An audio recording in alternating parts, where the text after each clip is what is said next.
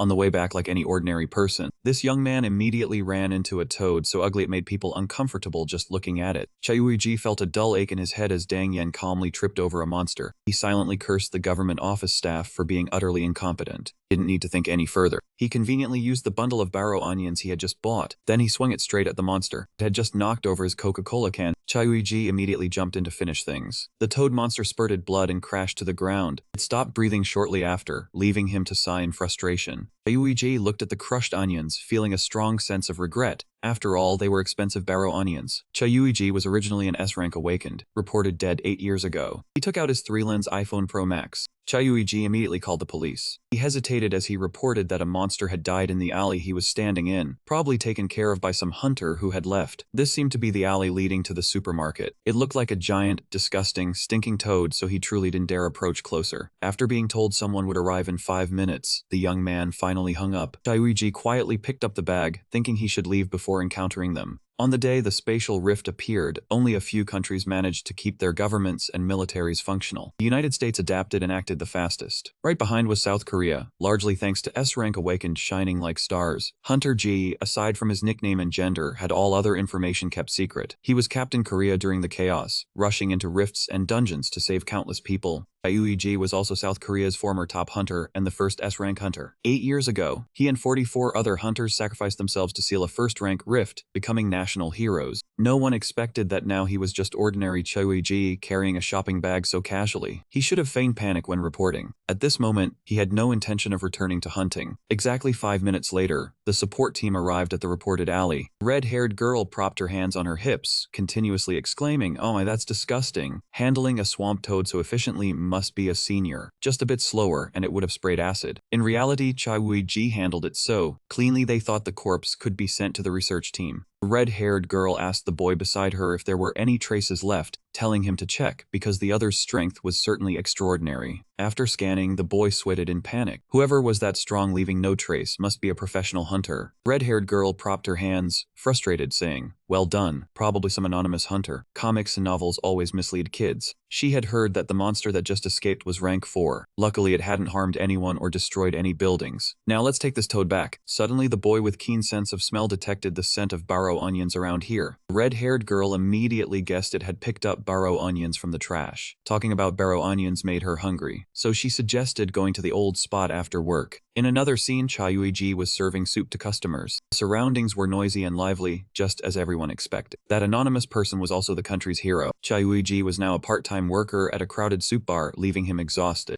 Due to his blunt nature, Chayuiji occasionally flatly refused when customers ordered more soju. "Excuse me, bring me another bottle of soju." "No, this is already the second bottle." The customer was stunned, asking that he had only drunk one. Chayuiji bluntly stated he had seen him put the empty bottle into the system storage, following the clearly posted rules. Each table was limited to 2 bottles to prevent overdrinking and fights. The customer could only grumble, saying he hid bottles faster than catching monsters. Eyes sharp as a devil, could he be a hunter? The pink-shirted boy across said he asked the captain, who said he was just an ordinary person. The black-shirted one still curiously watched Chayuiji, suspecting he might be a secret hunter or unregistered. The pink-shirted boy waved playfully, saying impossible. Unregistered hunters are heavily fined. If he were a secret hunter, he would be in dungeons, not working at a soup bar. Thinking again, the black-shirted one licked his lips, agreeing because secret hunters usually seem cunning. The pink-shirted boy continued, praising that if he awakened, he would be recruited immediately. His eyesight was good enough to catch someone hiding a soju bottle in the system storage. His physical strength was also impressive, able to carry multiple boiling pots at once. For awakening, he was already skilled. If truly awakened, he would at least be B rank. They still whispered, thinking Chayuiji hadn't heard. In fact, he caught every word. While washing dishes, Chayuiji thought they were bold to debate recruiting a senior about to retire. "I awakened before those people." Initially, Chayuiji was not a part-time worker at the soup bar. A few months ago, the moment he opened his eyes, he saw himself lying in a pile of trash. The stench was so strong it made him nauseous. Looking around, he was still confused about where he was. In memory, he had been fighting a basilisk monster. Chayuiji remembered he had even stabbed the sword into its head. Recalling, he clearly stood in the crevice. Could this be the water fissure he had seen before? The flowing water had pushed him out. How long had it been since then? Chayuiji continued to breathe laboriously. He tried to stand with his body trembling. Following the strange clattering sound, he found a small shop within the farm. His state looked vacant. Is this a place that sells food? The old woman saw him and invited him in. Chayuiji's mind spun, no longer clear-headed. The old woman asked Han why he had ended up like this. Had he just left the dungeon? Chayuiji replied only with exhaustion in his voice. Immediately after, the old woman hastily cooked something for him. The smell of smoke brought Chayuiji back to alertness. He ate as if starved for days. After finishing, Chayuiji gradually felt warmth. He looked at the TV screen, hearing news of a level 5 fisher appearing on the west coast. 8 years ago, a similar level 1 fisher appeared, leaving Chayuiji anxious. The news continued to broadcast. The sudden water extraction level rose to level 1. The government dispatched SG-level hunters along with 14 A-level hunters and supplemented 30 B-level hunters to the fisher. The western water fisher disappeared after 1 week. Chayuiji paused, appearing bewildered. Clearly his heart had gone with the fisher. The hunter scent could not return. 3 months passed since the fisher disappeared. The Awakening Power Management Bureau confirmed all hunters who entered the fisher perished. Without them, the country had no future. The person mentioned was Song Johan, S-level, director of Samla Center. Chayuiji stiffened after hearing this, not understanding what was happening. He was still alive. Keys in his hands trembled and fell. The news continued reporting bad news. Chayuiji and 44 hunters had bravely entered the western fisher. Thanks to them, today's future exists. We must move forward. To Chayuiji, the 8th anniversary documentary commemorating the level 1 fisher on the west coast ends here. Chayuiji finally remained calm, turning to ask the old woman to borrow a phone. The moment he was allowed to use the phone, like a madman, he dashed forward and dialed. The shock when the operator announced the number he called did not exist. Chayuiji felt shattered. He could not believe 8 years had passed, landing in this future. More importantly, he wondered if he had truly died. No, he could not be certain. His heart raced, sweat poured, perhaps only the number had changed. He had to let everyone know how the hunters with him fought and perished. He must return to the fisher. Before dying, a teammate said, "Chayuiji, remember carefully. The world had changed, he had power, everyone relied on him, they hoped he would save them. But Chayuiji was still too young. He did not need to save everyone, he could run away." Instantly he stood up, took out his watch, and politely offered it to the old woman. "Ma'am, this is all I have left, please accept it." The old woman smiled, "No thanks needed." Chayuiji tried to say more, "No ma'am, to serve as a token." Later, he would come back to retrieve it. Now, 8 years later, looking back at the world, Chayuiji saw the world was safe and very different from before. From warning about impending gates to mobilizing hunters and swift responses, everyone lived peacefully, no longer relying on him. Seeing everyone's happiness, Chayuiji wondered if past sacrifices held meaning when his hunters were lost. No one knew Chayuiji anymore. From then he vowed to live quietly. He applied for a helper position at a restaurant. At that moment, the young man was standing inside a bookstore. In front of him was a sign printed with the face of someone familiar, along with the words, "Awakened Registration Consultation Hotline 777. Report unregistered awakened and criminal activity, 555. Chayuiji thought to himself, 9 years ago, the awakened still held a status equal to the police, and back then, the only ranks were him and the person on this sign.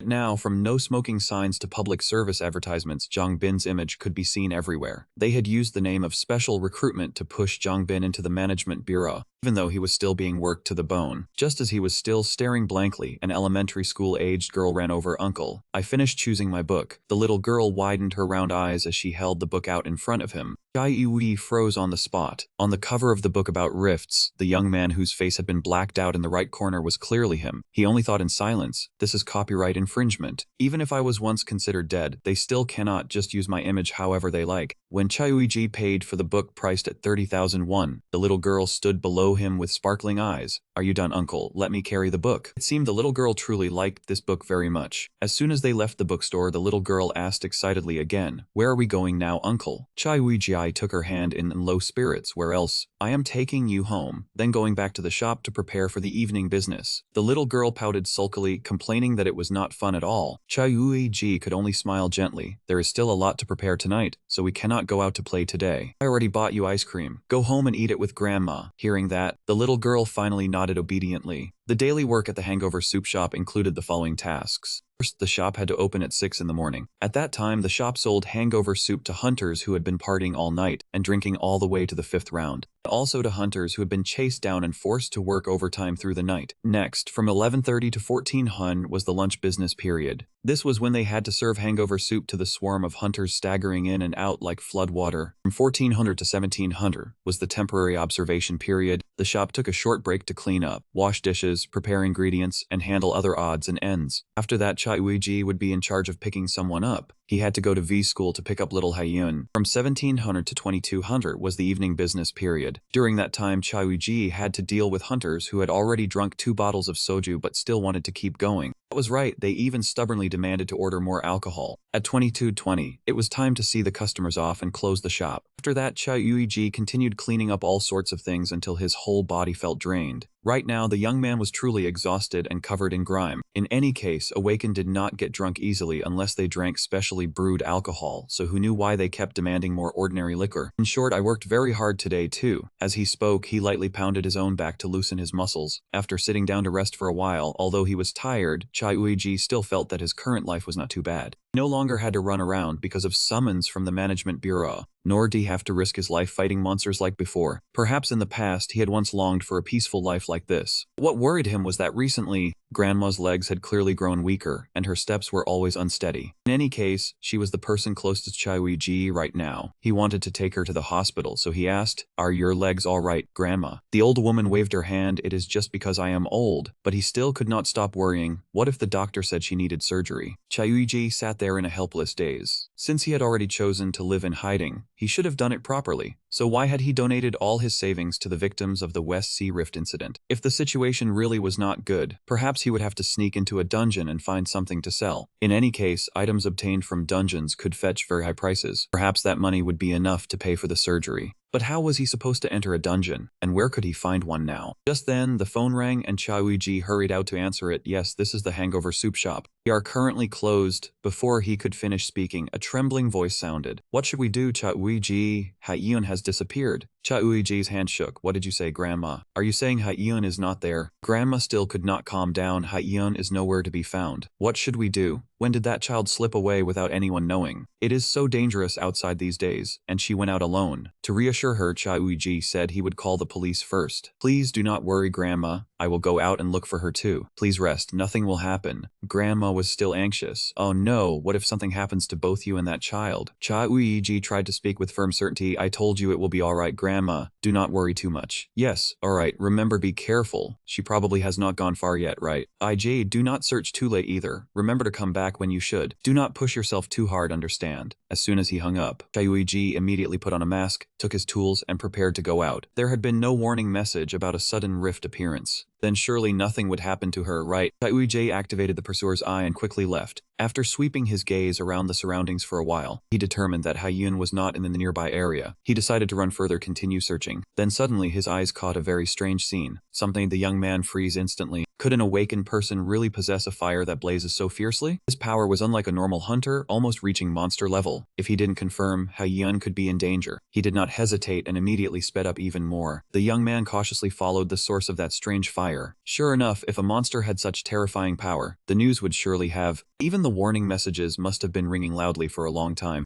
It turned out that fire belonged to an S-rank hunter like him. He even wore a gas mask, a truly striking appearance. He needed to go before being pulled into trouble. He had to find Haiyun immediately. Before he could leave, the S-rank hunter approached Chai-Uiji and asked what he was doing here at this hour. As their eyes met, Chai-Uiji flinched and quickly turned his face away. He even tilted his head in confusion. "I see it." The apron with the lettering caught attention at first glance. "You seem like a normal person, right?" Chai-Uiji quickly replied, "Yes, that's correct." He asked further, "Why be out so late holding a ladle?" Chai-Uiji honestly said he was looking for his niece. "Have you seen a girl of this height, hair tied at the back?" When he said no, Chai-Uiji wanted to leave. "Excuse me, I'll go first." Suddenly the S-rank hunter turned to the one bowing and said, "Let me ask him." Approaching the person, he kicked a few times, then turned back to speak to Chai-Uiji. "Sorry, this guy doesn't know anything either." Chai-Uiji understood he just wanted to kick the person, but responded politely. This person still didn't want to let him go, even tilting his head and saying, "Wait a moment. Strange, it seems we've met somewhere before." Chai-Uiji firmly replied that he had never met him, though he thought, with such a striking appearance, how could he forget? Seeing Chai-Uiji's vague expression, the S-rank hunter finally let him go. "Alright then, go. But don't tell anyone about what you saw today." Just as he turned his back, Chai-Uiji immediately sensed something unusual.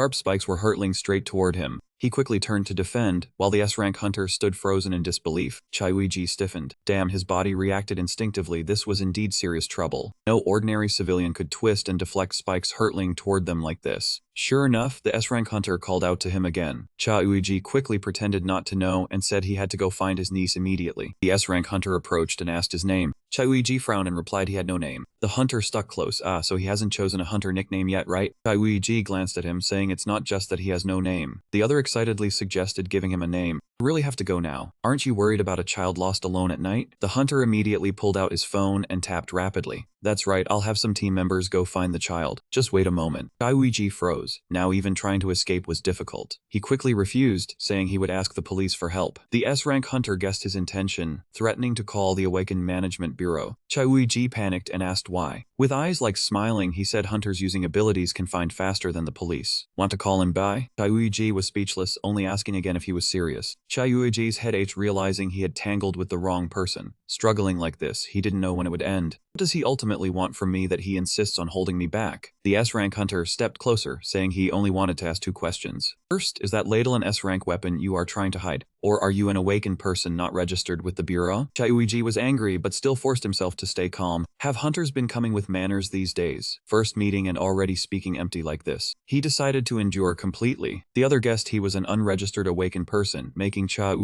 clench his hand in protest. He sarcastically said, if you want to make up a story, at least do it sincerely. Chai still insisted he was telling the truth. In fact, he wasn't lying, because if his name hadn't been erased after the sacrifice incident, he was still registered. The S-rank hunter did not respond immediately, but then another attack suddenly came. There was no other way. He had to use the ladle to defend. Immediately after, a toxin-like substance began turning the ladle black. The S-rank hunter sneered, saying an ordinary ladle blocking his strike could not be a nobody. Chai could no longer stay calm and immediately retorted bluntly, "Hey! Shut your mouth. How old are you already, yet you still have no manners?" That S-rank hunter raised his hand and introduced himself. Well, I am 24. Chai scowled and snapped. You are young, yet you speak so casually to someone you just met. The S-rank hunter froze, but you look about my age too. Chai was determined to lecture him to the end. Compared to you, I have eaten more than 5,000 bowls of rice. At that point, Chai exploded in irritation with the air of a superior, pointing as he sternly lectured even about twins. Someone born even 1 minute earlier is still the older sibling, understand? Why do you keep speaking so casually? After hearing that, he shrugged. Alright, I understand, Hyung. Chai instantly stiffened at being called by that name out of nowhere. My foot. He kept messing around. If you do not like me calling you Hyung, then tell me your name. Jisoo waved him off. Never mind, do not call me anything at all. Hey, then it is settled, I will call you Hugh. Chai snapped irritably. I already told you not to call me anything. That S-rank still insisted on teasing him to the end. Yes, Hyung. Storm raged violently in Chai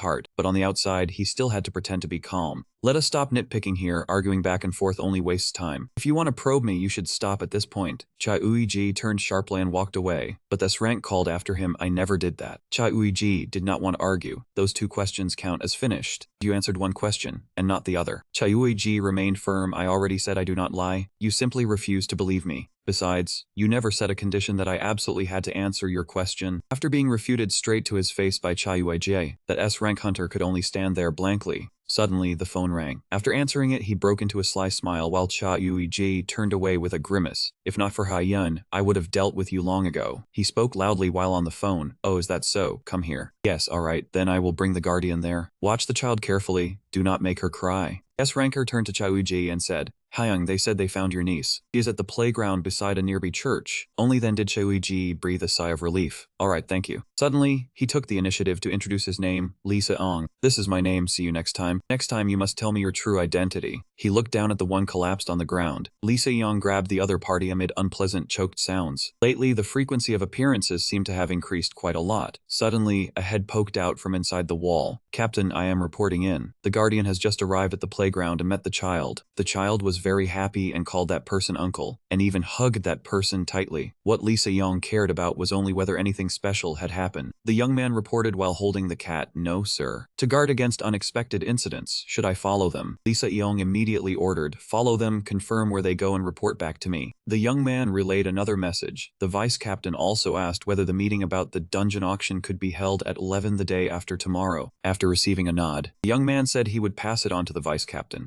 Lisa Eong suddenly remembered and gave another instruction. Seo-min Ki, go through all the awakened person data. Filter out those over 25 years old, a little taller than 1.80 meters, with an awakened rank of B or above, then report back to me. Exclude those with overly strange appearances as well. Keep only those who look normal. Seo-min Ki frowned curiously. Yes, awakened person data. That is confidential information from the Awakened Management Bureau. If you give me a little time, I can still dig it up, but life as an employee working for a hunter company really is not easy. Lisa Young calmly instructed, then go dig it up. Also, find out the name of that elementary school girl who was picked up just now. Seo Min-kai immediately had the information. Ah, that child is named Park Hae-yeon, a second grader at Bayon Elementary School. Lisa Yeong continued ordering him to check the child's family relationships. Seo Min-ki asked in surprise, family relationships? Why do we need to do that? Lisa Yeong did not hide it either. I am a little interested in the person claiming to be the child's uncle. After finally returning home from a frightening ordeal, even after being lightly swatted a few times by her grandmother, Hae-yeon still shouted that she wanted to play in the yard a little longer. After being scolded, the little girl burst into tears, thinking she had been wronged. Her grandmother kept patting her chest to calm herself. Goodness, I thought you had gotten lost. My heart nearly stopped several times. Why did you go all the way out there at night? Do you not know how dangerous it is outside? Cha-yui-ji held her grandmother's hand and said gently that he would teach the child again tomorrow morning, so she should stop scolding her. Her grandmother turned to ask, Oi-ji, are you staying over tonight? No, I have to go back to the shop now to prepare for tomorrow's business. Seeing her worry, he heard her ask whether business was going well, and that she wanted to stop by and take a look too. Cha-yui-ji smiled to reassure her. Yes, it is going very well, you know, I am healthy, I can handle it. But I was also going to ask how your arms and legs been lately. She looked down at her legs, which could barely support her, yet still tried to reassure him, my legs are fine, they will recover soon. Just by looking, Cha-yui-ji knew she was lying. Even now, she still had to force herself to stand on the leg that did not hurt. Then he prepared to return to the shop. Grandma, sleep well, and can I borrow your window? His grandmother was puzzled, not knowing what he intended to do. He only smiled awkwardly, not wanting to explain, I just have something to do. I will call tomorrow to check on you. Cha-yui-ji left through the window just like that. In truth, he had already known someone was watching him, and he had wondered why that man had let him leave so easily. It turned out there were people tailing him. He lightly lifted his shoes and activated silent steps. Sure enough, 2 men were standing guard right in front of the door, and 2 others were already waiting at the back of the alley. He still had no further reaction, proving that Cha-yui-ji leaving through the window had not been discovered yet. He kept quiet and observed them. I can take them all down, but they will immediately come after me. After all, they are only following orders. I should not make a scene and turn myself into that organization's enemy. But Cha-yui-ji thought about ambushing them from behind. He decided to only subdue them enough to make them temporarily lose consciousness. The 2 guards had been waiting for too long, so they began to grow bored. He went in and never came back out. He must have fallen asleep, and yet the captain still told us to stay on high alert. The blonde man kept yawning. Wait out front for just 30 more minutes. If nothing unusual happens, we pull back. We still have to buy fish cakes on the way. Taking advantage of both of them letting their guard down, Cha-yui-ji reached out and grabbed the blonde man by the collar. After only a few faint sounds, both of them had been subdued. Plastic bags were pulled over their faces, and they quickly passed out. After finishing, Cha-yui-ji still checked whether the 2 were alright. They should be fine. Their pulses are still beating, and their breathing is steady too. Sorry, I am only going to search through your things a little. He began feeling from top to bottom, and finally found what he needed. In the wallet was a card reading, Pado Team Combat Support Squad Rank B Guchang Heok. So these people belonged to the Pado team. All hunters had a duty to protect civilians. Cha-yui-ji was not sure whether these people were truly decent hunters or not. There was no worst-case situation, only an even worse one. Instead of leaving right away, Cha-yui-ji took out a pen and wrote on their clothes as a warning. By the time he reached the restaurant, it was already almost midnight. The time left to prepare the ingredients was shorter than he had expected. Suddenly, Cha-yui-ji froze and looked down at the apron. He still remembered Lisa Young's teasing words. I saw it, the apron says love like the first time. See you next time, buddy. Just thinking about it made Cha-yui-ji so angry he almost smoked with rage. He threw the apron to the ground and changed into another one. Somehow, I keep feeling like I just lost a round. He decided to search Lisa Young's name online and see if there was any information. The search results brought up news about Korea's 3rd S-rank awakened. Lisa Young topped the new rankings, and reporter John Sujin raised the question of whether she could fill the void Cha-yui-ji had left behind and become the #1 hunter. Lisa Young ran the Pado team, an elite mercenary force. Her taking the #1 position surprised the public because of her attitude during the official meeting. Cha-yui-ji washed things while feeling uneasy. This is truly the worst luck. The moment I ran into someone, it had to be a top-ranked hunter. My luck really is black to the bone. I applied to work at a hangover soup shop to live in hiding and conceal my strength. Who would have thought this would be a hunter's favorite restaurant, and that the person who saw me act would be a top hunter? But someone who is the strongest in the entire hunter world of this country went and fought in that small alley. The one who shot out those sharp spikes back then was the same. There were far more than just 1 or 2 suspicious points. Cha-yui-ji picked up his phone and typed in a search. He tried looking into the earlier chaos, but there were no results or related cases. There were not even rumors or articles mentioning witnesses. Or perhaps the news was still being hidden. It had not been made public, or perhaps those above had already controlled all the information. Cha-yui-ji began thinking of an even worse possibility.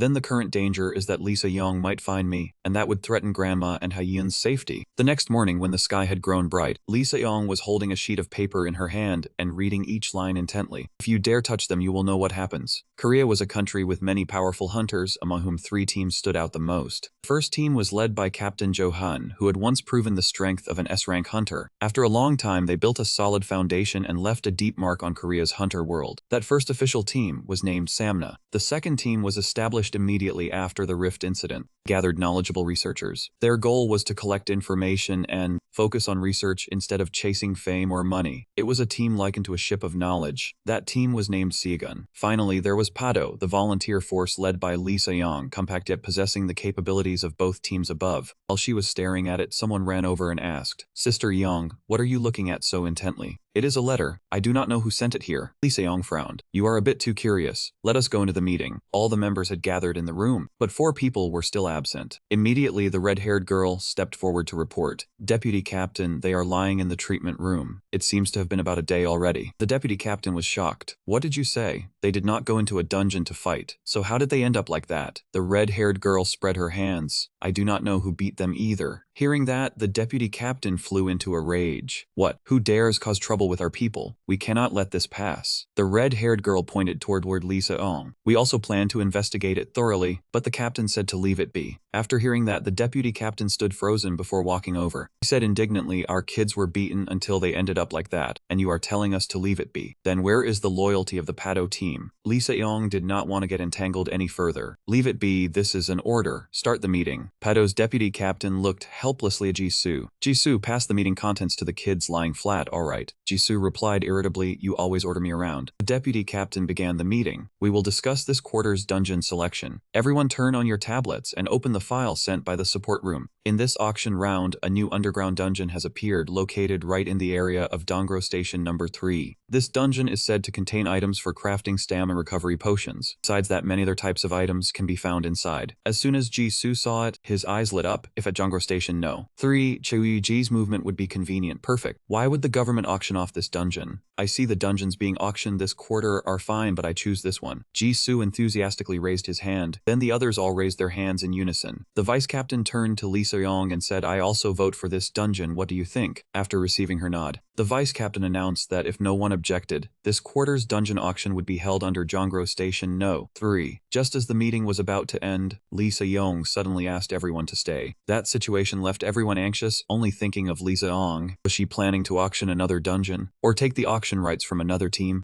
Lisa Yong suddenly asked a question that stunned everyone. "Has anyone seen a man wearing an apron with a soju logo just around this area? That man often carries a large ladle, looks nice, black hair, maybe gray is more accurate." The vice captain started to feel confused, then softly asked, "Hey, you people really know nothing?" Jisoo whispered, "If the vice captain doesn't know, who would?" Everyone understood Lisa Yong wouldn't ask nonsense right before the meeting ended. With a doubtful expression, the vice captain asked Lisa Yong, "You said there was a soju sales event where—" Jisoo forced a laugh. "Haha, did the captain just come back from the supermarket?" Actually, the vice captain thought the captain had fallen in love at first sight and even complimented them. Faced with that awkward misunderstanding, Lisa Yong helplessly said, "You people can't help at all." Hearing this, Vice Captain PADO angrily slammed the table. "Who's talking about an auction and suddenly brings up a man in an apron?" After the slam, the table split and charred, truly hopeless. The young man with the blue tie looked at the vice captain, saying he would fix the claim for the table and add the tablet. Amid the chaotic atmosphere, Lisa Yong declared the meeting over and everyone could go eat. Despite being annoyed, the vice captain reminded Lisa Yong not to skip the meal again. Everyone looked at Lisa Yong. "Captain, you haven't skipped meals just a day or two. You should go eat." After a headache, the vice captain invited everyone to a hangover soup shop. Hearing this, Jisoo paled, asking why he keeps eating that. "If he goes again today, I won't join." The vice captain spread money. "Come on, my treat." Jisoo, with a headache, replied, "I didn't hear anything. I'll eat at the cafeteria. You go yourself." The vice captain waved dramatically. "Well, anyone coming with me?" In a blink, the room was empty. Vice Captain PADO choked with anger. When fleeing from the level 2 monster, they didn't move this fast. Truly a heartless bunch. "Do you know why I go to that hangover soup shop? 'Cause where many hunters gather, it's easiest to hear rumors. Socialize with hunters there, collecting quite a lot of information, also making friends with many others. That's the real reason I go there."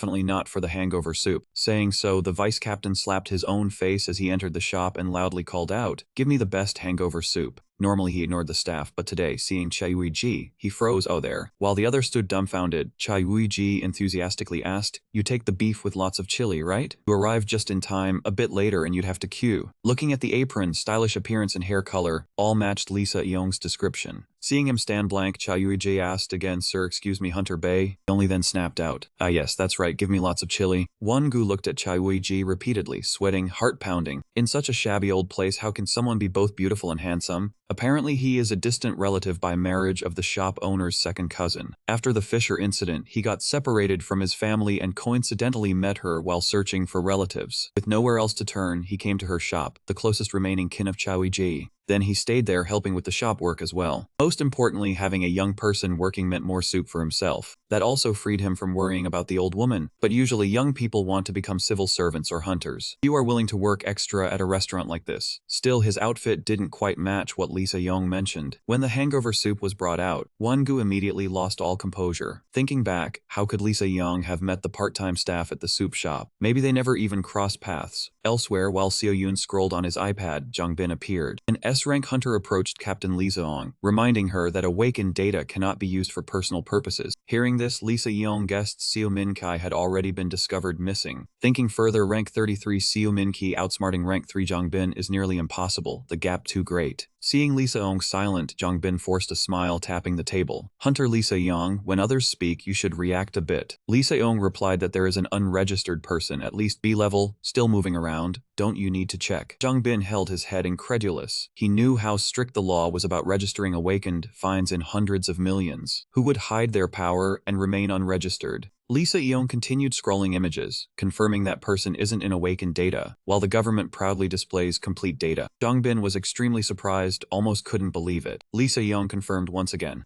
"To be sure, I reviewed all data down to F-rank hunters 3 times. That person not only blocked my attack, but also repelled spikes shot from a monster's poisoned body. Someone like that yet never registered in Korea. What is going on? Who is this young man with such unusual looks? What about Ha-Yun, the dying uncle, done yet?" The girl studying also glanced over. "Is the back of your head okay now?" Suddenly Chai-Uiji sat down staring at Ha-Yun's book and curiously asked, "Is the answer to question 1 earthquake?" The little girl avoided his gaze, noticing the back of her neck was not fully treated, and said, "Uncle, go reapply it." Today Chai-Uiji happily rubbed Ha-Yun's head, saying, "Alright, I will check in the mirror, Rito question 1. As soon as he entered the bathroom, he grimaced, complaining that his newly dyed hair faded too quickly. He had spent a lot on the dye, but it seemed ineffective now. Fortunately, he had a skilled worker's ability. Otherwise, it would have been troublesome. If not working at the hangover soup shop, he might have to try getting a job at a barber shop. While focusing on his head, his phone kept alerting with messages. It was Ha-Yun, saying, "Uncle, there is a strange person outside the door." Hearing that, Chai-Uiji was startled. He quietly stepped out to check the situation. The person outside muttered something unintelligible continuously.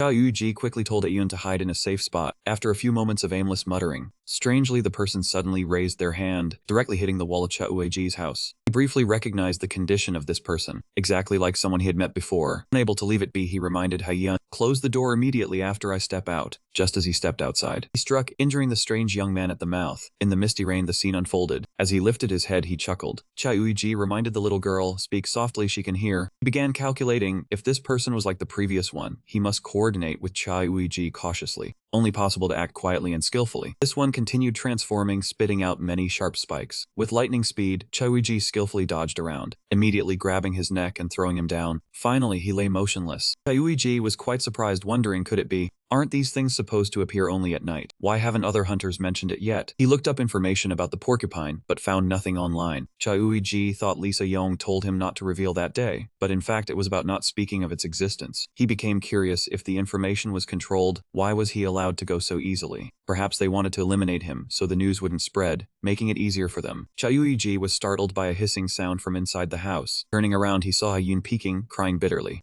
To reassure her, Chai-Uiji spoke gently, "Hey-Yun, can you open the door for me?" The little girl timidly pushed the door open. Chai-Uiji smiled brightly. "It's all right. No strangers now. They have gone far away." Ha-Yun's eyes were still wet, about to cry. She seemed still afraid, running out to hug Chai-Uiji tightly. Hugging his granddaughter, he thought to himself, "Did I let him escape too easily?" Recalling a few images, Chai-Uiji closed his eyes and continued comforting Ha-Yun. "It's all right now. Are you scared? I will inform the hunters. This will not happen again." Haim believed him, nodding rapidly, reminding, also tell Jongbin and Honey Bee. Chai Wuji was sweating, thinking it might be difficult, but replied, yes, alright. First I will wash out the dye, then come back. Haiyun also answered honestly, yes, it smells a bit. Chai Wuji was embarrassed, telling her to specify it was the dye smell, so others wouldn't misunderstand. He had not yet stepped inside the house. Chai Yuiji was startled, sensing something unusual behind him. A few days later, Lee Se-yong led Chai Yuiji to the research room, where someone was already on duty to receive him. Lee Se-yong twisted her neck and asked, where is Gu Jin? He is in the operating room, I will inform him. Two entered the operating room together. The young man wearing a doctor's coat looked at the announcement. Professor, has Lee Se-yong arrived? Nam Gu-jin turned. Lately you have been busy. I thought I would wait 3 hours, but you arrived quickly. Lee Se-yong got straight to the point. You understand me well. I am too busy. Just tell me. Gu-jin waved a towel, replied, of course, look at this one. Under the towel was the person who had appeared at Chai Wuiji's door and was dealt with by him. Lee Se-yong removed her mask, grimacing at the terrible condition. Gu-jin said, according to Jongbin, it had been like this since the body was discovered. Inside, it was severely damaged from a strong impact. But looking closely, Lee Se-yong still felt something was off. It seemed he did not die from that. Gu-jin snapped his fingers. Exactly, the real cause was a twisted neck. You also know a poisoned body after transformation is so tough that even broken bones are hard to control with normal strength. Could someone really have twisted the neck of a poisoned person? Lee Se-yong began to consider the possibility that some hunter had taken action. Nam Gu-jin showed his helplessness. I already told you, when it was found, the body was in that state. The locals saw it and reported it to us. Lee Se-yong was curious about where this was found. Gu-jin looked down at the boy below and said, that's the part I find interesting. Nam Gu-jin glanced at the board and spoke to Lee Se-yong. Don't you find this place familiar? It's the waste sorting area near the alley where the poisoned person was found last time. Moreover, there's another special point. Look at this. This is the first time I've seen a sharp spike deformed like this from impact. It seems it unexpectedly hit something extremely hard. Have you ever seen this before? Lee Se-yong suddenly remembered Chai Wuiji from the previous encounter and thought, I've searched all the data and still found nothing. I thought he had disappeared without a trace, but unexpectedly he finally left a clue. There are always days when you open your eyes and immediately feel your mood is uncomfortably bad. Chai Wuiji at that moment was in exactly that state. Exhausted and with disheveled hair, the young man was nearly drained of energy. What's wrong? I can't be this lethargic. The moment he looked up at the clock, he suddenly froze, then jumped up immediately. Next, check my luck for today. After receiving the voice command, his phone began scanning, checking today's level of luck. Today, he could get hurt just from a falling leaf, so he must be cautious in everything. Dangerous factors are scattered everywhere, threatening his safety. Whatever happens, he must not take it lightly and must check and confirm multiple times. Hearing this, Chai Yuiji froze while putting on his shirt. Is this checking luck or warning of a murder about to happen? Next continued to warn, wishing him to be very careful today. This afternoon, he might have an interesting encounter. He should try going out in the afternoon. Hearing this, Chai Yuiji pulled up his pants and muttered, in short, today's luck is extremely bad. Not a good day, must be careful. Shortly after arriving at the shop, Lee Se-yong appeared, deliberately greeting with a random name as if to provoke him. Hello Hayoung, I received the letter you sent. Chai Wuiji was so shocked he nearly fell backward, his face full of questions. Seeing Chai Wuiji silent, Lee Se-yong continued, did you change your apron today? It suits you very well. Chai Wuiji truly did not understand why Lee Se-yong came here. Lee Se-yong's appearance immediately caused whispers to spread through the shop. Lee Se-yong went out to eat. He normally absolutely never ate at the shop. Wasn't he the one who said he wouldn't go to crowded places?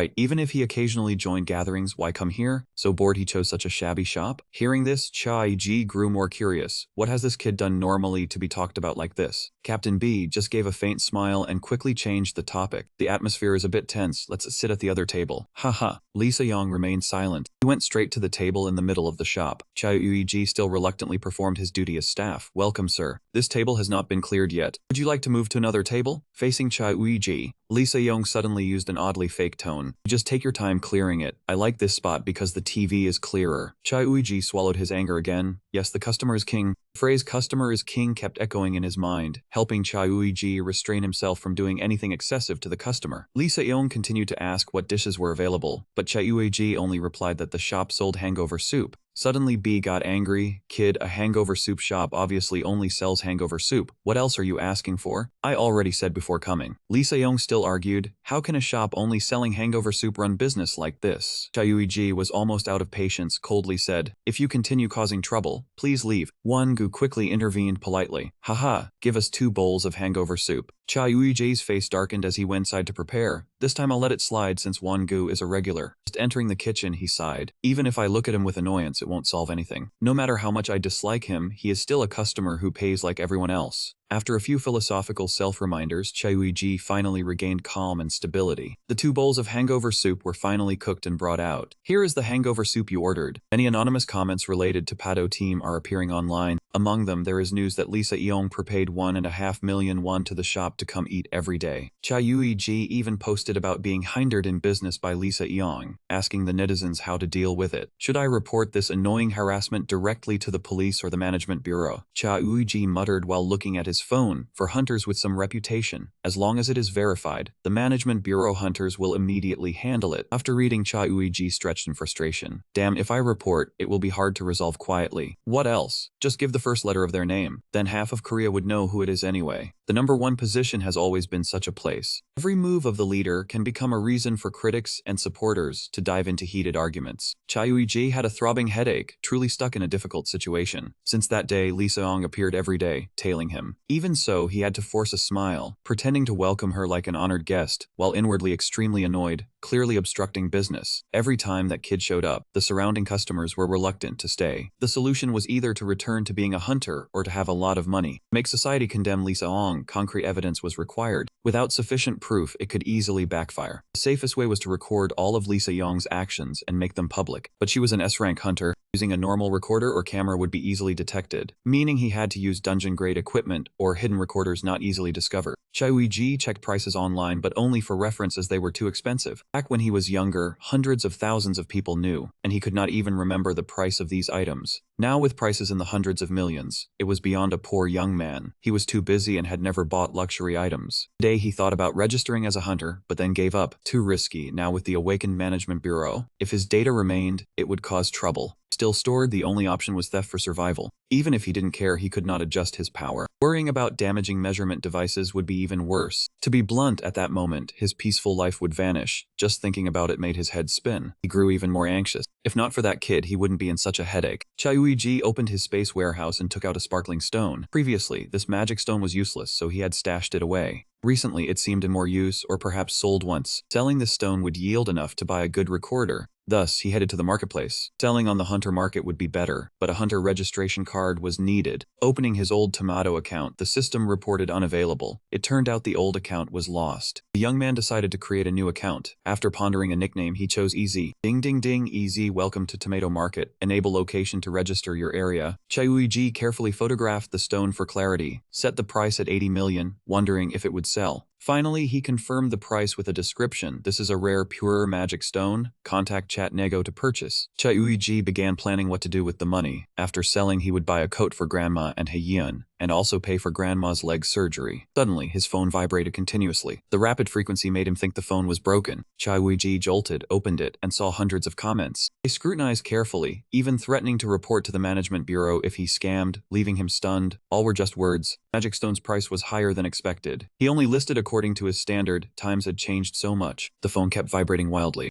decided to log out and delete the account. At that moment, a comment questioned why he deleted it. Chayuiji replied bluntly. Too many people exploited the post, encountering malicious players. Another reason, in the first conversation they had already cursed at him. Truly scumbags. He wanted to escape this world. Information about the 80 million stone spread online, not stopping. Even though he deleted the account just after 2 minutes, people were agitated. A-rank magic stones required hunting monsters, but this pure stone proved it belonged to a first-tier dungeon. Everyone was more surprised, discussing that the seller must be a high-level hunter. Yi-sung posted on Instagram, asking why not Hunter Market but Tomato Market. I don't know, you set the price, I'll come by directly. In the desolate mountain forest, somehow there was Wi-Fi. Yi-sung held his phone trembling, shouting in excitement, "Give me the stone." Yi-sung ranked 7th in Korea, a unique S-rank craftsman nicknamed the Freak. After reading the information, Yi-sung struggled wildly. Jongbin next to him laughed in confusion. When did the village have Wi-Fi? Before bringing him here, they didn't cut the internet. A manager said it was cut, but Lee Seong restored it all, promising to handle glove crafting as a price to pay. Jongbin saw Yi-sung's easy distraction and ended the round, cutting the network immediately. Yi-sung still ignored. "I must go to Seoul, take the stone." Jongbin, annoyed, raised the screen. "You are the patient one insisting on climbing Jiri Mountain before working. Time is running out. You cannot leave before finishing." Hong Yi-sung stopped being distracted. Having a deadline finisher trait, the closer to the deadline, the higher the efficiency and speed. Crafting an item with skill activation increases quality by 50%. Yi-sung still liked to procrastinate, even if doing anything, wanted to delay.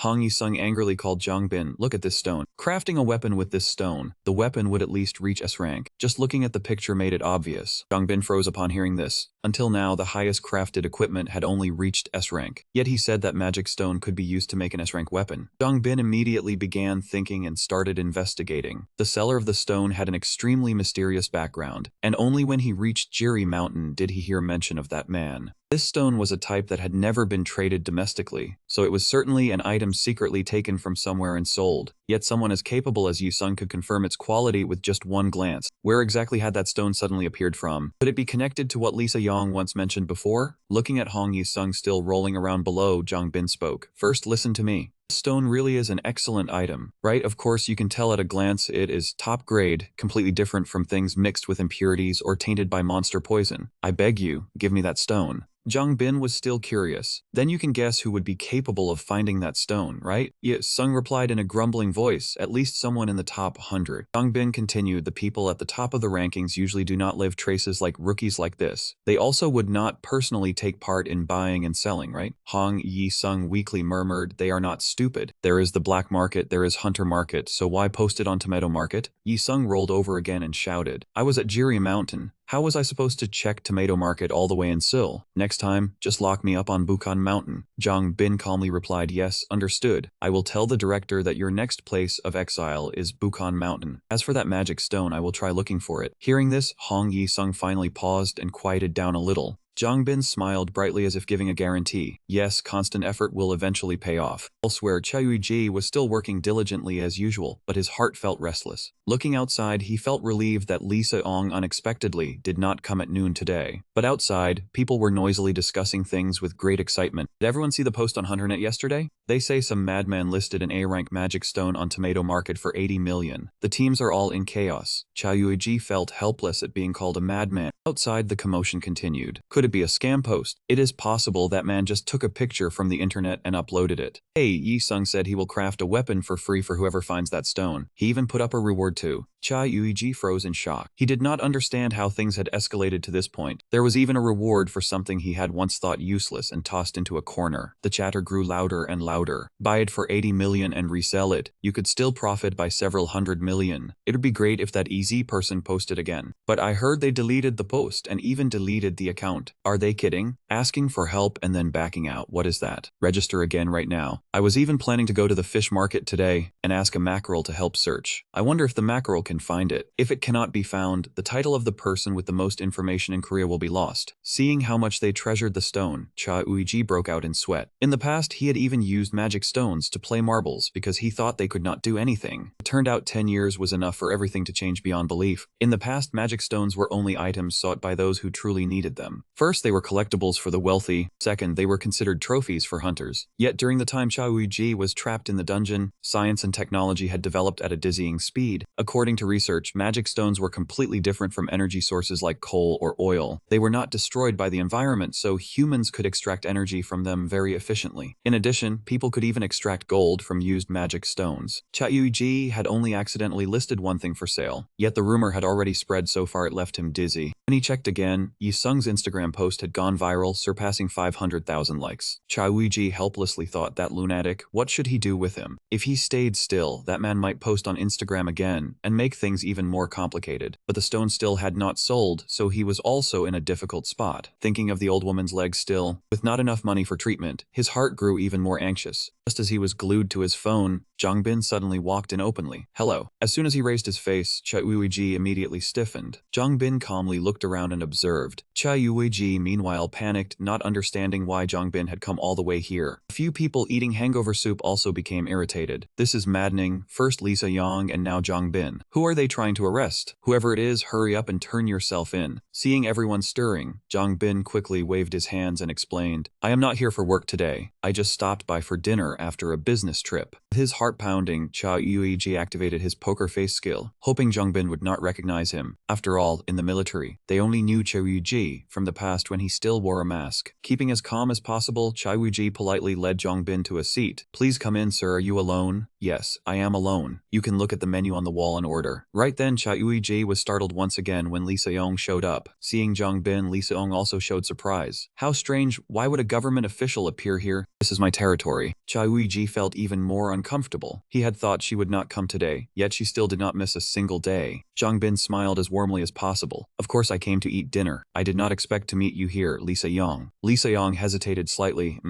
I also guessed you would not expect that. Just like that, the two sat at the same table and chatted lively. Jongbin spoke first. I have something I want to tell you, but private matters are not convenient to discuss in a public place like this. Can we exchange contact information? Also, the director told me I must pay compensation for the damage from last time. Jongbin immediately took an item out from a hidden space. Chai Wuji secretly glanced at it. Was that an item used to isolate space? Only then did they begin a secret conversation to avoid being overheard. Jongbin went straight to the point. Captain Lee Se-young, that unregistered person you mentioned to me last time, have you found them yet? No, I should ask, you have already found that person, right? Space isolation items were usually used when discussing top secret matters, but considering the item's flaw, someone of higher rank could still bypass protection to listen inside, so currently, he was eavesdropping on their conversation.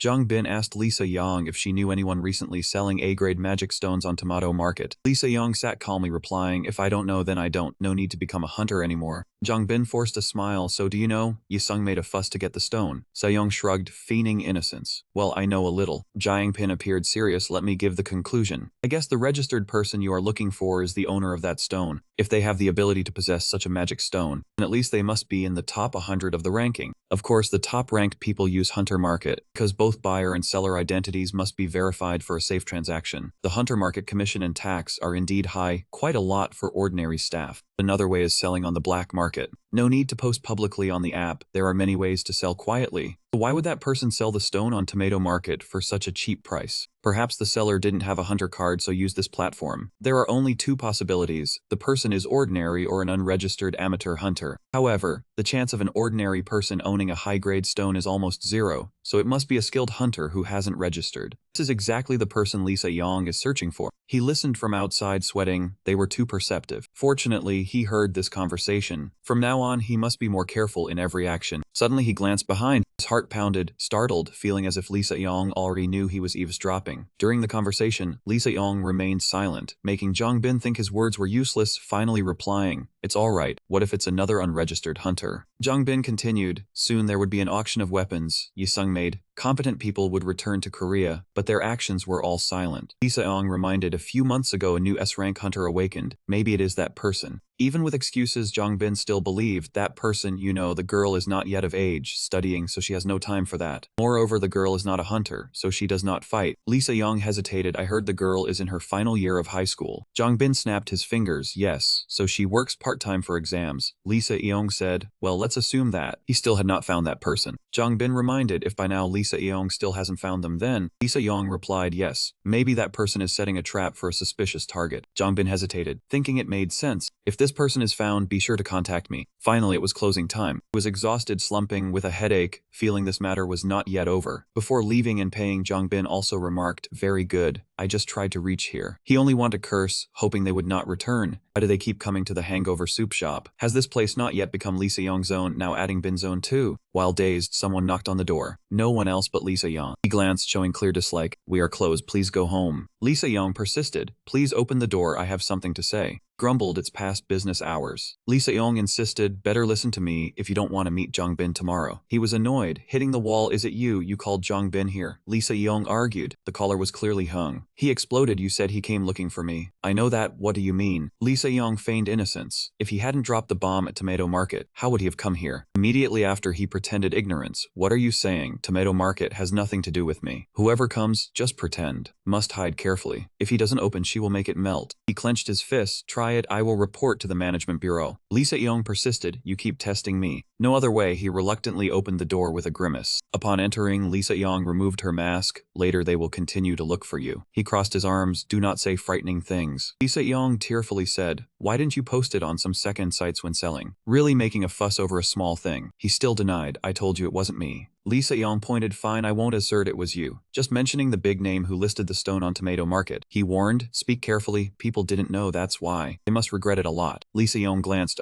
Really, doesn't seem regretful. Someone who had over 5,000 bowls of rice yet spoke politely. He acted, close the door, be quiet. But I need your advice. I know a friend who made a serious mistake. That person didn't know their mistake and couldn't imagine the severe consequences. A more serious mistake than they thought, surrounded by many. Lee Se-yong listened attentively. Yes, is that so? He continued, the friend wants to resolve their feelings quietly, so no one would know, simply because the friend wants to live a peaceful life. Lee Se-yong smirked. Wants a peaceful life. I really like it, let's make a deal. The mistake you accidentally made, I will handle it neatly. Chai Uiji asked directly, what exactly do you want? Immediately Lee Se-yong leaned close to Chai Uiji's face. I want you hanged. Chai Uiji turned pale. Lee Se-yong continued, someone with good abilities but belonging to no organization. Moreover, I need someone discreet, little known. In other words, the more anonymous the better. I thought I had to give up because I couldn't find anyone suitable. Then you appeared, as if it were fate. I tried investigating you, but from the 3rd grade school you attended to the area around your home, there was no information at all. Everything seemed swallowed by the rift. I heard your parents died the day the rift opened, and you had no surviving relatives, so nothing could be traced. I also checked if you had signed any work contracts, but none existed. No bank transactions. Your phone number was registered just a few months ago. All previous information about you disappeared. The shop owner and this little niece aren't really your relatives, right? They are strangers, said so accurately that Chai Uiji could only clench his teeth and fists. Lee Se-yong continued, indeed there is no information about you at all. At first I intended to meet all your requirements to recruit you, but now it seems this shop is the most important thing to you. Hang, do you want anything? To that question Choi-ji replied bluntly, no. Lee Se-yong stepped even closer, then let me make you an offer. And Lee Se-yong took an iPad from the spatial storage and began typing. Do you know Gun is an A-rank healer? Hearing that, Cha Wei-ji immediately flinched. He is one of the top A-rank healers in Korea. Currently ranked 6th in Korea. Team leader of Selwyn, also nicknamed the Librarian. Lee Se-yong seemed to understand Cha Wei-ji's wishes. Let Nam-gu-jin treat your grandmother's leg. What do you think? I can't help with this. Cha Wei-ji showed considerable surprise. Lee Se-yong continued, I heard her leg hurts. Cha Wei-ji remained astonished. An A-rank healer who is hard to meet even for regular people goes to treat a civilian. Say something more reasonable. Lee Se-yong remained confident in her offer. Selwyn and Pado have a cooperative relationship, so I can ask him to help with treatment. Before awakening, he was an orthopedic trauma surgeon, so he will understand the condition perfectly. What do you think? Cha Yui-ji seemed swayed and asked, Lee Se-yong, why are you doing this to me? You investigated everything about a person just to find a weakness and exploit it, even using bait in front of me. In short, why do you insist on recruiting me? If I refuse today, you would probably spread it everywhere that I am an awakened hunter. Speak clearly, what do you want? Lee Se-yong squinted and admitted, I thought of that too, but mere threats are not a choice, because then you would conclude that we cannot walk the same path. Do you remember the guy you saw on the day we first met? A strange drug began circulating a few years ago. Normally medicine or stimulants for ordinary people. Even drugs cannot affect an awakened person. But this one is different. It causes strong reactions and increases aggressiveness. It makes the user dangerous, even altering the body. Yuiji was quite surprised. Just from drugs it becomes like that. Lee Se-yong shrugged. That's the tricky part. In short, I'm tracking those who supply this drug. But my team and I are already very familiar with everyone. So even if we could infiltrate, the deeper we go, the more the clues are cut off. That's why we cannot casually send anyone. That person could be dealt with by them, or also become addicted like them. Yuiji began to think, if strength is needed to deal with poison people, then I fit Lee Se-yong's condition. But she hasn't said how I should find them. Observing so far, she is certainly not doing this for justice. So why does she need to find them? Seeing Cha Wei-ji stand still, Lee Se-yong smiled. If you want more details, you have to make a deal with me first. Honestly, matters involving drugs must be kept secret, so I have to keep it confidential. Otherwise, Jongbin will come here too. Cha Wei-ji remained stunned, thinking this kid wants to use secrets to bind me. Lee Se-yong then patted his shoulder while smiling, so think carefully. Cha Yui-ji was startled, immediately switching to customer dismissal mode. Go on, I have to close the shop. Yet Lee Se-yong still stood there, holding out a hand for no clear reason. It turned out he wanted Cha Yui-ji to give his phone to save the number. Cha Yui-ji frowned in annoyance. No need. Lee Se-yong persisted. My phone number is very valuable. Cha Yui-ji threatened, I'll sell your number on Tomato Market. Lee Se-yong just laughed. Then you'll have to see me often. Hi. After that day, Cha Yui-ji never saw Lee Se-yong again. But the unpleasant words left behind became prophetic. From the very next day, many people called to bother him. The shop's phone kept ringing. Yes, Hangover Soup Shop speaking. Hello, I'm reporter Kim So-yeon from MBB. Are you available to talk? Cha Yui-ji tried to stay calm and replied, sorry, we don't take food orders. The other end hurriedly said, I'm not calling to order. I want to ask if you want to be on television. Our show is live 1-2 day, airs at 7 p.m. on weekdays. Cha Yui-ji refused, but they continued, if the shop is promoted as a hunter's favorite place. It would be very beneficial. Cha Yuji nearly lost patience. I'm not interested. The shop is busy, so I'll hang up. Calls like this happen every day. Some even came to secretly film, but were caught by Cha Yuji. Sir, please turn off the camera hidden in your bag. Filming without permission is illegal. Caught red-handed, the guest kept denying. Hey, there's no camera. You saw it, it exists. Hunters in the shop also got angry. Hey kid, the camera sound is clear, we heard it. He dares to disregard Hunter's hearing. Hunters even stood up to expose him. That kid is a YouTuber making videos defaming celebrities. Realizing he was exposed, he immediately fled in panic. Remaining hunters were still full of frustration. If they couldn't catch him, at least 2 here would end up in the tabloids. Why are you still sitting there? Hurry and grab that guy. These kinds of things keep repeating continuously. Just when everyone was about to forget the old matters, it would be dug up again through new posts. On Hong Ye-sung's Instagram, he even received a surprise gift, making the already hot spot even hotter. It was a letter from Jong Bin with the words "really delicious." Surprised to get Jong Bin's signature as well, he felt completely off guard, needing to be cautious with every little detail. Indeed, matter determines consciousness. Just seeing that tiny signature, he saw money appear. Jong Bin's signature must be valuable, maybe sell it on Tomato Market. Never mind, he didn't want to be terrorized by messages again. After some internal struggle, he finally pasted the paper on the wall. Things were still unresolved. Another figure appeared. It was the A-rank hunter ranked 5th. On the Korean ranking, her nickname was Honey Bee. Just stopping in front of the shop, someone shouted calling her Mr. Plow. That remark made her furious, almost rushing to deal with that young man on the spot. While he was still dumbfounded, not understanding why the 5th-ranked hunter came here, she had shouted calling Lisa Yong out. He immediately understood the reason as expected. That kid Lisa Yong caused trouble everywhere. Seeing he staring at her, Honeybee asked in surprise if there was a problem. He froze. She really had no idea. At least she spoke gently to ordinary people. Therefore, he immediately played the role of a gentle, calm young man and asked, "Are you Honeybee?" Actually, I am a fan of you. You performed very well, but the real fan is your granddaughter." Immediately, Honeybee acted cool, radiating charisma, removing the hair tie from her wrist. He was dumbfounded, completely not understanding why she suddenly performed for him. Well, for now, just go along as a hardcore fan. Watching such a time-consuming display, he even felt embarrassed for her. He was already annoyed, now even more angry at Lisa Yong. He silently swore if he appeared, he would grab him and set him straight. Honeybee was elated. "So you are a fan of me, sorry. Suddenly visiting the shop must have startled you." He pretended to wave it off. It's alright." Honey Bee scratched her head, feeling guilty. "Oh, really sorry. I lost my composure earlier." Before she finished, outside a grumble sounded. "Who parks motorcycles like this?" Honeybee's gentleness didn't last long. She yelled angrily, "Crazy. Let go immediately." Wangu was leading the bike. Hearing it shrank back. "Oh, it's her prized iron horse. How can it be parked like this?" Recognizing someone familiar, she quickly went out. "Hey Sin Huan, you came alone? Where is Lisa Ong?" Bei Wangu said embarrassingly, "I told you not to call me by my hunter nickname. Please use my real name." Honeybee stubbornly looked around. "Where is Lisa Yong not coming with you?" Wangu responded seriously. "I am curious what she intends to say. First order food, then discuss the main matter, okay?" Honeybee reluctantly entered, looking unusual. "Alright, I need to calm down first. What do you have here?" Wangu ordered as usual. "Give me a hangover soup, extra green chili." Honeybee immediately ordered the same. "Give me the same portion." Before he could enter, Wangu asked directly, "Now speak, why do you need to meet Lisa Young? What trouble did she cause again?" The magic stone was listed on Tomato Market. "You know about it, right?" He immediately pricked his ears to eavesdrop. Honey Bee continued, "I really need that magic stone."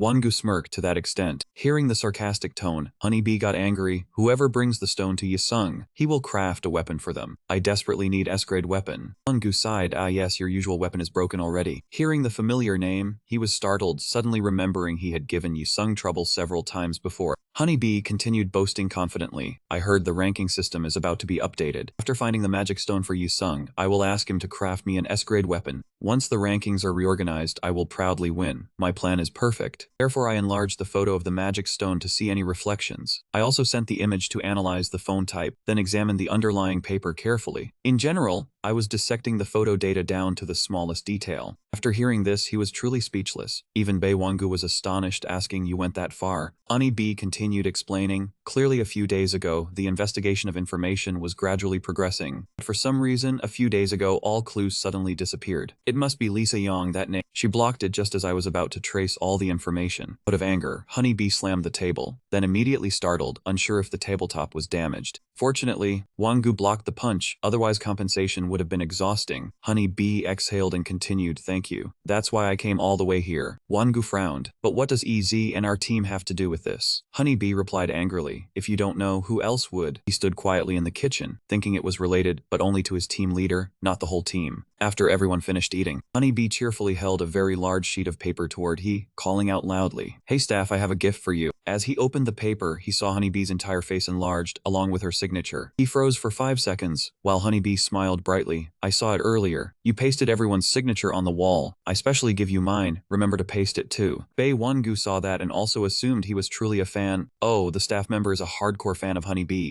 "Oh, you should visit more often. Your fan just messaged." Honeybee White also said that even though busy she would make time to come again. Chai-Uiji's heart skipped a beat, inwardly hoping they wouldn't return, but thinking of his niece and Honeybee, he felt slightly less annoyed. Just returned, Won-gu Vice Captain Pado opened the main door and scolded Lisa Yang. "You skipped a meal again, didn't you? That person living requires enjoying food. Lately you've been eating well. Why suddenly skip a meal today?" There was a notice from the Bureau of Awakening Management, announcing the rankings and urgently summoning those on the list, hoping for your cooperation. Sejong moved his legs as if nodding in agreement. Bae Won-gu was too familiar with this to miss the meaning. "Okay. The dungeon at Jongro Station, no. 3 will be handled by our team. The Vanguard team will go first to clear it, then the research team will investigate the resources." Team Siegun also said to pick a day for them to meet. Lisa Young lay still, only raising her leg in response. Bae Won-gu cleared his throat slightly. "The urgent matter is just this much. Ah, I should also film some ads." Lisa Young was slightly startled. Bae Won-gu continued, "That part-time soup shop employee is actually a fan of Hanny Bai. I thought he didn't care about hunters. Indeed, you cannot underestimate someone with high recognition." This data was important enough that Sejong immediately perked up. "What are you talking about?" Won-gu was puzzled. "I said you cannot underestimate recognition from public advertisements." Bae Won-gu still didn't understand. "I will go film the ad." Sejong angrily shouted, "Damn, are you stupid or pretending not to understand?" Bae Won-gu nearly cried from being scolded. "Oh, I didn't touch anything." Sejong patiently asked again, "What did you say about the shop employee?" "Ah, that shop employee, he is a fan of Honey Bee. Even got a signed poster. I also have to learn some fan service." Sejong stood up and ordered, "Call the marketing team leader." Bae Won-gu's eyes lit up. "Oh, you will let me film the ad." Sejong removed his mask, urging Bae Won-gu to hurry up. Chai-Uiji was working when he received a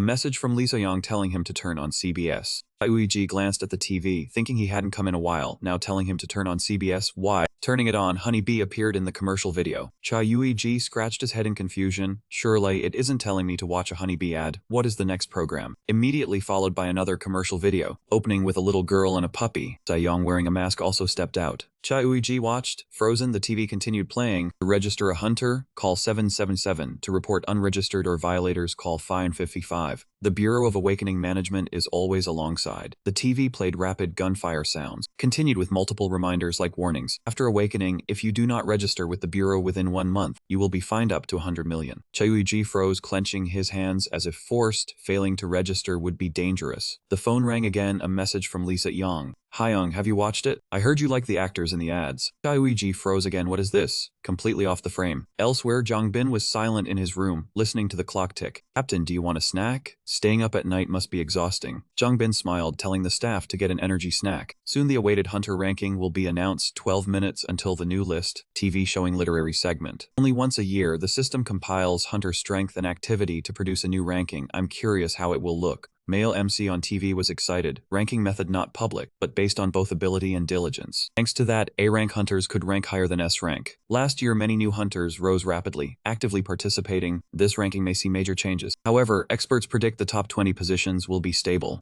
Let's see the prediction. Top 1 Lee Sai-ong, 3rd John Bean, MC leading, predicted ranks match current. Yes, correct, ranks from the past 2 years still held by Chai-Uiji Jongbin's side, all old names on the list. At this moment the snack was delivered, the staff standing by asked. The captain thought the rank still held by Choi-ji. Jongbin casually responded while unwrapping the snack. If Honey Bee had an S-rank weapon, the ranking could change, currently still held by Chai-Uiji. Person next to him nodded in agreement. Of course, top hunters do not sit still, everyone actively participates. The clock struck, a notification bar appeared before the hunters. Change in ranking, do you want to view and confirm immediately? The moment it opened, everyone froze. The top of the ranking was Chai-Uiji S rank, last year's top hunters. All were pushed down 1 rank. Dying Pin was so shocked he jumped up immediately. Chai-Uiji was informed that he had perished in the rift 8 years ago. Reappearing, huh? Bin's staff broke into a sweat. Captain, what is going on? Am I really seeing this?" Jongbin was no longer calm, hurriedly asked, "How many members can deploy Chai-Uiji immediately?" The staff stammered a reply. Besides those present, a total of 10 people can be deployed. Keep the minimum here. The rest of Chaoyuji moves to Incheon. Additionally, all on-duty personnel are also transferred. Receiving the order, the young man bent forward and ran off. Yes, sir, understood. At that moment, Jongbin's phone rang. It was a call from the bureau chief. Calling at night like this. You've worked hard. Have you checked the rankings? I have. We plan to depart for Incheon immediately. The bureau chief lowered his voice.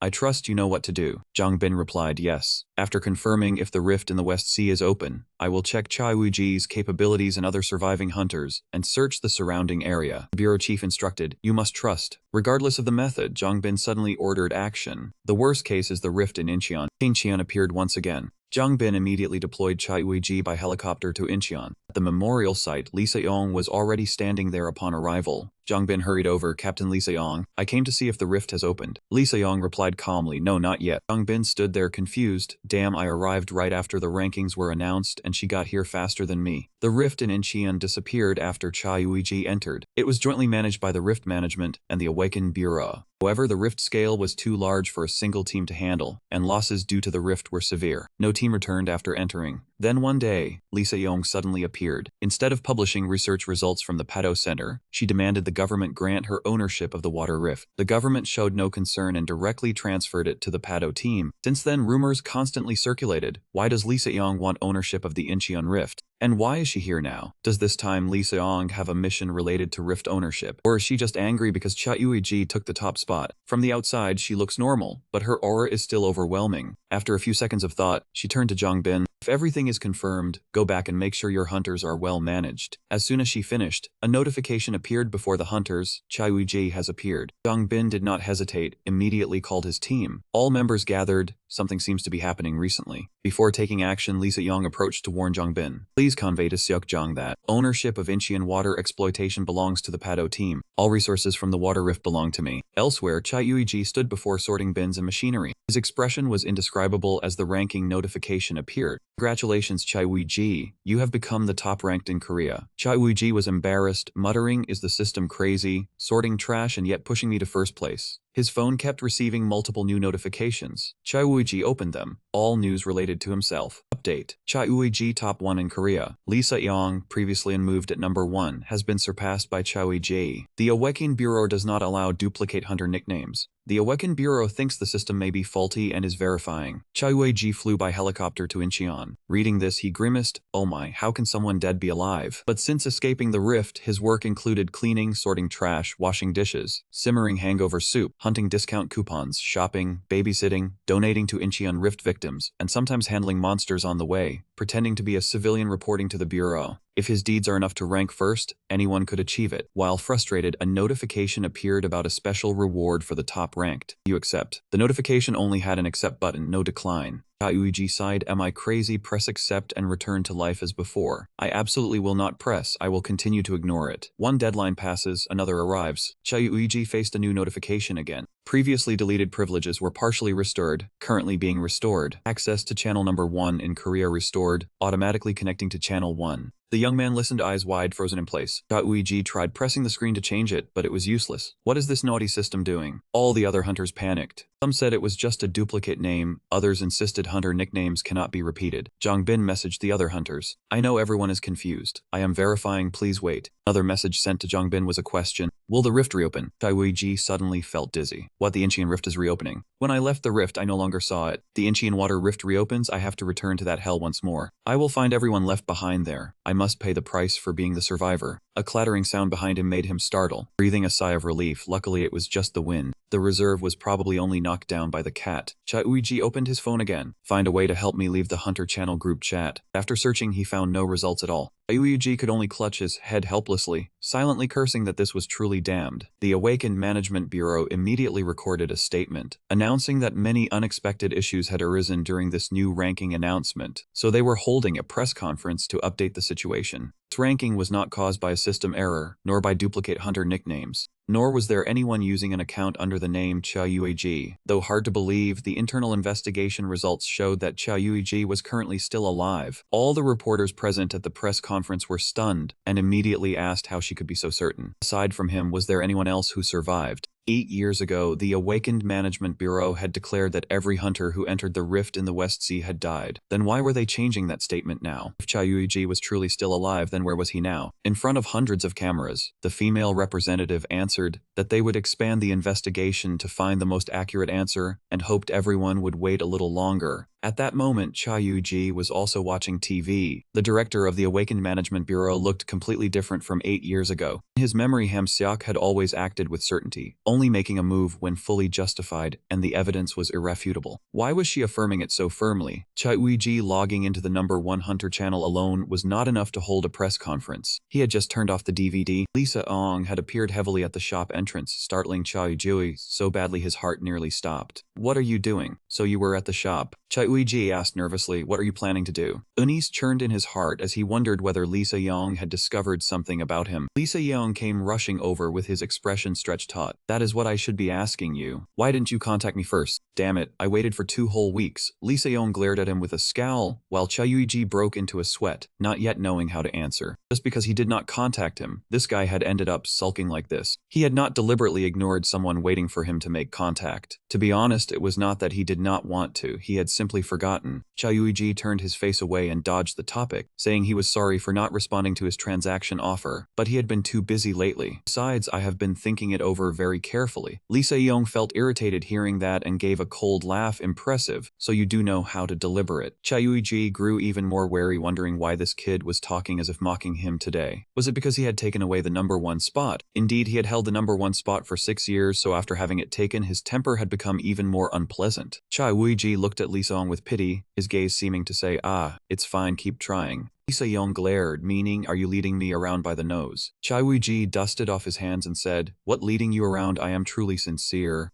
Lee Song frowned and complained, "Fine, then who did I film that advertisement for? And people have been clinging to me for 2 weeks. Hyung, do you know how awful you are?" Hearing that, Chai Woo-ji flared up. "What advertisement? Why did you suddenly go film something like that?" He put on an innocent look. "I heard you only like people who shoot advertisements." Chai Woo-ji grew even more annoyed. Where did those tabloid rumors come from? Lee Se-young spread his hand and counted them off one by one. Jongbin, Honey Bee. Lee Se-young pointed at Honey Bee's photo on the wall. Why not put it on Tomato Market and sell it? Chai Woo-ji thought to himself, I want to as well. Is this kid being unreasonable again? After negotiating for a while, he asked about the main issue. After 2 weeks of thinking, you have made your decision. Chai Woo-ji answered, yes, let's make a deal, but I have a few conditions. Lee Se-young took a blue stone from his pocket. Both of them wanted confirmed proof. Chai Woo-ji wondered, a magic stone recorder, you plan to record this. What if it leaks? Lee Se-young promised he would only listen to it and refer to it while drafting the contract, then destroy it immediately afterward. Chai Woo-ji looked at it with regret. Something that expensive, and you use it like a disposable recorder. Lee Se-young pressed the button and began recording the negotiation. Chai Woo-ji went straight to the point. First, I will not work for you during the soup shop's business hours. No matter what you ask for, you have to wait until business hours are over. I only work from 11 p.m. to 5 a.m. Second, help me register as a hunter.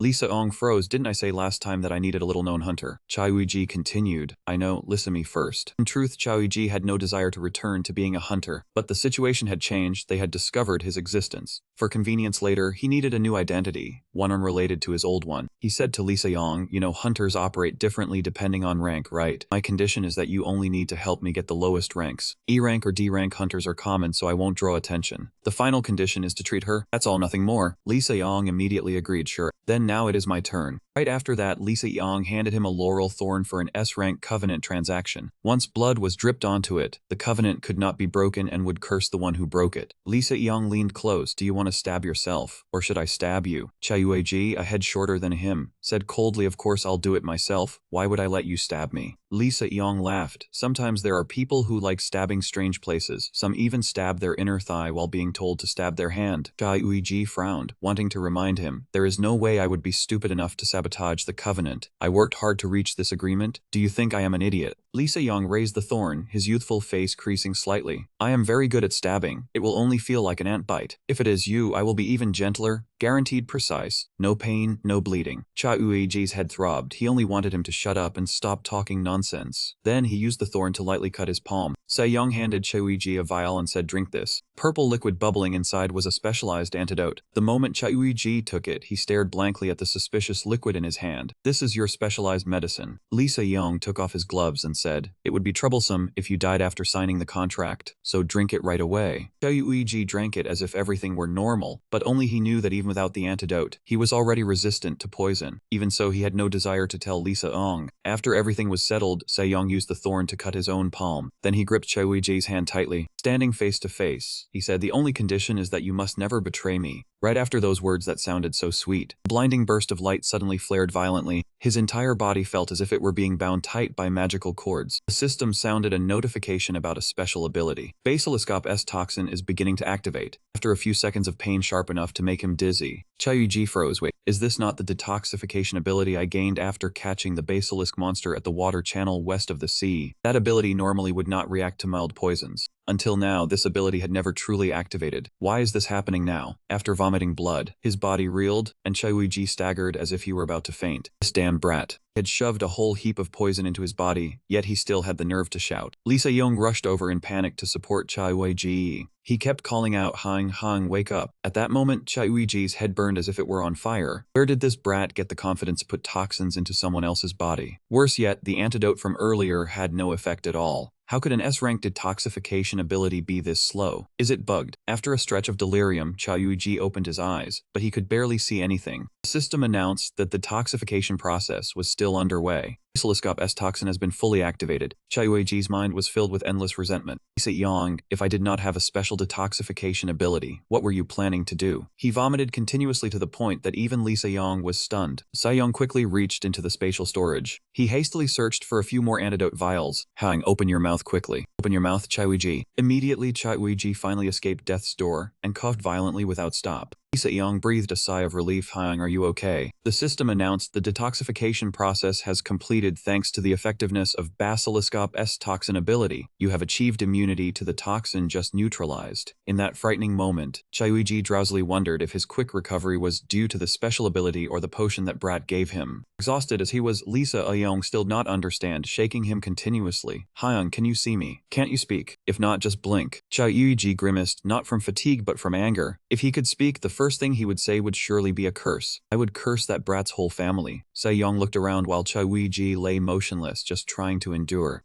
Really at a loss for words. Summing up what he said, this toxin is clearly powerful, affecting vision, hearing, vocal cords, even internal organs. An S-rank hunter in pain like this, yet he dared to give it to someone unknown if they were civilian or hunter. At this point, Lee Saiyong no longer called Cha Uiji Hung, but used his real name, Cha Uiji. Cha Uiji opened his eyes, debating whether to speak up or not. Immediately after, he was fully alert. But before him, Saiyong looked even more astonished than he did. Why does he look so shocked? I was about to scold him. Probably better to let it go. Normally his face was always frowning. Today it looked somewhat attractive. Cha Uiji lifted his head, wiped his spit, and calmly said, "I'm fine. My vocal cords aren't ruined. But this is the first time I've tasted a fierce toxin. Does your brat have any conscience?" Saiyong put on an innocent face. "Then why won't you speak? Are you teasing me?" Cha Uiji smirked. "I was afraid I'd curse you as soon as I spoke." "Well, any comments?" Saiyong ruffled his hair. "I give up, so frustrating. Anyway, he gave me the precious medicine." Cha Uiji reluctantly said thanks. "Well, thanks. I don't know what you gave me, must be expensive." Saiyong laughed mockingly. He even thanked the one who poisoned him. Truly a gentleman. Cha Uiji choked. Just saying thanks drove this brat crazy. Looking at his hand still glowing, it seemed the contract had been successfully established. Cha Uiji turned to Lee Saiyong. "The contract is signed. Now can you tell me what you didn't say last time?" After a long sigh, Lee Saiyong began, "I am tracking those distributing drugs. I've told you about that much, right? In general, hunters are more perceptive than ordinary people in all aspects, especially with highly developed senses. Therefore, their lives are often full of frustration and little joy. This type of drug is sold at very cheap prices. They can easily access it almost anywhere. The easier it is to reach, the faster they are drawn into addiction. Once addicted, they crave even stronger stimulation. Just like when they drink alcohol, no matter how much they drink, they can never get fully drunk. Hunters could only use the grinding ability after drinking a special liquor made exclusively for hunters. The amount of narcotic essence they absorbed would keep increasing, until they felt it was still not enough. At that point, they would take the initiative to seek out supply sources. Addicts who reached this stage had almost all been transferred transformed or were about to be transformed. The supply contacts would bring those. Anyone who put themselves in this situation would have to face the consequences. Narcotic essence was merely bait to gather targets considered experimental subjects. As she spoke, Lisa Yang reached out and pulled Cha Uiji to his feet, looking very friendly. Cha Uiji looked straight into Lisa Yang's eyes and asked, "They want to find a way to awaken. Is awakening an ability not decided by the system?" Se-young replied, "That is true, but try guessing what the system is based on. What factor does it rely on to choose those who awaken? The system reacts to extremely earnest wishes. That means they are carrying out experiments aimed at creating artificial awakened ones. You also know that normally the system is limited. It attracts and moves toward people with intense wishes, correct? Wish to live, the refusal to leave this world. Desire to survive is also a kind of wish. In fact, some people even resent the system's choice. Do you understand what I mean? The system is a supreme force with peerless authority. Most people will obey its will. Those who find that choice unfair will resist. The organization I mentioned consists of people who believe humanity's power must be unlocked by humans themselves." Cha Uiji asked further, "If they create artificial awakened ones, then what? I do not remember. I think they said they had to stop some apocalypse or something." Cha Uiji was confused and did not understand the apocalypse, and Lisa Ong was the same. Hearing about it made her feel muddled, so she stopped listening further. Many people believe that when rifts appear, they will lead to the apocalypse. This has been going on since 11 years ago. Nowadays, people can predict when and where gates will open, but some still believe in the apocalypse. Cha Uiji's thoughts wandered through a series of questions. Then Se-young concluded, "For now, I do not need your help with anything. Start by registering as a hunter first. Tomorrow, I will send someone here." Cha Uiji still had something he wanted to say. "Ah, the brat's poison is still on the floor. You can only leave after cleaning it up, including my blood." The next morning, the work of cooking hangover soup continued as usual. He stood before 2 pots boiling vigorously. Suddenly, someone called from outside the door. As soon as he stepped out, the young man greeted him first. "Yes, hello? This is my first time meeting you. May I ask whether you are Cha Uiji?" "Yes, that is me. Team leader Lisa Young sent me here. People usually call me the little miracle who gets fed without working." Cha Uiji politely invited the young man in. As soon as he sat down, he started rummaging around. "Today, I will guide you through completing the registration procedure and power test. Please wait a moment." He pulled out a board and guided Cha Uiji through the lowest level tactical course. Cha Uiji still did not understand what that board was. The young man continued, "Avoid drawing attention. Your target only needs to be low rank. To build a more accurate strategy, please complete this survey." The survey board contains many questions as follows. Question 1. When registering as a hunter, what rank do you want to receive? Write in the box below, from S to F. Question 2. What is your current rank according to this system? If you do not want to reveal it, fill it in according to the example below. Question 3. Do you agree to use medicine or talismans to fake your rank? As for that young man's name, they could set it aside for now. He said if you want to hide your ability, you have to accept that. It is only natural. Cha Uiji wondered. It was obvious, but why was it natural? Was this brat a scammer? He continued explaining. First, fill out the paperwork by hand. After that, they measure your power with equipment from the Manufacturing Management Bureau. During the measurement, you demonstrate your strongest skill. For the handwriting, you only need to write roughly, and for a strong skill, just randomly pick one to show them. Most important thing is the measuring machine. It gives extremely accurate results. It is easy to fool the staff, but hard to deceive the machine. The measuring machine uses magic stones as its power source. It does not react to ordinary people, only to awakened ones. This means we follow the principles of the system, but add special scientific knowledge. That way, we use the system's principles to fool the machine. Therefore, you need to use medicine or talismans to lower your rank. Hearing this, Cha Uiji seemed to be convinced. Once he understood, he immediately filled out the survey board. Desired rank E or D, current rank according to the system. Agrees to use talismans or medicine to fake his rank. After that, the miracle young man cried out, "All right, let us go. My car is already running outside." Cha Uiji wondered how long it would take to complete the registration. The little miracle hesitated. Even if it takes time, it should only be about an hour, no more. After calculating the time, Cha Uiji left the stove on low heat and would turn it off after returning later. Bone broth only grew rich after simmering for a long time. If he returned on time, it would not affect the shop. The two had just gotten into the car. This small miracle allowed people to keep getting results without needing to try. We will not go to the official registration center of the Awakened Management Bureau, but to the temporary center in Wangjin District. Things are faster there. It draws less attention, and there are fewer strong hunters. Cha Uiji hesitated slightly. Was this center not newly established not long ago? Would that not make it easier to attract attention? Not at all, brother. That district center has been operating for about 3 months, so they do not pay too much attention either. Some of the buildings are still scheduled and have not finished construction. Do you see the black box ahead? There is a pair of bracelets inside. Try putting them on. Those are the A-rank Ouroboros binding cords. When wearing this pair of cords, your power will be reduced by the charms. To lower your rank as quickly as possible, using an item with charms is the most convenient way. Chai Wuiji was surprised, thinking that using an item to fake a rank would be discovered. I thought the moment they saw someone wearing one, they would act right away. The small miracle said quite confidently that it was fine. Item inspection procedures only apply to hunters who have already registered, while newly awakened people who come to measure their strength are not inspected. How could someone who is not registered as a hunter have any items? They are not even allowed to use the hunter market. Besides, everyone wants a high rank, very few people want to receive a low rank. After that reasonable explanation, Chai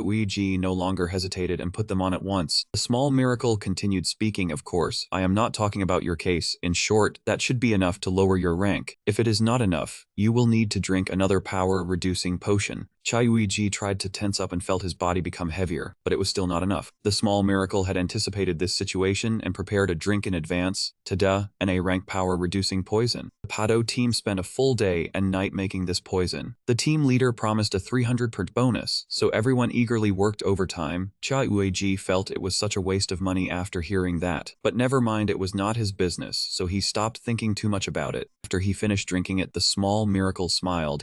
How do you feel? It should be working now. If your body feels wrong, say so right away. I will give you the antidote. Although he had finished drinking it, Chai felt nothing unusual and remained completely calm. Does this potion need time to take effect? The small miracle was shocked to see no reaction. Good heavens, why is this happening? According to the research, the potion takes effect immediately after being drunk. One test subject dropped in rank after just one bottle, and was so afraid his power would not recover that he trembled in fear. The young man kept muttering and bouncing in place. The more Chai listened, the stranger it felt. Could this only be a trial version? Chai drank until the third bottle was completely empty and felt a little worried. Did you record this? Has this power-reducing poison been licensed on the system yet?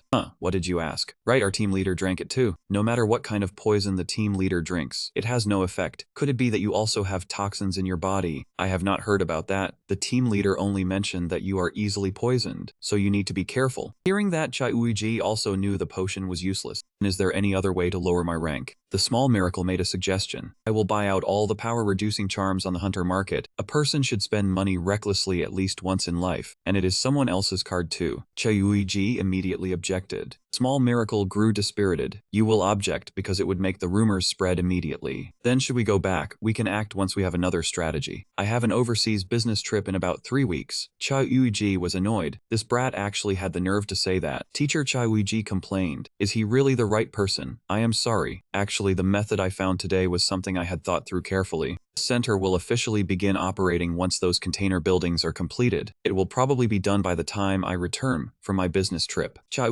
sighed. In short, if we want to take the chance while they are not paying attention, we have to register today. Arriving with an unhappy expression, Chai stepped inside. The moment the door opened, someone greeted him. Hello, what are you here for? I came to register as a hunter. The employee was enthusiastic. Please present your ID and fill in your phone number. Once you are done, wait for a moment. While Gigi filled out the paper, Chai did not understand why he had ultimately still decided to come in. I am not sure what he meant by that last part, but never mind, there is no other way. Fortunately, just as he said, the employees here are all ordinary people. After the documents were submitted, the employee asked, congratulations on awakening your ability. How long has it been? Please proceed with the test. Chai cooperated and said he had awakened 3 days ago. Who would know it had already been 11 years? Fill in additional information and skills so the machine can measure your combat ability. You do not need to write everything, just write skills that are easy to evaluate visually. Chai opened the status bar to look at his information. There was a great deal of information. Switch to summary mode. Hunter name Chai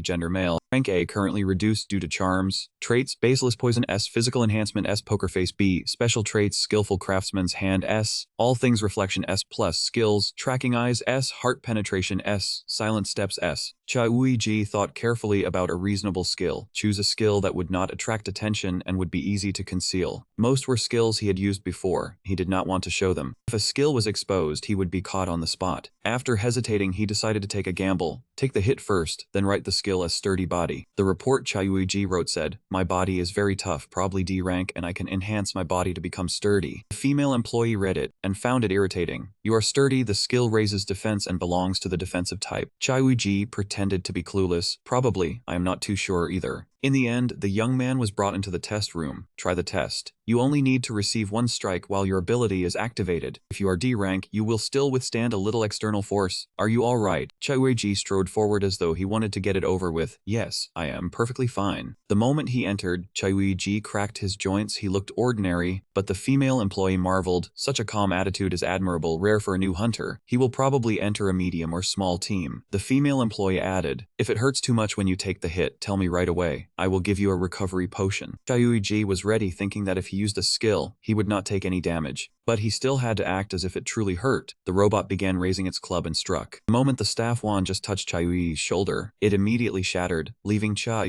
frozen under the astonished gaze of the female employee. Wait, I thought this strike would be much heavier. Why is it so light? But now that things have come this far, he has to play his role properly. He must transform into a genuine Hollywood actor. Chai kept crying out in pain, clutching his shoulder. Oh, heavens, it hurts so much, it really does. He thought to himself, just endure it. At this point, just act it out. Didn't they check the quality of the equipment? The female employee looked at him suspiciously. Was the skill really D rank? Chai worried about being seen through, but still answered, yes, it is indeed a D rank skill. The employee was confused. How could such a hard wooden sword break? Chai still clutching his shoulder awkwardly, said he wasn't sure how strong the body enhancement went. But I should compensate, right? The female employee flinched and replied, oh no, that's not necessary. Instantly, Chai activated his B rank cold face skill to manipulate psychology. This must be expensive, right? The employee immediately broke into a sweat, blaming herself for speaking carelessly to a newly awakened individual who was extremely sensitive. Newly awakened people must adapt to sudden changes in their body, some staying awake for 72 hours straight. Therefore, one must act delicately, gently, and tenderly as if standing before a ticking time bomb. Even a small impact can cause big trouble, so utmost gentleness is necessary. Thinking this, the female employee immediately changed her attitude. It's fine, these puppets are old, we'll replace them at the main office. Chai eyes lit up. Really? Yes, don't worry. Skill demonstration is done, now let's measure strength. On the surface he remained calm, but inside a storm was raging. Soon after, he was led to a measuring machine. Remove your shoes and stand here. The screen will display strength index and rank according to the system. Chai just needs to stand, simple enough, right? Chai began to feel anxious. The problem is that it's too simple. I used the downgrading bracelet but still only reached A rank, far from the desired D rank. Measure first. If the result is high, then I can break the machine. To do that, he must distract the female employee or lure her out of the room. Chai was about to speak, may I ask a question? Immediately after, an incredibly convincing performance began. Staggered while speaking, my shoulder, the spot that was hit, it hurts so much. Can I have some recovery medicine? The female employee, flustered, replied, the medicine is in the warehouse. I'll go get it. Wait a moment. Chai immediately seized the opportunity. Yes. While waiting, I can stand on the measuring machine. The employee didn't suspect anything and ran off. Go ahead, I'll return soon. When the machine beeps, step down and check the result. Just as he predicted, after the scan was complete, the machine instantly displayed the result. 93. Chai was rated A rank. Chai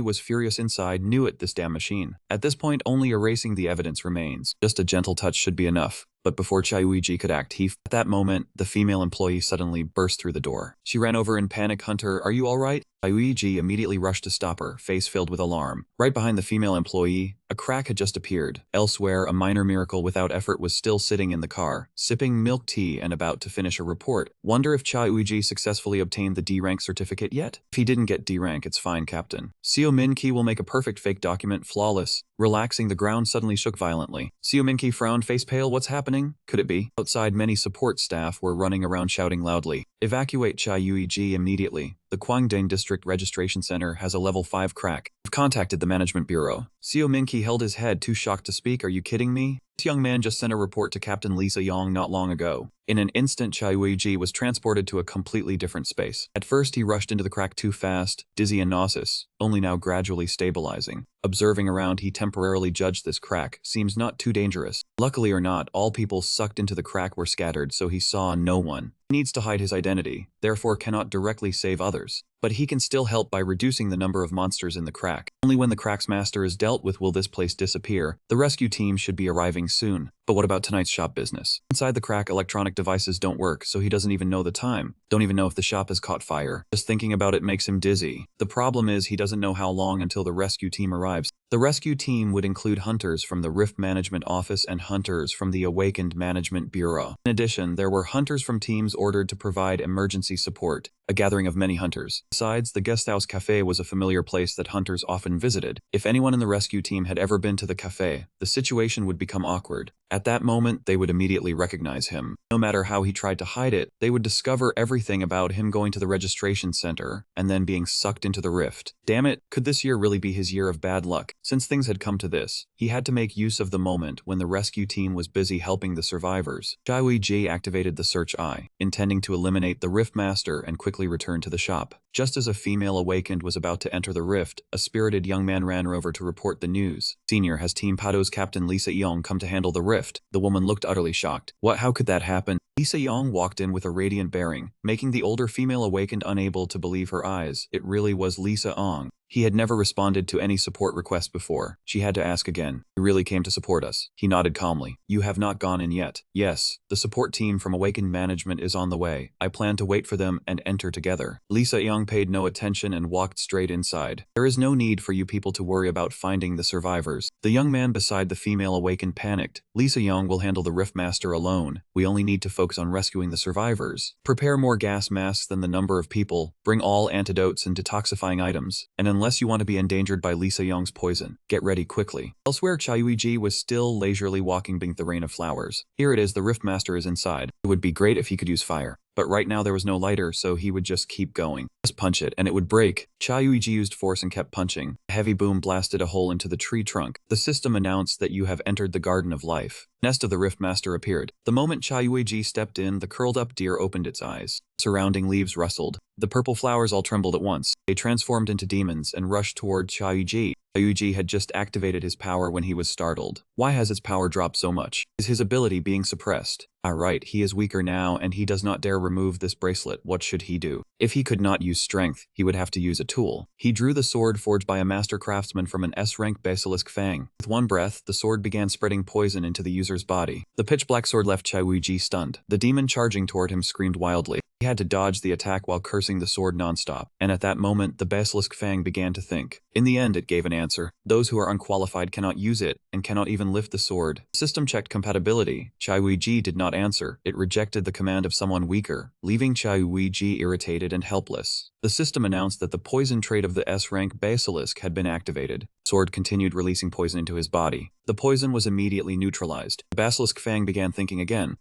Poison boss, why are you here? It wondered because the sword was made from a basilisk's fang, so it regarded basilisk toxin as its boss, and Chayuiji was truly annoyed. Honestly, it did not recognize its master, but it recognized its brother awfully fast. There was not much time left. Rift Master roared. Countless trees shot straight toward Chayuiji. He dodged skillfully, then counterattacked with the basilisk sword. He was weakened, so he still did not know how it would turn out. Was that the whirlwind that just flew out from the treetops? His lip thought it doesn't matter if he gets hurt, but if he bleeds, trouble will come and involve the tavern as well. Basilisk sword threatened. Whoever dares throw this body of mine away, I will not forgive. Chayuiji was both disappointed and frustrated. A weapon the master doesn't recognize as useless, really out of options. Chayuiji shouted to provoke the master of the rift. Hey fool! Chayuiji charged with the sword without listening, leaving him no choice but to act quickly to avoid injury. As he bent to strike, someone suddenly covered his mouth and held him tightly from behind. When did Lisa Young sneak in here? One hand held him tight, he whispered beside his ear. Turns out he isn't simple at all. Hyung, countering with just one hand. Sayon could now deliver a decisive blow. The strike sent the master of the rift flying backward. Lisa Yong reluctantly asked again, What? Where did you get the confidence to confront the master of the rift? You're still under the effects of the weakening spell. Just then a young man stepped forward, admiring and praising. See, I told you, he knows no fear. Truly the captain finished it in one move. Lisa Yong held out her hand. Hey, give that here. There's still a mask, right? Hand it over quickly, gloves too. After receiving the gas mask, Sayon looked into Chayuiji's eyes to reassure. This is a gas mask, let go and I'll put it on. Once worn, Lisa Yong continuously comforted and gently coaxed Chayuiji. You must have been terrified, right? Just breathe slowly. Chayuiji still asked, Why are you here? Lisa Yong replied gently, Why, you thought I wouldn't come? Chayuiji coldly replied, You have no reason to come. Lisa Yong sighed, Hyung, really? You trust no one at all. Chayuiji continued grumbling, No need to tease. So why are you here? What, to get me out, Hyung? But you're frightened. You didn't expect to see me fighting the master of the rift as soon as you arrived. Chayuiji frowned, a bit regretful. Damn. If I'd known, even with torn clothes, I should have handled it and left. Seo Minki ran up to remind, Captain, caring for our guest is good, but you need to consider this. this. Since the captain used poison to make the master of the rift vanish, the magic stone it held may also have disappeared. At that moment, loud noises echoed. Seeing Chao Jiji's bewildered face, Xiu Minkai pointed up. You don't understand this part, let me explain. The master of the rift's magic stone, what? It's held at the center. If destroyed, the rift disappears. It itself isn't too dangerous. Moreover, when the rift vanishes, everyone inside, from the living to the deceased in terrifying forms, will be returned to their original entrance. Minimize shock from the horrifying scenes. Usually, the rift only disappears after rescuing all the living. At this point, Chao Ji began thinking best to avoid the rescue team in times like this. While he still closed his eyes, calculating and considering, Lisa Yong showed worry. This is unexpected. What to do? Yuiji turned back, eyes reproachful. What else? If discovered that the rift was erased before the rescue team found the survivors, he'd be in big trouble. So memorize what I'm about to say. I'll match the testimony with you. Elsewhere, Kenneth was still bringing everyone inside out. Female hunter who met Lisa Yong before, frustrated, could only grind her teeth and mutter, Lisa Yong, really a bastard. The rescue is not finished, and you dared erase the rift. Just then, a hand reached out. You've worked hard, Miss Yang Hee-jin. Are you okay? I'm a bit dizzy, but fine. Where is Captain Se-young now? He's on the other side. But if you intend to confront him, Yang Hee-jin leaned on her hand. Why say that? Actually, I asked a long time ago, but he had a very reasonable explanation for erasing the rift. You often go to the tavern in the alley, right? Yang Hee-jin frowned. What does that have to do with Captain Se-young? Jung Bin shrugged. The part-time worker there just awakened his ability and went to the registration center. Perhaps that's why he got caught up in this. Yang Hee-jin asked in shock. What? Just preparing at the tavern is busy enough. Yet he got dragged into this. Yes, according to Captain Lisa Ong, this master of the rift can attract awakened people. Initially, Captain Lisa Ong only lingered near the master of the rift to buy time, waiting for the rescue to finish. But when the captain arrived, he saw the hypnotized tavern worker walking straight toward the master of the rift. Yang Hee-jin, still angry, but the reason was reasonable, could only mutter, I didn't intend to let him off easily, but to save someone. What else could I say? Zhang Bin smiled awkwardly. True, but business is business, he still has to be punished. Yang Hee-jin sweated. Easy to say, but can it really be demanded? Actually, I already tried to speak, but Captain Lisa Ong stared at me like she'd take my life, so I hurriedly ran away. In another development, after escaping the rift, Cha Yuiji sat in the back seat, head resting on Lisa Ong. At this point, he had to act weak. Cha Yuiji whispered beside Lisa Yong's ear, did they let it go? Lisa Yong also want to show off a bit. Yes. Once I intervened, it was settled. I said it happened while rescuing people, so they can't blame. But since you're a hunter, a small penalty still applies. Cha Yuiji glanced over and whispered, the registration and concealment of my strength are settled, but can Seo Minki really alter my rank? Still dazed, Lisa Yong could only answer vaguely. If he cannot even handle that, he would not deserve his salary. He will process the power measurement data before it is sent to the central office of the Awakened Management Bureau. Still playing his role as an actor, Cha Yuiji did not dare look straight at her, but still asked quietly,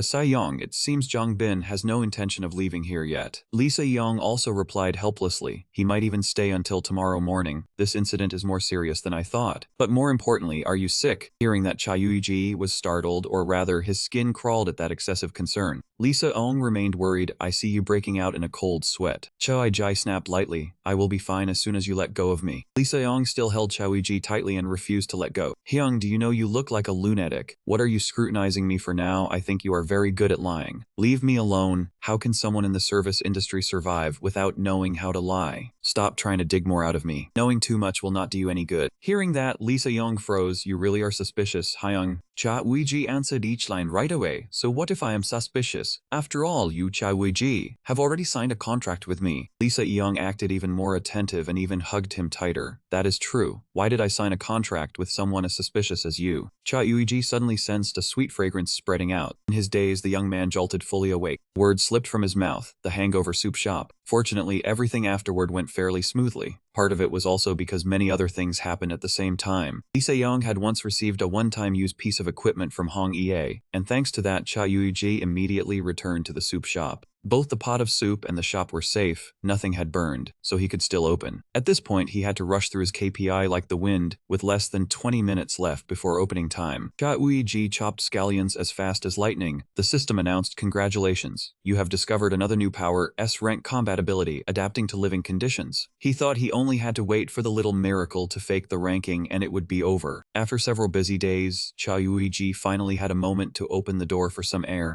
Just then, a postal worker drove over and asked, are you Cha Yuiji? Cha Yuiji was stunned and had not even had time to answer. They had already pulled out row after row of congratulatory flower wreaths sent over. They were all gifts meant to curry favor. He had not even had time to collect himself. Right behind them, a whole crowd of people carrying flowers had already arrived. Their hands held gifts, and their eyes shone brightly. Little part-timer, I heard you awakened an ability. Employee brother, why did you not tell us? They crowded around Cheuyui so tightly that he truly could not breathe. Oh, is that a flower basket from Honeybee? Team leader Han has been paying attention to him for a long time, and as soon as he heard the news, he sent a flower basket right away. How quick. Congratulations, employee. What rank were you assigned? This kid was already extremely capable even before awakening. It must be at least around B rank. Are you planning to quit working at the Hangover Soup Shop? After being thrown into chaos by the crowd, Cheuyui hung a large sign outside the shop. The Hangover Soup Shop will not close. Flower baskets. Banners are strictly forbidden. Asking the part-timer's rank is forbidden. Enticing him to join a team is forbidden. Recruitment HRs are forbidden. As long as anyone violated even one of those rules, that person would immediately be banned from the Hangover Soup Shop. Cheuyui was nearly exhausted, his entire body aching. I thought the rift explosion at the registration center would expose all the information of the registered awakened ones. Thankfully, they still do not know my rank. Honeybee then in Byunggu. Jongbin as well, they clung so persistently that I did not even have time to deal with it. I already told them not to give anything, yet they still secretly left things behind no matter what. These people are truly troublesome, and they even left a whole pile of trash to deal with. As soon as he stepped out, Cheuyui saw a slow-moving figure, unclear who she was talking to. Cheuyui looked around in puzzlement. A reporter, or another hunter secretly bringing gifts again, but it did not seem like that. Who could it be? Just then, the little girl turned her head, and the moment she saw him, she panicked and hugged her head. Cheuyui still did not understand what was going on. She seemed to be a student. Why had she come here? He kindly stepped forward and asked, "Student, are you all right? You are still a student, so what are you doing at the Hangover Soup Shop at this hour?" The little girl broke out in sweat, sat down on the ground, and stammered without managing to speak. In the end, Cheuyui invited the little girl inside the shop to sit. He even carefully brewed tea for the little girl. "Thank you, sir. I am also sorry for suddenly coming here like this. It is all right. But what brings you to the Hangover Soup Shop at this hour? You should be at home. Do you need my help with something?" The little girl was afraid and squeezed her eyes shut. "The thing is, I know what you are, Cheuyui." Hearing that, Cheuyui's heart seemed to drop. Though his heart was violently shaken, he still tried to keep a calm expression. "But why would you suddenly say something like that?" The girl spoke with great confidence. "You do not need to hide that from me. I am a little late, but allow me to introduce myself. My name is Gaeyun. I am a senior at Saebom Girls High School, and I recently awakened an S-rank mental type power." Only then did Cheuyui realize it. It seemed she was the person Songbin and Sejong had once mentioned regarding awakened ability. Gaeyun continued sharing. "My ability lets me see small fragments of the world. If I said that beyond this world, there still exists another world, would you believe me? When I fall asleep, I can glimpse small fragments that have fallen from another world. It does not depend on my will. That place is both similar to and different from our current world. There are people with the same names and faces as those here, yet they are completely different. If you look closely, you will see that world is as chaotic as this tiny fragment. Zia, I am truly afraid to say that this world will also perish." Cheuyui let out a breath and tried to reassure her. "It is hard for me to believe what you said." Gaeyun lowered her head. "Yes, I know you will not believe me. Maybe you will think I am crazy. The pieces in my dreams are fragments from worlds that have already perished. The apocalypse was no longer restrained, the world shattered, and its fragments flew here. I understand that Cheuyui hides his true identity because you have your own reasons. I had planned not to look for you, but let me get straight to the point. I want you to stop the apocalypse with me. I do not want to stand by indifferently when I already know the apocalypse is coming. If I do not act, I will lose the things precious to me. Please look at the fragments I have seen with me. I beg you." After hearing those sincere words, Cheuyui closed eyes tightly and began to sense. Truly, what he saw was a chaotic scene. Desolate, gloomy, and cold. He looked up at the sky and sighed. This looks like the rift over the Western Sea. West that he had searched through every alley for 8 years. His body began to feel dizzy and lightheaded. This was an image of a world that had already perished. Was it because he had been sucked into the Western Water Rift? Suddenly, Cheuyui heard a rustling sound from afar. The girl holding a book, her face smeared with dirt, was Gaeyun. She looked as she was around 20 years old. Gaeyun sprang up in shock when she saw him. She saw the person holding a sword standing before her. "Gaeyun, what are you still doing there?" Pause point was supposed to be on the other side. Cheuyui was even more surprised when he realized that person was himself. This copy ran over to Gaeyun. "I was worried about Honey Bee." Gaeyun hesitated. "I am sorry, I only meant to investigate a little more, but ended up getting lost here. Is this place near your school?" Gaeyun hesitated. "Yes, it is." The Cheuyui of this world observed for a moment, then spoke. "Why do we not take a look around? Let us go. If monsters appear, I will handle them. We might even find other survivors." Real Cheuyui could only nod after hearing that. Yes, this action is reasonable. Cha Yui-ji of the ruined world raised a hand to remind her.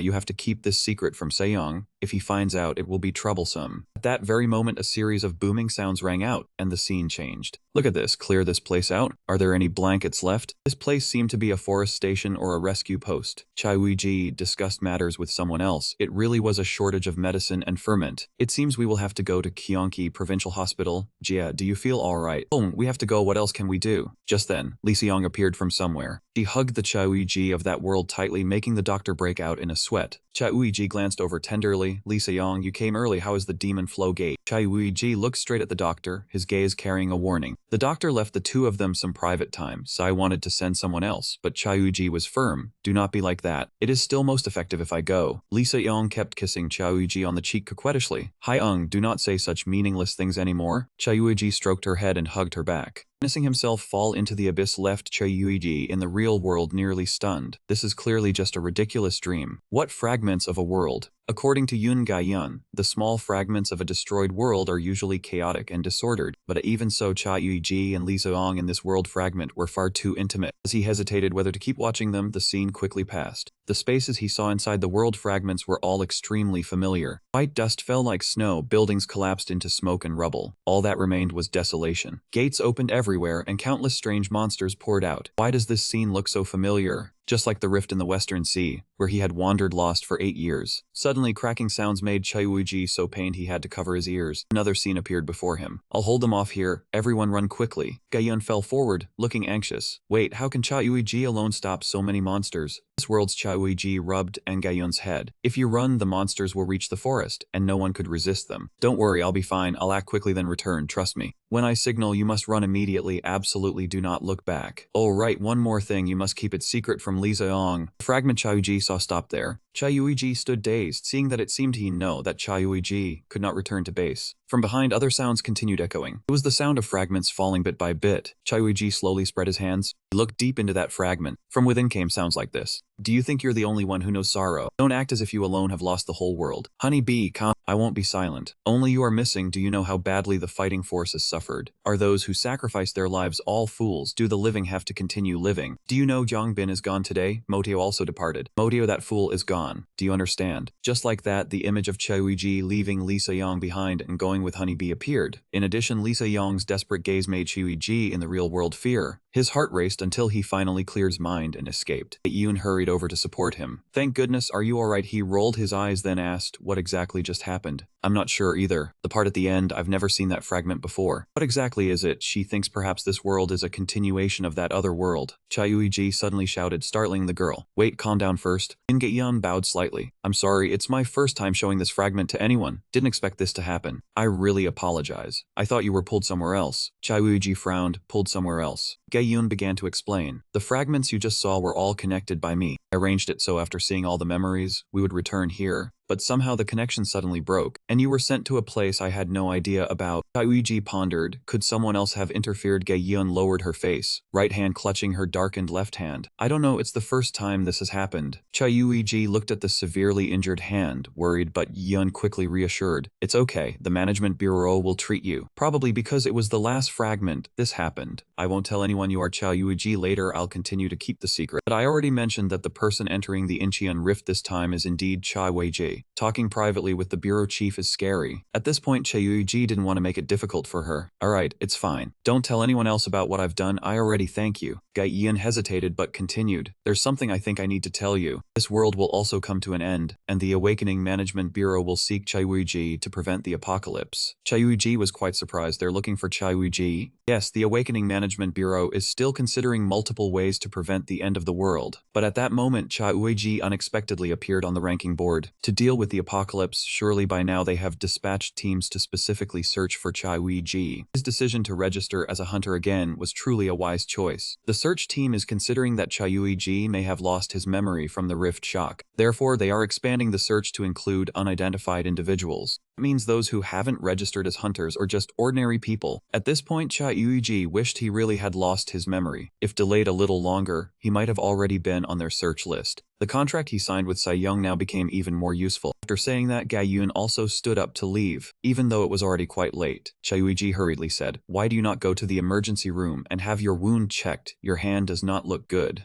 Gaeun forced a smile. Yes, it is all right, the bureau will handle it. Please do not worry. Besides, if I have no information to pass on to you later, I will not come here anymore either. It will only make you worry. Chai Uiji was startled and replied, it is not that serious. Gaeun shook her head and smiled brightly. Yes, but still, bureau hunters sometimes follow me, so it is best if I do not come. Chai Uiji wondered, can I ask you one more thing? Do you know anything about the people who created artificial awakened ones? After thinking for a while, she answered, yes, I know a little. I only heard Uncle Jongbin mention it briefly. It seems he said those people are also acting to prevent the apocalypse, that they kidnap people for experiments, so even if their goal is the same as ours, I do not want to get involved. Did you hear anything else? Gaeun thought for a moment, then added, I heard him say something happened at Incheon Port. I only overheard him while he was talking on the phone, so I do not know the details, I am sorry. Seeing the girl blame herself, Cha Uiji comforted her. It is fine, thank you for telling me. Then Gaeun bowed goodbye and left. As soon as she left, Jimin silently thought about another world. Did another world truly exist? One almost identical to this world. In that place, Cha Uiji had died and Jongbin and Motio were both gone. What Gaeun and I saw were only a few extremely brief moments from the past, right? No one knows when the apocalypse will come or how it will happen. Waiting for a vague future is no different from walking blindly. The Bureau will do everything it can to find Cha Uiji because they need a pioneering guide. From now on, what should I do? Would be nice if the apocalypse had warning signs. While Cha Uiji was recalling the black fragment from today, his phone rang. A message from Lisa Yeong. I have something I need your help with. Cha Uiji replied briefly, yeah. Lisa Yeong sent a reproachful message. You have to reply longer. Cha Uiji replied, yeah again, stretching out the word until she felt helpless. Standing stiffly for a moment, Cha Uiji gave a faint laugh. Fine then, overthinking will not solve anything right away. Instead of worrying, just act first. That decision came because Lisa Yeong had messaged, asking him to come to Incheon. Elsewhere, a group of people were loading crates onto a truck. How many crates are there today? Ma'am, there has been less merchandise recently. Are we going to be blamed? You make it sound offensive. We had to risk our lives to bring the goods here. The Bureau and Team Pago are watching extremely closely. In Busan, they were almost all caught. Incheon still has escape routes, but those who were caught have already exposed flaws. Higher-ups instructed that this place will be hard to hold for long, so tomorrow everyone will move out before we are captured alive. This group hesitated. Cha Uiji had to leave with the pile of goods. Pack the large items first, hurry and escape before the Bureau discovers us. Divide the medicine into smaller portions and carry it along. Yes, understood. Song District 3 reported that one child is about to enter the transformation stage. They asked for more medicine, revealing a secret without knowing that Cha Uiji was using binoculars to record everything. He wrote notes while thinking that they were responsible for supplying hard-to-find items to the facility. I only managed to observe them early this morning, after following them for a week, and now they are moving everything to flee. I have to tell Lisa Yeong right away. She will send people over, but will reinforcements arrive in time before they leave? It would be better to stay close to these guys. If they flee by car or train, it will be hard to chase them, as I am on foot and cannot fly. So I have no choice but to run into the center and hold them back. After thinking, Cha Uiji decided to rush in and was shouted at by them. Where did this bastard come from? Are you crazy, daring to run in here? Another man came over and asked whether he was connected to the Bureau, then stood beside Cha Uiji and asked, he does not look connected. Does he? That man still rushed over. I asked you yet you are asking me back. Have you not checked yet? This guy refuses to talk. He has no official work papers, only a hunter card in his pocket, but it is just the familiar low rank kind. He is only D rank, but he is pretty arrogant. He also shows no signs of mutation, so saying he came here because he is addicted to medicine does not fit either. He is very clear-headed. This man began acting like a thug. Give him a few hits to make him talk. He had just interacted with Cha Uiji. He struck with his hand, and pain spread from his navel up through his body. He kept jumping while clutching his hand and crying out in pain. The blonde man standing behind grumbled, he is just pretending. Why is he screaming after one hit to the head? The other man explained, I am not pretending, my mouth bones are broken, then handed the club to the blonde man as he advanced toward Cha Uiji. What? Does he have a head-hardening skill? You dare look at me like that, so you must be very confident no matter how you look at me. I will not spare that pretty face of yours. The blonde man confidently held the club and smashed it straight into Cha Uiji's head in an excited state. I will teach you what pain is. But Cha Uiji's head remained intact, while the club was smashed to pieces.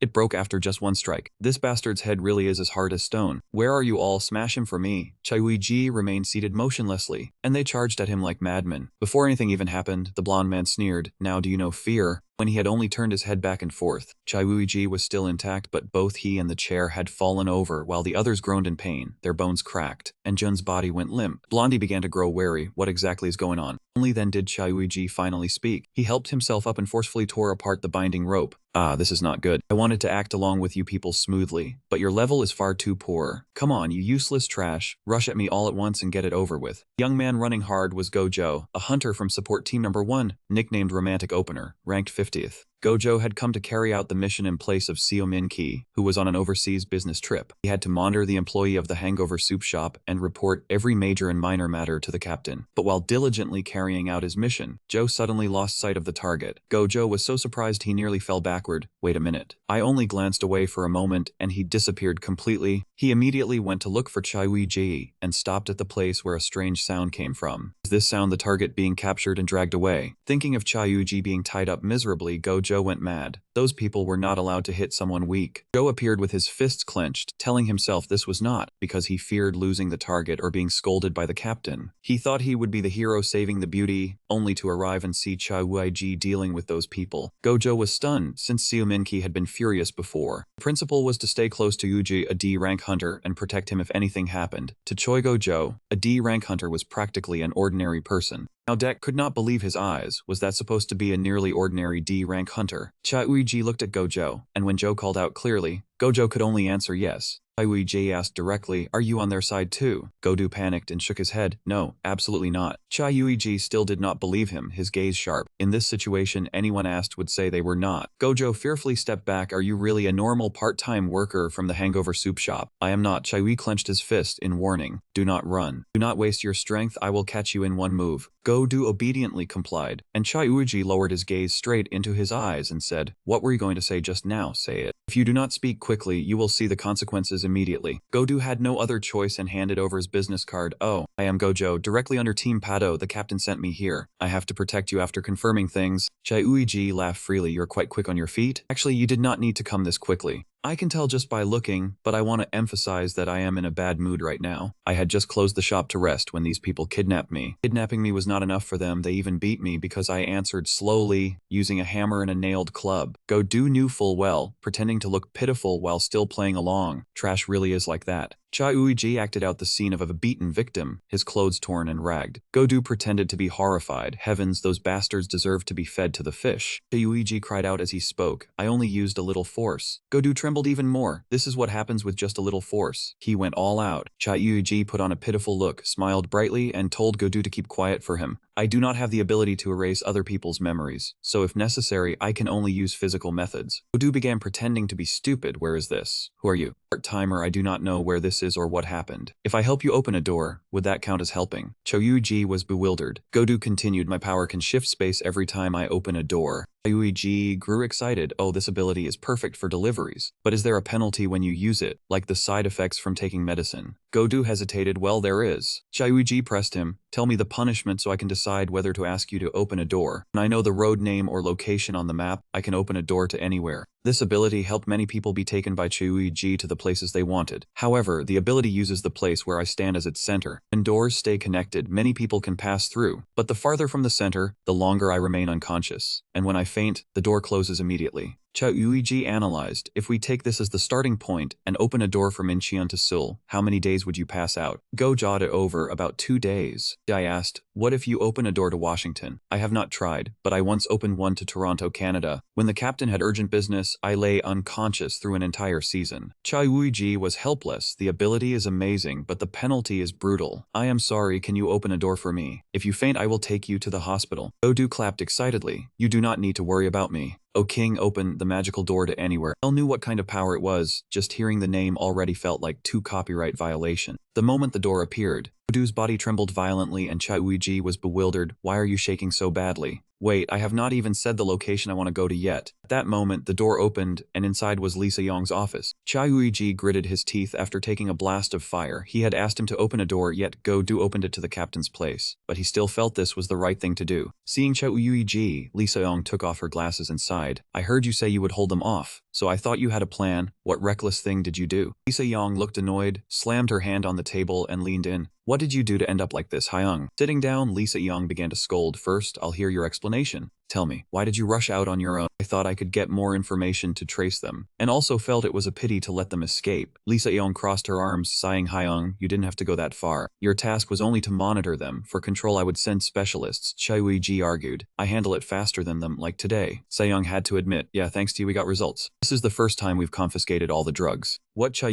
Ji immediately beamed. See, cool right? Sejong sighed. What's cool about that? Chai Ji didn't want to stay longer and stood up. I've finished your task, I'm done for the day. Sejong stared at Chai Ji, slightly sulking. What now? This kid? Nothing. I just thought you intended to go back looking like that. Looking at the bloodstained shirt and messy body, Cha Uiji felt a bit embarrassed. Lee Se-young leaned close again. Stand still. Cha Uiji regretted seeing Lee Sajin tear the paper roll. Isn't that a rare item? Are you sure using it recklessly is okay? He proudly replied, it's fine, a set has 10 sheets. Thinking that, he muttered, telling him more is just a waste. Lee Sajin followed Cha Uiji into the shop until he opened his own room door. Entering the room, he told Sajin, wait, let me change first. The room was very messy, piled with paper bags. He glanced Cha Uiji's sleeping area. Lee Sajin quietly observed the entire living space. He asked casually, you sleep here? Cha Uiji replied calmly, didn't you investigate already? Last time you saw me coming out from here. In his mind, I didn't expect it to be like this, which made Chai Uiji frown. I once slept in the rift using monster corpses as pillows, blood as blankets. Compared to then, this place is already too good. He answered bluntly, making Lee Sajin annoyed. Blankets, pillows, floor, and ceiling are enough. Seeing him irritated, he helplessly asked why again. He frowned sharply. I'm asking, do you like to torture yourself? Chai Uiji fumed. Do you think so? Lee Sajin criticized. How is this different from that container earlier? Chai Uiji warned. Hey, why compare it? It's much cleaner here and has blankets and pillows. Lee Sajin mocked. Try cleaning the container and throwing in blankets and pillows. Same thing. Chai Uiji fumed. You want me to move to Incheonport to live? In his mind, he was speechless. Brought you back because you were tired. Who knew you'd crawl into this tiny room like it was natural? Even how he restrained himself to take hits for him. Initially, I planned to take him back then leave, but Chai Uiji saw Lee Sajin still confused and asked, hey, your face looks strange. In Lee Sajin's mind, he only thought he couldn't let him sleep here. Finally, he grabbed Chai Uiji's hand and pulled. Come with me, there's a place you need. Chai Uiji ran bewildered. What, you still have something for me? Then Lee Sajin took him to a minimalist apartment with full amenities, making Chai Uiji puzzled. Where is this? He calmly stood drinking water and said, my house. Lee Sajin pointed and instructed, go shower, I'll put your clothes outside the door. Chai Uiji looked at him and thought, I followed because he insisted. How did it turn out like this? Now asking to leave probably won't work. Forget it, arguing with this kid is pointless. Under Lee Sajin's cold gaze, he helplessly walked, sleep over there. After showering, he put on Sajin's spare pajamas and stepped out. He pointed to the other side and ordered Chai Uiji, sleep over there. Though very annoyed, Chai Uiji brushed his hair and frowned but remained silent. He didn't want to lie next to Lee Sajin, but also didn't want the host sitting there while he took the bed. Chai Uiji calmly said, I'm not heartless, just give me a pillow, I'll sleep on the floor. Lee Sajin frowned. Go ahead and sleep on the bed. Chai Uiji flatly refused. No, give me the sleeping bag. Lee Sajin laughed mockingly, making him even more annoyed. Hey, is he laughing at me? He said, who still uses sleeping bags these days? Chai Uiji argued angrily. In my day, a sleeping bag is indispensable in dungeons. Immediately, Sajin grabbed his shoulder and pushed him. We are only 4 years apart and you act like an old man. Do you realize, outsiders would think you've been a hunter for 10 years. Though angry, Chai Uiji couldn't deny, sleeping in a bag feels like camping, it's enjoyable. He cheekily responded, also because you lived the hunter's life too comfortably. Lee Sajin pinned him down, teasing, yes, since you're used to comfort, from today you'll live harshly for me. Chai Uiji angrily struggled but was pinned down. Stay still. In his mind, he thought, starting to give orders now. Neither yielded. Chai Uiji spoke first. Don't make me heartless by taking the host's bed at someone else's place, he argued. Putting guests on the floor is worse. So you lie down. Chai Uiji annoyed. What good is your nature? Why suddenly care about that? The tension between them rose. Sajin shouted, couldn't you obey me from the start? Chai Uiji replied, our relationship is equal. I'm not your subordinate to obey. Suddenly the bed creaked from his punch, silencing everything. Chai Uiji froze. I'll pay you back, he angrily replied. If you have no money, how will you pay? His mouth was faster than his brain. Sell magic stones to make money. Lee Sajin got even angrier, pointing and shouting, don't mention magic stones again. Then he lowered his voice. Wait a moment. An employee stretched and walked away. Ooh, writing reports. Had to work overtime. Just finished now. He yawned and complained, too lazy to go home now. Might as well sleep in the break room and go to work tomorrow. Just lying down on the bed, he got excited. Yes, that's right. Now this is what I call benefits. Enthusiastically praised, assigned separate rooms. Each person has a room with premium bedding. Wish my home was like this. Suddenly a loud noise sounded, both tired and annoyed. What the hell, it's only 4 a.m. who's making noise? He opened the door irritably and scolded, hey, please think of others and keep a little order. As soon as he saw the person in front of him, he froze in place. Lee Sajian was dragging a pile of blankets and pillows past. He slowly stepped closer, one step at a time. That made the other employee even more frightened. When Lee Sajian passed and slammed the door, he was still trembling, not yet recovered. The employee stood dazed, not understanding Lee Sajian's actions, then hurriedly typed a message on his phone. Mr. E40 just turned into a blanket thief. Will delete in 10 minutes. Seeing him set up a temporary bed to sleep on, Cha Yuiji sighed inwardly. What crazy stunt is this now? He asked bluntly, did you steal these from the bedding shop? Lee Sajian replied indignantly, do you take me for a thief? Lie on the sofa. Cha Yuiji asked casually, you are the host. Can't you sleep on the sofa? Being denied made Lee Sajian's tone cold. He added another sentence. He smiled and said, looking terrifying, you will understand that I want you to ruin the sofa and the two of us sleep on the floor. Helpless, Cha Yuiji had to lie down on the temporary bed. Right, older people should endure. Suddenly a blanket was thrown onto him. Yuiji widened his eyes and said, I don't need so many blankets. Lee Sajin said worriedly but coldly, if they give it, just take it. The two lay close together to sleep, but at this moment Cha Yui stared wide-eyed at the ceiling, completely unable to sleep. Suddenly Lee Sajin softly called. He spoke. Do you remember that? Lee Sajian lay there smiling lightly. I know you still keep that letter. Ji asked in confusion. Letter? What letter? Lee Sajian forced a smile and replied, I gave it to you. How could you forget? He opened his eyes wide and looked at him, thinking he once gave a letter to Lisa. How could he not remember? Sajian stared at him intently and then gave an unreadable smile. He quickly rummaged in his pocket and took something out. Lee Sajian held out a business card to Cha Yuiji. It was this one.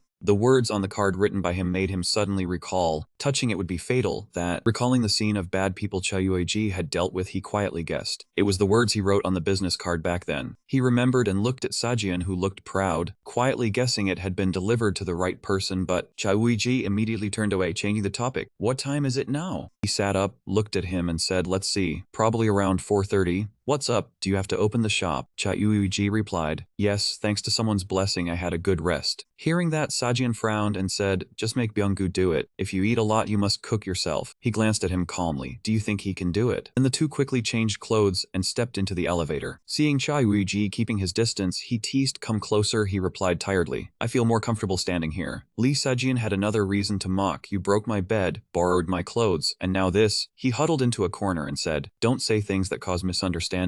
He half-heartedly said, the necessary things have been done, so why are you like this now? Cha Yuiji just wanted to scold, so he warned, shut up for me. In the meantime, he still thought, if this building did not require a member card to operate, he would have gone back by himself. Suddenly someone sighed. What the hell, just destroyed the dungeon and stepped out, and it is already bright. In front of them, a Pado Association staff stared, probably planning to rest a bit before working. Won-gu widened his eyes and asked, what is this, Lee Sajin? Why are you up so early? He gaped and looked at both of them. Aren't you employees of the hangover soup shop? Why are you here? Cha Yuiji thought in annoyance. Why meet this person now? At this point Won-gu finally realized, wait, isn't that Sajin's outfit? And he even lent it to someone else. His mind was full of question marks. He did not understand why the person wore the clothes of someone who hated others approaching him. Won-gu shouted, hey, what the hell is going on? Lee Sajin sneered. Why don't you run 2 laps along the Han River and come back? Disappear fast. Cha Yuiji was deep in thought while the two argued. At this rate it will be past 5 before getting back to the shop. Lee Sajin said irritably, I told you to disappear. Suddenly he placed a hand on Lee Sajin's shoulder and said, I had a bit of trouble yesterday. The atmosphere suddenly became friendly. Cha Yuiji explained. Fortunately, everyone's present. Lee Sajin helped me very attentively. Won-gu was shocked, stiff as a board, and the female employee beside him gaped. What? He asked seriously. What trouble? Did someone break a table in the shop again? He smiled and replied, I can't say clearly now, but he helped me a lot. That made Won-gu frown in suspicion, and Sajin looked annoyed. So Lee Sajin did that. Yuiji continued, anyway, I am a part-timer at the hangover soup shop that you Won-gu like. Probably out of respect he helped me. Won-gu's gaze immediately changed. What? So that's it, Lee Sajin, that guy. Finally, he quickly slipped away. It's almost opening time. I'll leave first. See you at the shop. Won-gu called after Cha Yuiji, who ran very fast. Employee, go back carefully. Seeing him run as if fleeing, Lee Sajin briefly drifted into thought. When it was just the two of them, Won-gu asked, why did he come here? Did you really help him? Sajin clicked his tongue and said, you are truly useless. Won-gu reluctantly replied, what did I even do? A stream of memories passed through Cha Yuiji's mind. Though experiencing many laughable and frustrating events, he had successfully registered a fake awakening. He had created an alibi while fulfilling Lee Sajin's request. He thought he could enjoy a short period of peace. Customers whispered, does anyone know why the employee's eyes are so scary? Want to order more soup but too intimidated. They said he was taking a basic hunter training course and preparing for the certificate. Cha Yuiji heard all that clearly. Sighed in headache, that damn basic training course still exists. It did not exist 8 years ago. What troubled him was the hunter exam. According to special law for the awakened, everyone awakens in Korea. Everyone must register at the Awakened Center to get a registration card, and at the same time, they must participate in the assessment exam. Passing score is 70 points. If they do not reach this score, then they must retake the exam until passing, and only then are they recognized as hunters. Ji looked at the card and fell into thought. When he first received this sturdy E-rank card, he had been happy, but who would have thought all his effort would bring back this useless card? He frowned in irritation and muttered, even when it was first established 5 years ago, it was not this strict. Ji guessed that as time passed, the number of fake awakened ones kept increasing. They began showing off their identities everywhere, probably because incidents of abusing power kept happening one after another. The more he thought about it, the angrier he became, clutching his hair as he walked. If they awakened, they should focus on hunting monsters. Why keep dragging ordinary people into chaos like this? Thinking about it made him even more exhausted. He heard that hunters recruited by guilds only needed a letter of guarantee from the guild leader to be exempt from the exam. Ji turned pale when he thought of asking Lee Sajin for help. In his narrow network of relationships, the only guild leader Yui knew was Lee Sajin. He reassured himself. He had once been ranked #1 in Korea. How could a little studying be difficult? Suddenly someone placed a laptop and a new phone in front of him. The person who brought them was Wongu, who looked embarrassed. Ji said calmly, I know the rule about gifts. Giving gifts is forbidden. Seeing the note posted up, he immediately explained, this is not a gift from me. Wongu explained shyly, this is a gift from our guild leader, who is close to Hunter Eoi's. He thought to himself he had misunderstood that he and Lee Sajin were extremely close. Ji frowned. It was too late to explain now. He could understand giving a phone, but what was with the laptop? Wongu explained proudly, it was bought at an employee discount, very cheap, please accept it. I am only a delivery employee. He said excitedly, if anyone should be banned from entering, the one worth banning is Lee Sajin, not me. The other two mocked him, living so shamelessly. Ultimate groveling. Do you think we did not want to give him gifts too? That is why we had to pull this trick. He sighed and refused. I told you not to call me by my hunter name. I will only accept the thought. The gift is too valuable. I feel a little uncomfortable. He said, then just use it while studying for the exam, and once you are done, put it on Tomato Market and sell it as like new secondhand. He relayed Lee Sajin's words with pride. Ji guessed that he had deliberately added a few sarcastic lines to tease him. He glanced around and observed silently. In the end, Ji sighed and accepted it to make Gojo happy, but he still felt uneasy. The laptop would be returned after the exam. Meanwhile, at a place like a school with silent classrooms, an exam room, the proctor called out, yes, everyone may begin the test. Ji looked at the questions in surprise. He looked around to check, and the general reaction showed that he was not the only one who felt this way. The exam was completely different from the mock test. The expected questions on the mock test made people feel as if they had to absolutely obey the law. All of it was memorization of special laws for awakened ones. Ji had secretly been pleased, but now what? The law content had disappeared, and all the effort he spent studying special law precedents had gone to waste. The more he read the questions, the more astonished he became, wondering why they were so easy. At the restaurant, the atmosphere was lively. Gojo chatted, I heard this hunter exam was the hardest in history. Honeybye replied, a rookie from the guild cried the moment he finished the exam. She said, not a single question from the mock exam appeared. They were all questions about strange monsters no one had seen. Jisoo was stunned. How could kids who had never entered a dungeon answer monster questions? Honeybye wept inwardly. That kid is a talent who understands special law well enough to argue in court. They chatted, who made the exam this time. Her hands trembled in anger. The 5th ranked one, Haiju. Gojo wondered, it was him. He is rarely even in Korea, yet he still made the exam. We should prepare ourselves to comfort our part-time employee. At that moment, Chayuji's phone vibrated. Seeing Chayuji stare intently at his phone, they grew tense. Was it a message announcing whether he passed or failed? Looking at his phone, Chayuji smiled in satisfaction. Honeybee asked timidly, what is it, Chayuji? Did you pass? Impossible. He showed off his phone. Yes, I passed, just this once. Hearing that, she and Jisoo congratulated him non-stop. Hunter Eoi's really is a talent. He should not be buried in a hangover soup restaurant. Chayuji felt helpless. Of course, he had to pass. He had killed countless monsters in watermarks. Suddenly, a message from Lee Sajin appeared. Congratulations, are you hiding somewhere watching me? Chayuji looked at him through the phone screen. The next message came. When do you have free time, Nam Wonjin? Seeing that name, he sprang up. He hurriedly stood up and left. Chayuji happily made a call mentioning Namgu. Does that mean my grandmother's leg can be healed now? The other side answered calmly, thanks to you, I gained a few things 2 days later at the time you are preparing the ingredients. Is that all right?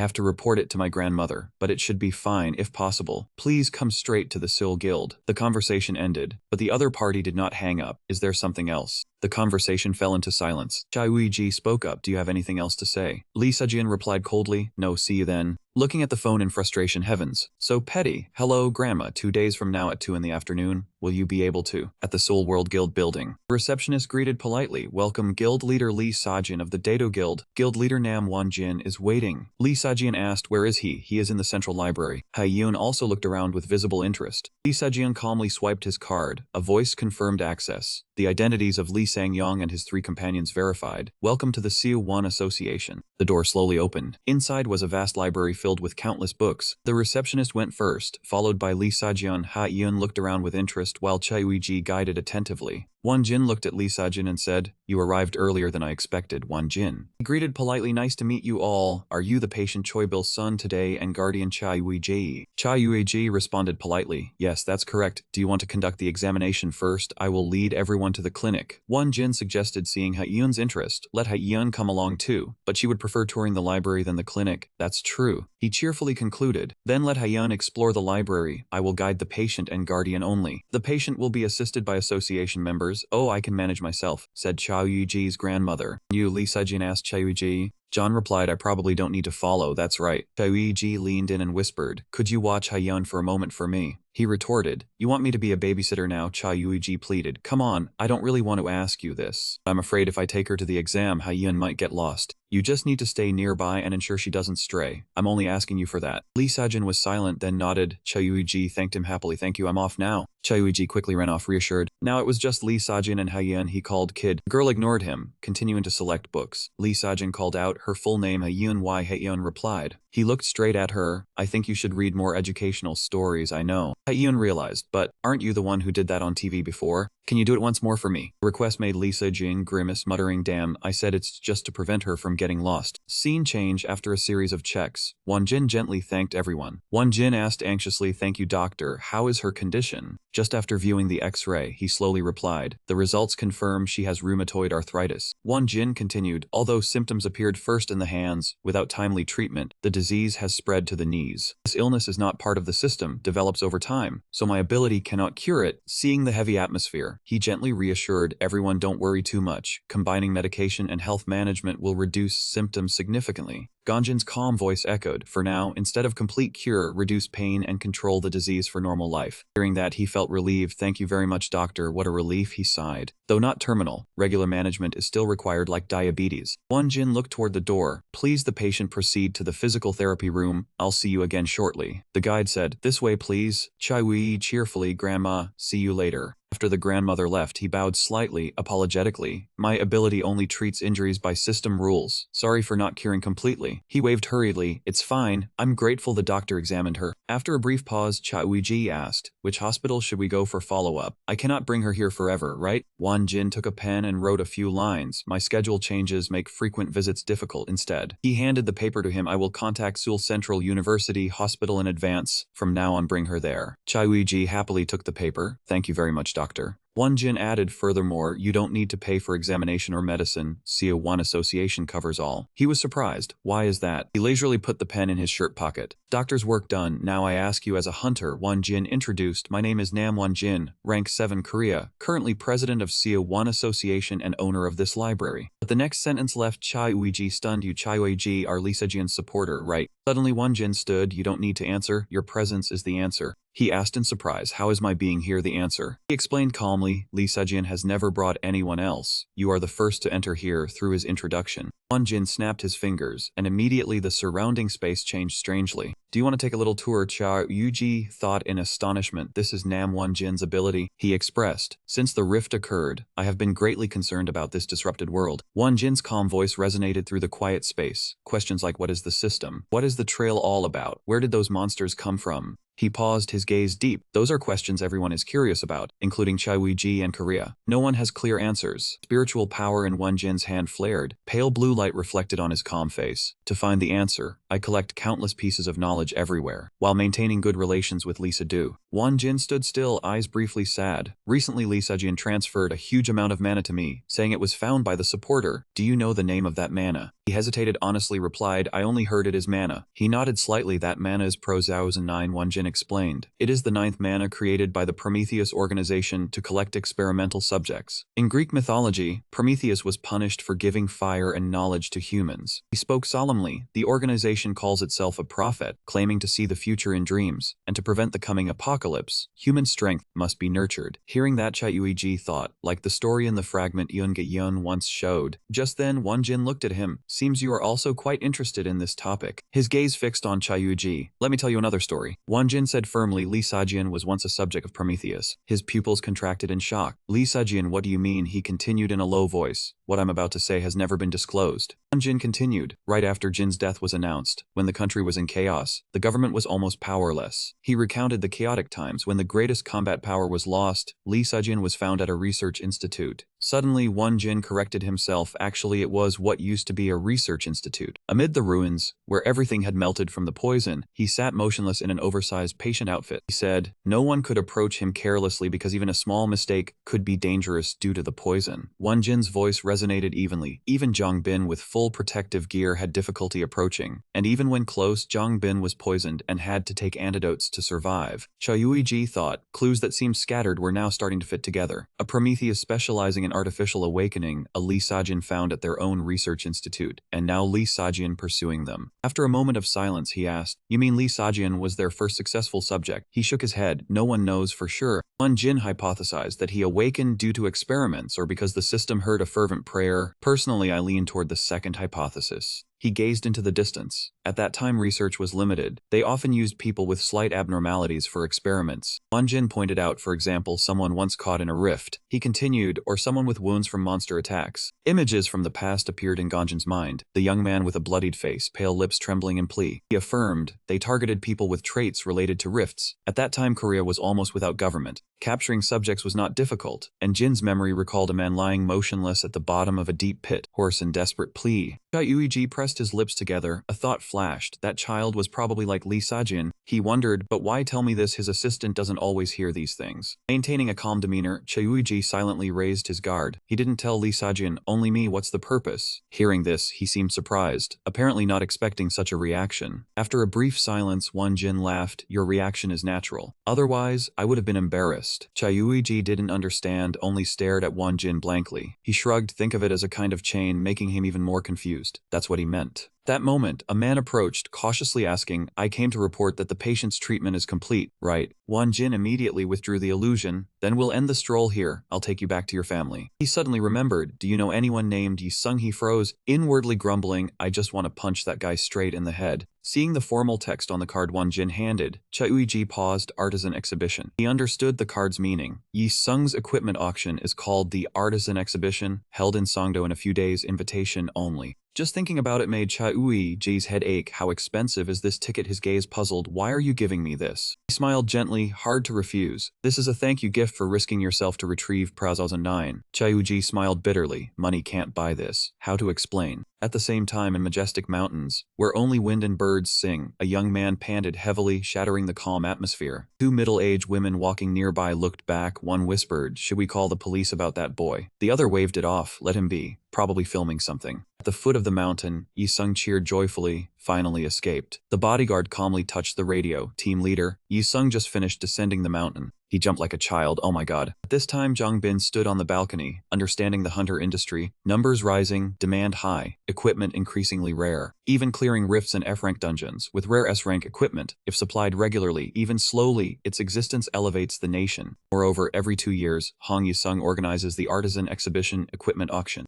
During exhibition season, high-level hunters from Korea and worldwide converge. Zhang Bin bit the paper cup rim, a complex expression. Tourism boosted, foreign currency inflow, superiors pamper Yi Sung. He sighed. At this point, management departments spun like a top, perhaps due to too many fake awakenings concentrated. Phone screen lit up. He answered. Team leader, has the staffing layout around the convention center been emailed yet? Zhang Bin responded politely. Yes, will reply after reviewing. Opening the document, he remembered Hong Yi Sung's current location. On the line after handling 11 chickens at the fried chicken shop. Yi Sung is moving to the beef restaurant. Zhang Bin froze. He's eating too much. Clearly I provided enough nutrition. Clicked his tongue, HunterNet began reporting sightings. Need more security attention. The line replied immediately. Understood. Jongbin sighed. From now until the artisan exhibition opens, each day will drag on endlessly. Elsewhere, Wongu held the remote, switching channels continuously. Seeing this, Jongbin was curious. Anything good on TV today? He focused on the screen, pressing the remote. Weequiz replayed an episode with Yi-sung, as he missed the live broadcast. He asked, I heard Yi-sung descended the mountain. At this time, Chayuiji cooked, silently eavesdropping. Hearing the familiar name, he recalled, just learned Yi-sung is at Jiri Mountain. That bastard already descended. Everyone simultaneously turned to the TV, heard he was at Jiri Mountain, and came here immediately after descending. Reporter excitedly, creator of S-rank equipment Chayuiji, pride of Korea, friendly hunter artisan Hong Yi-sung greets everyone.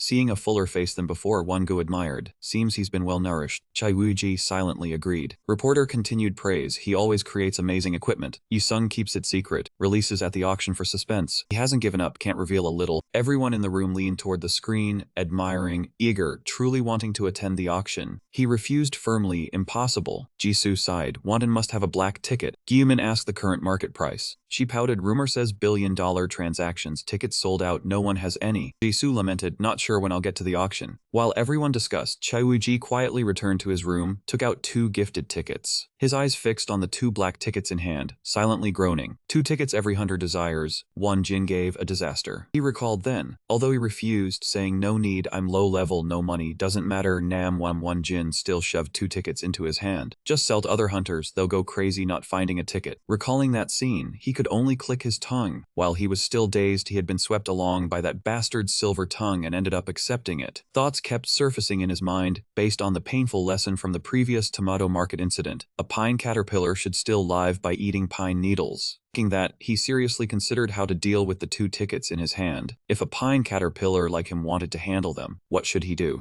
Option 1 was to go to Songdo and attend the auction. Option 2 was to resell the tickets. Option 3 was to pretend they did not exist. Cha Yuiji quickly hid the 2 tickets under the mattress. Option 1 was definitely out. Option 2 would be hard to resell, so he chose option 3, shove them somewhere and forget all about them. The corners of his eyes lifted slightly in satisfaction. Just stay there quietly until the artisan exhibition ends. Next day, when he heard Lee Sajian ask, Chayuiji instantly stiffened. Have you ever been to Songdo? His gaze unconsciously fell on the 2 black tickets sitting proudly on the table. These were clearly rare tickets that had sold out, worth tens of billions of won and coveted by everyone. So why did they keep appearing in front of him? Chayuiji hurriedly looked away. Why did you come so late today? There was only one thought in his mind first. He had to avoid his gaze. Lee Sajian stared at him. If I came while you were selling, you would definitely say I was affecting business again. The corner of Cha Uiji's eye twitched. That was true, but was there any need to be so sarcastic? Lee Sajian mumbled. They got scared on their own and did not dare come near me. What could I do? Cha Uiji's face darkened without him realizing it. Damn it. Perhaps because Nam Wonjin's words kept circling in his head, he once again felt that the face behind the gask seemed gloomy. His thoughts drifted slowly through his mind. From their first meeting until recently, this brat had been insolent, troublesome, and strange. He was crazy enough that his very existence alone could kick apart Cha Uiji's peaceful life. In the end, he had already learned too much about Lee Sajian. Suddenly, Chayuiji sat up as if realizing something. It turned out the bondage Nam Wonjin mentioned was this. Indeed, a powerful man has a formidable way of thinking, daring to use his conscience as a chain with Lee Sajian. Lee Sajian said, do you know how much I've thought for you? He replied indifferently, obviously I know, I understand. After speaking, Chayuiji intended to withdraw. Lee Sajian asked, where are you going? He answered calmly, without stopping kitchen. Lee Sajian frowned. You haven't answered my question yet, and you're leaving. He said sulkily, there's still plenty of time, or we can have coffee while talking.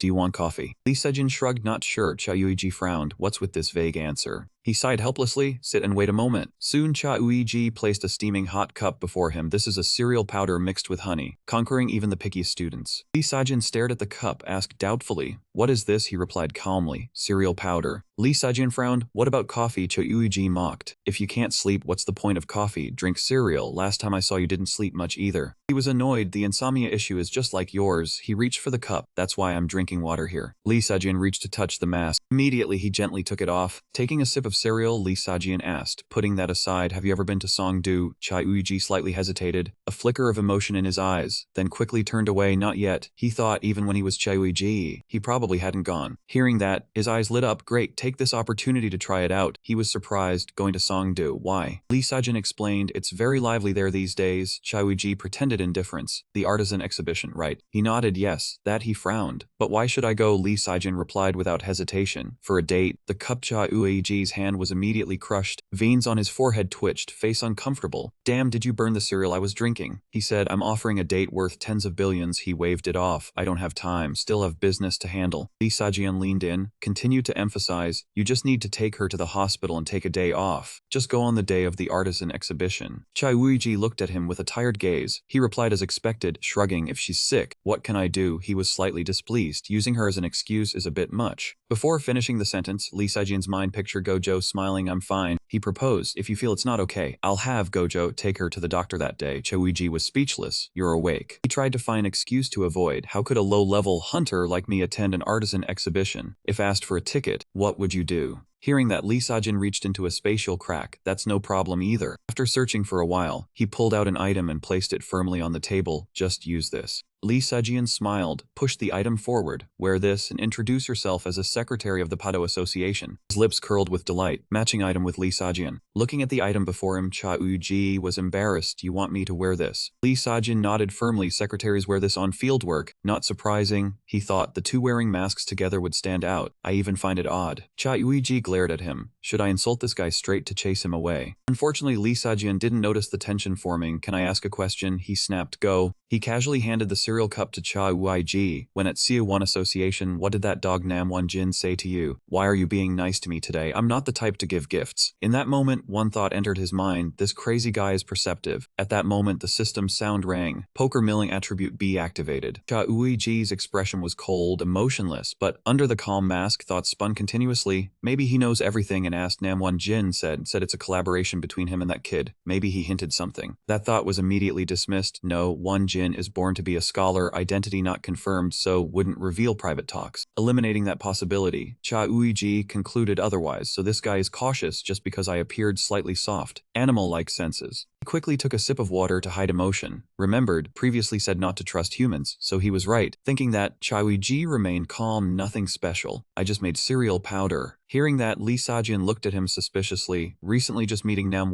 Jin can change Cha Uiji's attitude. Cha Uiji kept expressionless. A cold sweat silently ran down his back, acknowledged that. He continued confident analysis. You're not someone to obey others easily, hence more suspicion. Then he got furious. Why suddenly attack with words like that? Lee Sajin said, wondering, what kind of guy is that dog to dare come between us? Cha Uiji annoyed. Between us? What contractual relationship? Finally, he couldn't hold back.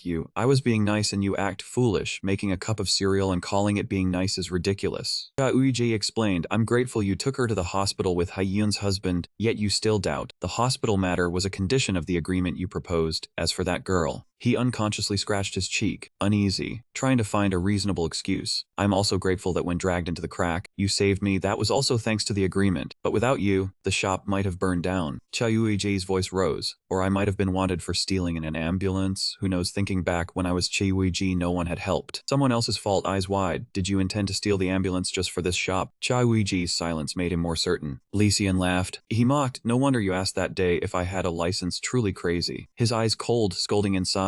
Shut up. What do you know? If dragged further, the shop would burn. Only a crazy man can recognize another crazy person. While Cha Uiji silently got furious, Lee Sajin propped his chin, amused. Then what? He coldly asked again. Then what? He cheerfully, don't you feel grateful anymore? Eyes twitched. That's it. I have nothing left to say. Lee Sajin clicked tongue regretfully. Claimed not to trust humans, but standards are low. Didn't stop, continued emphasizing, if you feel grateful, accept my date invitation. Cha Uiji felt helpless. Damn, everything back to square one. He shook his head. No. Lee Sajin delighted. Why? Cha Uiji replied curtly. I just don't want to go. He continued, you yourself said live peacefully, so I just sell hangover soup. He stood, we can still go and return quietly. Cha Uiji thought, go with him quietly, dream on. His gaze glued to the other. Why do you want to drag me along? He answered indifferently. It's a date. Cha Uiji darkened. Don't spout nonsense about a date. Say it straight. Lee Sajian remained insistent. Going alone is lonely. He snorted. You talk ridiculously. Where's Wangu? Just go with Vice President. Wangu is enough. He looked at Cha Uiji disapprovingly. Rarely calls you by your name. Bei Wangu calls fully. He speechless. Lee Sajian, you know you're hard to please. Lee Sajian shrugged, implying Wangu goes with others. Cha Uiji suggested. Then join them. He refused, inconvenient with superiors. In his mind, a sarcastic thought appeared. Since when do you care about subordinates? Lee Sajin sat down, looked at Chai Wei if stated, there are still things you should be grateful for. He slowly hinted the guys he tied up like miserable fish. Remember, Chai Yuiji thought, you mean those caught at Incheon port, what happened to them? Lee Sejian recounted, at that time I rushed into them rather recklessly, ignoring your messages before putting them on the vehicle. You tried physical interference. They remembered you clearly. At that moment he felt as if a lightning bolt had struck his head. It's really over. Only now did Chai Yuiji realize something extremely serious. The romantic opening wasn't the real threat. The others were the real disaster. He had only handled them once and hadn't had the chance to silence them. Immediately after, Lee Sajin's words made cold sweat pour down his back. She almost contacted the management bureau to summon an escort. If they handed them over like that, wouldn't it nearly cause a huge incident? Chai Yuiji felt his heart skip a beat. Zhang Bin still thought he was just a fake level D awakener, but a fake level D awakener had defeated an entire group of criminals, including level Bs, handling 20 thugs alone. If this leaked, Zhang Bin would surely drag him straight into a private interrogation room. Lee Sajin's calm voice continued. So currently they are still in the guild basement. It's unclear when they'll be transferred to the management bureau. He tried to stay calm. If they revealed me, he'd also be in trouble. He lightly fiddled with his cup. It's fine, no matter what, her losses are less than mine. She still has a way out. Actually, even if I insisted on refusing, she wasn't planning to force it. Lee Sajin smiled faintly, yet that smile held unpredictable danger. Seeing that he was grateful for such small matters, she wanted to do even more for him. This and that, things like that. Chai Uiji's hand had unknowingly clenched into a fist. No need, you bastard. The next morning, a notice was neatly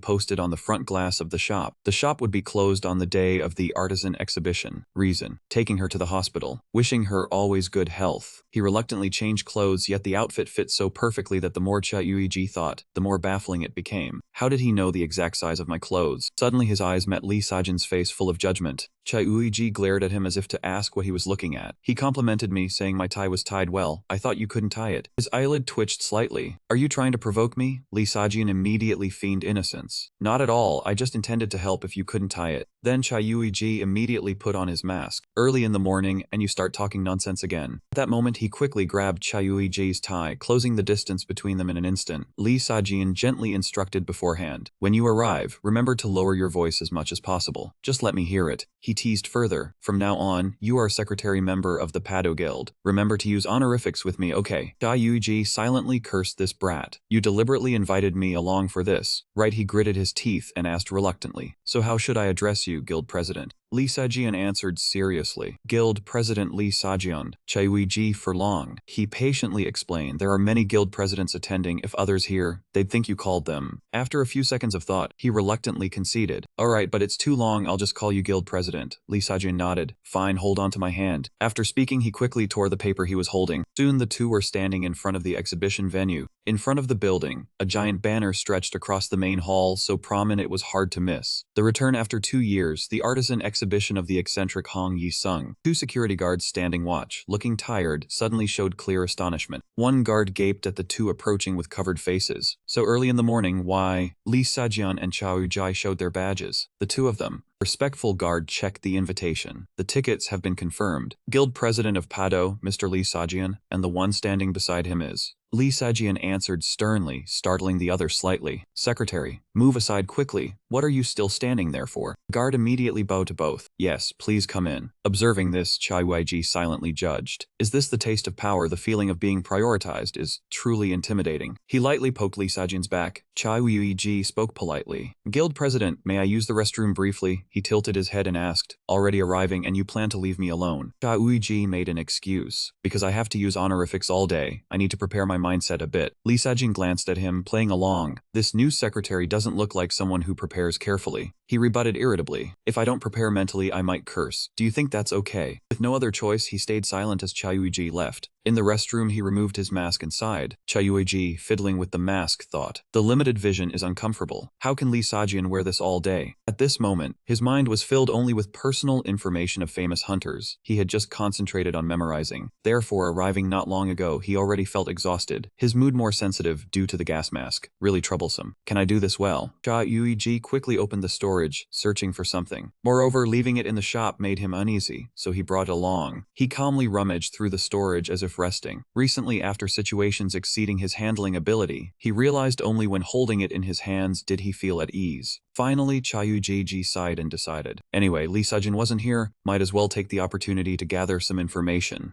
A notification frame immediately appeared. In the chat area were a series of messages from everyone. What about Lee Sejin? He also went, but wanted to go alone, so I don't know. So strange, there are so few in his guild, why go alone? Who knows, he even gave me his guild card to pay the fee. Good morning everyone in channel 1. So the artisan exhibition returns after 2 years. Some mandatory notes for participants, I repeat once. Here we go again. Then came a chain of warning messages like Jongbin threatening terrorism. Everyone, please don't cause trouble, don't easily fall for provocations. I sincerely request, best not to talk to strangers. Always keep safe distance, avoid collisions with other hunters. And remember not to let a situation of just bumping shoulders cause the whole building trouble. If a fight is unavoidable, please resolve it in a secluded place, away from reporters. Then immediately contact the Management Bureau Level 1 response team for awakeners. Hopefully everyone won't threaten the press. On behalf of the organizers, to ensure the artisan exhibition goes smoothly, I hope for everyone's cooperation. Behave properly so I don't have to deal with anyone one-on-one. Have a good day. After his messages, others immediately rebutted. This is a sentence, are you kidding? Read carefully. It is indeed a single continuous sentence. Cha Yuji tiredly sighed, fully sympathizing with Jongbin. Jongbin really had it hard, but it's understandable as a group of prideful, temperamental, sensitive hunters had gathered in one place. Suddenly, he became alert upon hearing footsteps. What now? Why is someone pulling in? Chayuji quickly used the system panel, cautiously looking ahead. Silent steps. The footsteps grew closer, making him guess the number of people was small, seemingly just one intruder. Suddenly that person shouted. Why isn't this working? Chayuji immediately recognized that voice. As he sung outside, Hong Yi sung. Instinctively, he imagined Lee Sajin frowning, waiting for him.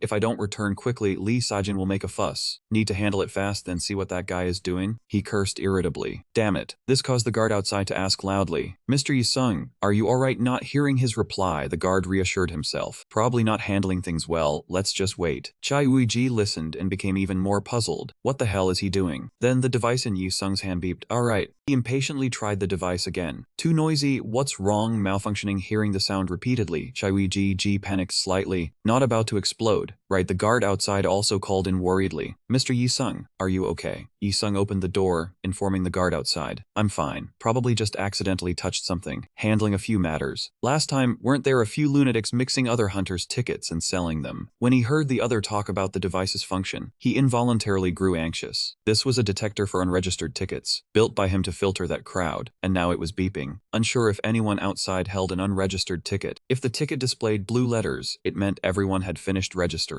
He guessed in confusion, if it was an unregistered ticket, it must be in his storage. This device detected items in storage too. Its features were truly impressive. The security approached Cha Uiji's restroom cautiously, saying, Wait, seems like someone is in the stall next to Yi-sung. Yi-sung replied innocently, leaving Cha Uiji inside slightly embarrassed. He assumed it was just a janitor's closet, so they closed the door. Security explained as he awkwardly tried to hide. Usually janitor closets weren't locked from inside. Strangely, they were approaching. His mind only thought to take a risk, whether discovered or leaving on his own. It was equally suspicious. Just take the risk. Chai Uiji wore a mask, trembling, exhausted, stepped out. Inside there truly was someone. Sorry, I was just too tense. Acting the role, a new staff member had worked hard to join the Pado Secretariat, but accompanying President Lee Sajian outside caused nausea from stress in the restroom. Both were surprised when the device beeped. That gas mask belonged to the Padoma Association. Bao quickly asked, which unit were you with? He pretended to be tired, winning the security's sympathy. Pado Secretariat staff. I came to the artisan exhibition accompanying President Lee Sajian. Just came, so stress is understandable. Suddenly Lee Sajian stepped in, teasing the bodyguard group really gets along, even going to the restroom together. He entered, giving orders to Chai Uiji. The secretary was mentally prepared. Are you done yet? He immediately guessed he would come. Chai Uiji stepped forward. Sorry, President. I just took sedatives. Fine now. First time so tense. He stared intently at him. Chai Uiji nudged him, hoping he would catch the hint. Act along. Lee Sajian helplessly went along. Alright. Hope you don't make me regret this. He happily cooperated. Great. I'll do my best. Then Lee Sajian continuously instructed Chai Uiji. Trying isn't enough. Must do well. Has been a month without change. Today must do well. Secretariat must take care of me. Don't neglect due to health. He was annoyed but only cursed silently. This guy is relentless. Chai Uiji replied irritably. I'll try do better. Sincerely sorry. Next time prepare mentally, otherwise might wait forever. He concluded internally. This bastard holds grudges. Yi Sung approached Chen to greet. Lee Sajian, can I greet now? He was annoyed, criticizing the device, too noisy, can't turn it off. Yi Sung helplessly, the device beeped constantly, I couldn't activate it. Don't know the error, probably set to react to verified tickets. Just finished in 3 hours. Lee Sajian schemed, asked if this would scan everyone else's storage. He explained the idea sounded villainous, interesting, but only monitored the chips I made. Yi Sung wickedly remarked, to use it on all in the hall needs slight modification. Verify carefully, startling everyone. He quickly said goodbye, we'll come after fixing it. See you in the hall. Don't over-torture subordinates, Lee Sajian objected. Torture what? Contrary to Yi Sung's thoughts, the one suffering was him muttering, exhausted from serving. He questioned irritably, why didn't more people gather around him? Let's go. Cho Yuiji felt guilty. Sorry, President Lee Sajian. He quickly pulled Lee Sajian's hand, saying, may I speak privately for a moment? He quickly removed his mask, sighing. Yuiji touched Lee Sajian's face, questioning President. Between us there should be no lies. We are under a contract agreement. He calmly answered, wondering since when they were close enough for such bluntness. He pretended to divert from now on. Hearing this, Lee Sajian asked again, from now on. Yuiji seriously admitted, before things go too far, I admit, I hold 2 unregistered black tickets. Hearing this, he grew annoyed, blurted out, I begin to understand you. In a correct scenario, you calling my name first means there's a problem. Lee Sajian grabbed Yuiji's tie tightly. The atmosphere between them tense, he asked angrily, who gave you those tickets? Yuiji widened his eyes. Why was his reaction sharper than expected? Yuiji thought, I expected a light response. Image of Lee Sajian tackling appeared. He's capable, want to live in peace. Sweat poured from his forehead, thought he'd only sarcastically comment. Yuiji inwardly thought, why suddenly serious? He stared, annoyed. Answer, which bastard gave you the tickets? Yuiji waved his hand, trying to change the topic. Upcoming matters more important. If Yi Sung's device exposed my visit, it would be troublesome. Just then, system beeped. Poker B trade activated. Lee Sajian coldly. The one in trouble is only him, not me. He stopped speaking harshly. Same boat, same crew. His lips tensed, eyes cold. Same boat, same crew. As for who gave the tickets, he didn't bother to say. Trust me is enough. Yuiji decided to keep it secret, not to mention Nam Wonjin. This guy had a twisted temperament. Unexpectedly, Lee Sajian lifted him, closing the distance, to let the secretary know what to watch out for. As he spoke, he adjusted Yuiji's buttons. Exhibition tickets sold only through Elite Channel. Lee Sajian explained, except overseas distribution. Surplus Channel 1 tickets moved to Channel 2, sold until gone, then no more. He continued, people can't hide purchases. How many bought? Method honest. I bought 4 tickets for 1 gu, a gang member, mine. While speaking, Lee Sajian straightened both their ties. Yuiji realized, even selling on Tomato Market, or to familiar hunters was not allowed. Wonjin came to mind. He tried selling, spine chilled. If mentioned, the near incident could have escalated. He continued, other gang members also bought sufficient tickets. Doctor, 2 tickets. Coincidentally, Wonjin bought 2 more. Hearing this, Yuiji's heart skipped. I slipped up. Lee Sajian perceptive and could only laugh bitterly. Extremely persistent person, Lee Sajian concluded. The guy wouldn't appear at the library to buy 2 more tickets, hence wondered why attending exhibition. Want to bet if Wonjin comes today. Yuiji embarrassed scratched his head. Already certain, why ask me? He teased, what did Nam Wonjin say? He reminded himself, talking about past would backfire, gave thumbs up innocently. Ticket receipt and conversation are different. He recalled, initially he cooked with Nam Wonjin, brought back treats, a gesture of thanks, aiding research. Yuiji spoke continuously, useless, intended to discard but didn't burn, unsure what to do, kept it, brought it here. Knowing Yi Sung would wash evidence for that damn machine, I discarded at the soup bar. He slyly observed Lee Sajian's expression. The previously tense atmosphere eased. Yuiji exclaimed, but Yuiji, did he think I was leaning pizza tower? Explaining yet still under sharp gaze. Unable to resist, he grabbed his mask, pulling it off. Let's see. Lee Sajian removed Giza's hand, now facing reason, responded Nguyen Jiang. I've said everything, you're speechless, remove it immediately. He pouted, didn't like it, take your hand off, I have to go. Yuiji still firm, remove it quickly. Lee Sajian angrily shouted, I said I don't like it. He sulked, why not come with Nam Wonjin today? He recalled, nonsense, I didn't plan to come, only came due to your threat. Lee Sajian snapped, threat. Scoffed, probably only sees an invitation worth billions as a threat. Veins bulged on Yuiji's face. He said, if not finished with money then die together. Tickets Wonjin gave, I intended to sell on Tomato Market. Lee Sajian cursed. Damn, why not delete app? He shouted, already deleted. This guy spammed hundreds of messages. I cancelled account and deleted app immediately. At that thought, Yuiji suddenly paused to think. If the ticket sales method Lee Sajian mentioned was real, this exhibition would draw more people from Channel 1 than he had expected. His expression turned grave. In a situation where everything was hard to control, Lee Sajian's cooperation was essential. Earlier it had gone smoothly thanks to his sharp perception, but there was still a problem. Chauji quietly weighed it over. If Lee Sajian remained as irritated as he was now, when something unexpected happened, he might pretend not to know him even if he tried to approach. In his mind appeared the image of him coldly turning away while he ran after him. Hey, guild leader. He seriously came up with a solution. First, he had to coax Lee Sajian. Chauji called gently, Lee Sajian. But Lee Sajian looked at him with a sharp, icy gaze. What is it? Are you still hiding something from me? He suggested softly that he take off the gas mask. He refused without hesitation. I do not want to, do not beg. I just want to see your face while we talk. Chauji smiled brightly. Actually, I am a little tense too. But first we need to see each other's faces before we can talk. Looking at his face, Chauji's head ached, and he thought to himself, damn it, that expression clearly looks annoyed. Honesty really is not always a good thing. He sighed inwardly, knowing from the start that he could not make him soften up right away. At that moment, Chauji decided to hug Lee Sajian tightly. Though he did not want to use this move, it was the last resort. Seeing Lee Sajian make no response, he thought to himself, he is more obedient than I expected. Good thing he is not easily fooled. The feeling of relief lasted only a few seconds. Chauji realized something was strange. Lee Sajian was cold, like someone without a soul. He rubbed his head against the other's chest and thought to himself, no, Lee Sajian was clearly still alive. His heartbeat was slightly fast and his muscles twitched when he stroked his back, signs that he was still alive. His slow breathing and faint scent also proved that he was alive. Suddenly, Lee Sajian shoved Chauji away hard, making him lose his balance and step back several paces. Chauji froze. Good thing it was me. An ordinary person would probably have been flung into the wall. Did I hug him for too long? But looking closely, the other's expression was not displeased, only worried and restless. Without hesitation, Chauji stroked Lee Sajian's shoulder, prioritizing helping him ease his mood. Are you feeling better now? He lowered his face. Do you not know how to absorb anything? Chauji reacted. Everything was fine, so why bring up absorption ability? Lee Sajian replied warily. You keep talking like learning blood from old poison. He closed his eyes and sighed. A memory surfaced. Lee Sajian had mentioned the contract earlier. Thanks to the basilisk's poisonous trait, he resisted poison, and Lee Sajian's poison was no longer a problem. He asked, if you learn blood here, are you planning to deal with the aftermath? Or are you going to leave the cleanup to me too? Lee Sajian spoke while the antidote had no effect, and Chauji thought to himself, do I have to say I have a toxification trait? He tried to stay calm. I am really fine. Your poison is not dangerous. He sneered, fine, while vomiting that much blood. Chauji persuaded him. I am fine now. It will not happen like before. Lee Sajian tore the ticket in half. I did this because I am not interested in cleaning up near corpses. Immediately the space changed, and the system issued a notification. The isolation waiting room for exhibition guests was built by Hong Yi-sung and can only be entered with an authenticated ticket. Please wait in your private room until the exhibition begins. If you leave without permission, you may be handled under special law. If a riot occurs, take shelter, use the personal waiting room, and contact the Awakened Management Bureau. He looked around. Where is this place? He said, the system already said it. This waiting room is for each guest, like a hamster cage. Chauji was curious. Why go that far? He pointed at the chair. Sit down. He turned to look, and he explained that the last exhibition had nearly collapsed because of one broken bastard. He thought locking a few superclass hunter hamsters in the same cage also made sense. Lee Sajian crossed his arms and urged him. Your shirt. Chauji widened his eyes. Huh, he said, take it off. Only then did he understand, reaching up to touch his shoulder. My shoulder. Not too harshly, Lee Sajian threatened. You should take it off yourself before I have to do it. Chauji pointed in protest. You did not take off your mask earlier. He replied, this is different. Chauji shot back. How is it different? I already said I was fine. Lee Sajian snapped. As if I would believe you. The words made him pause. Are you worried about me? Lee Sajian narrowed his eyes. How could that be possible? Just then the phone rang, shattering the atmosphere. Lee Sajian paused, taking out his phone. You should just sleep. Before leaving, he warned him not to wander outside carelessly and to avoid drawing attention. Chauji watched Lee Sajian's back and thought, it is probably a work call. The door closed and he leaned back into the chair, sighing. Earlier he had felt nauseous, but now he was calmer. Chauji pondered, why was Lee Sajian not curious about him? A thought flashed through his mind. Anyone who had met him would try to exploit his ability and see where his limits lay. Chauji thought Lee Sajian was different. Before or after signing the contract, he had not investigated or exploited him. Perhaps he had already seen that his ability was on par with his. The thought flowed smoothly, but grasping someone's strength before a contract was basic. Yet he had not asked about his skills or traits at all. Chauji grew worried. Could he know that I am Chauji? If so, he would have demanded conditions other than not betraying him. He leaned back and stretched out on the chair, wondering, why was that? Chauji covered his eyes and thought, ever since escaping the rift, he had wanted to live a a perfectly ordinary life. He recalled his earlier plan, a simple, peaceful life, living each day fully without getting involved with monsters or rifts. But now life had become more difficult, and he no longer had the mind to think about anything else.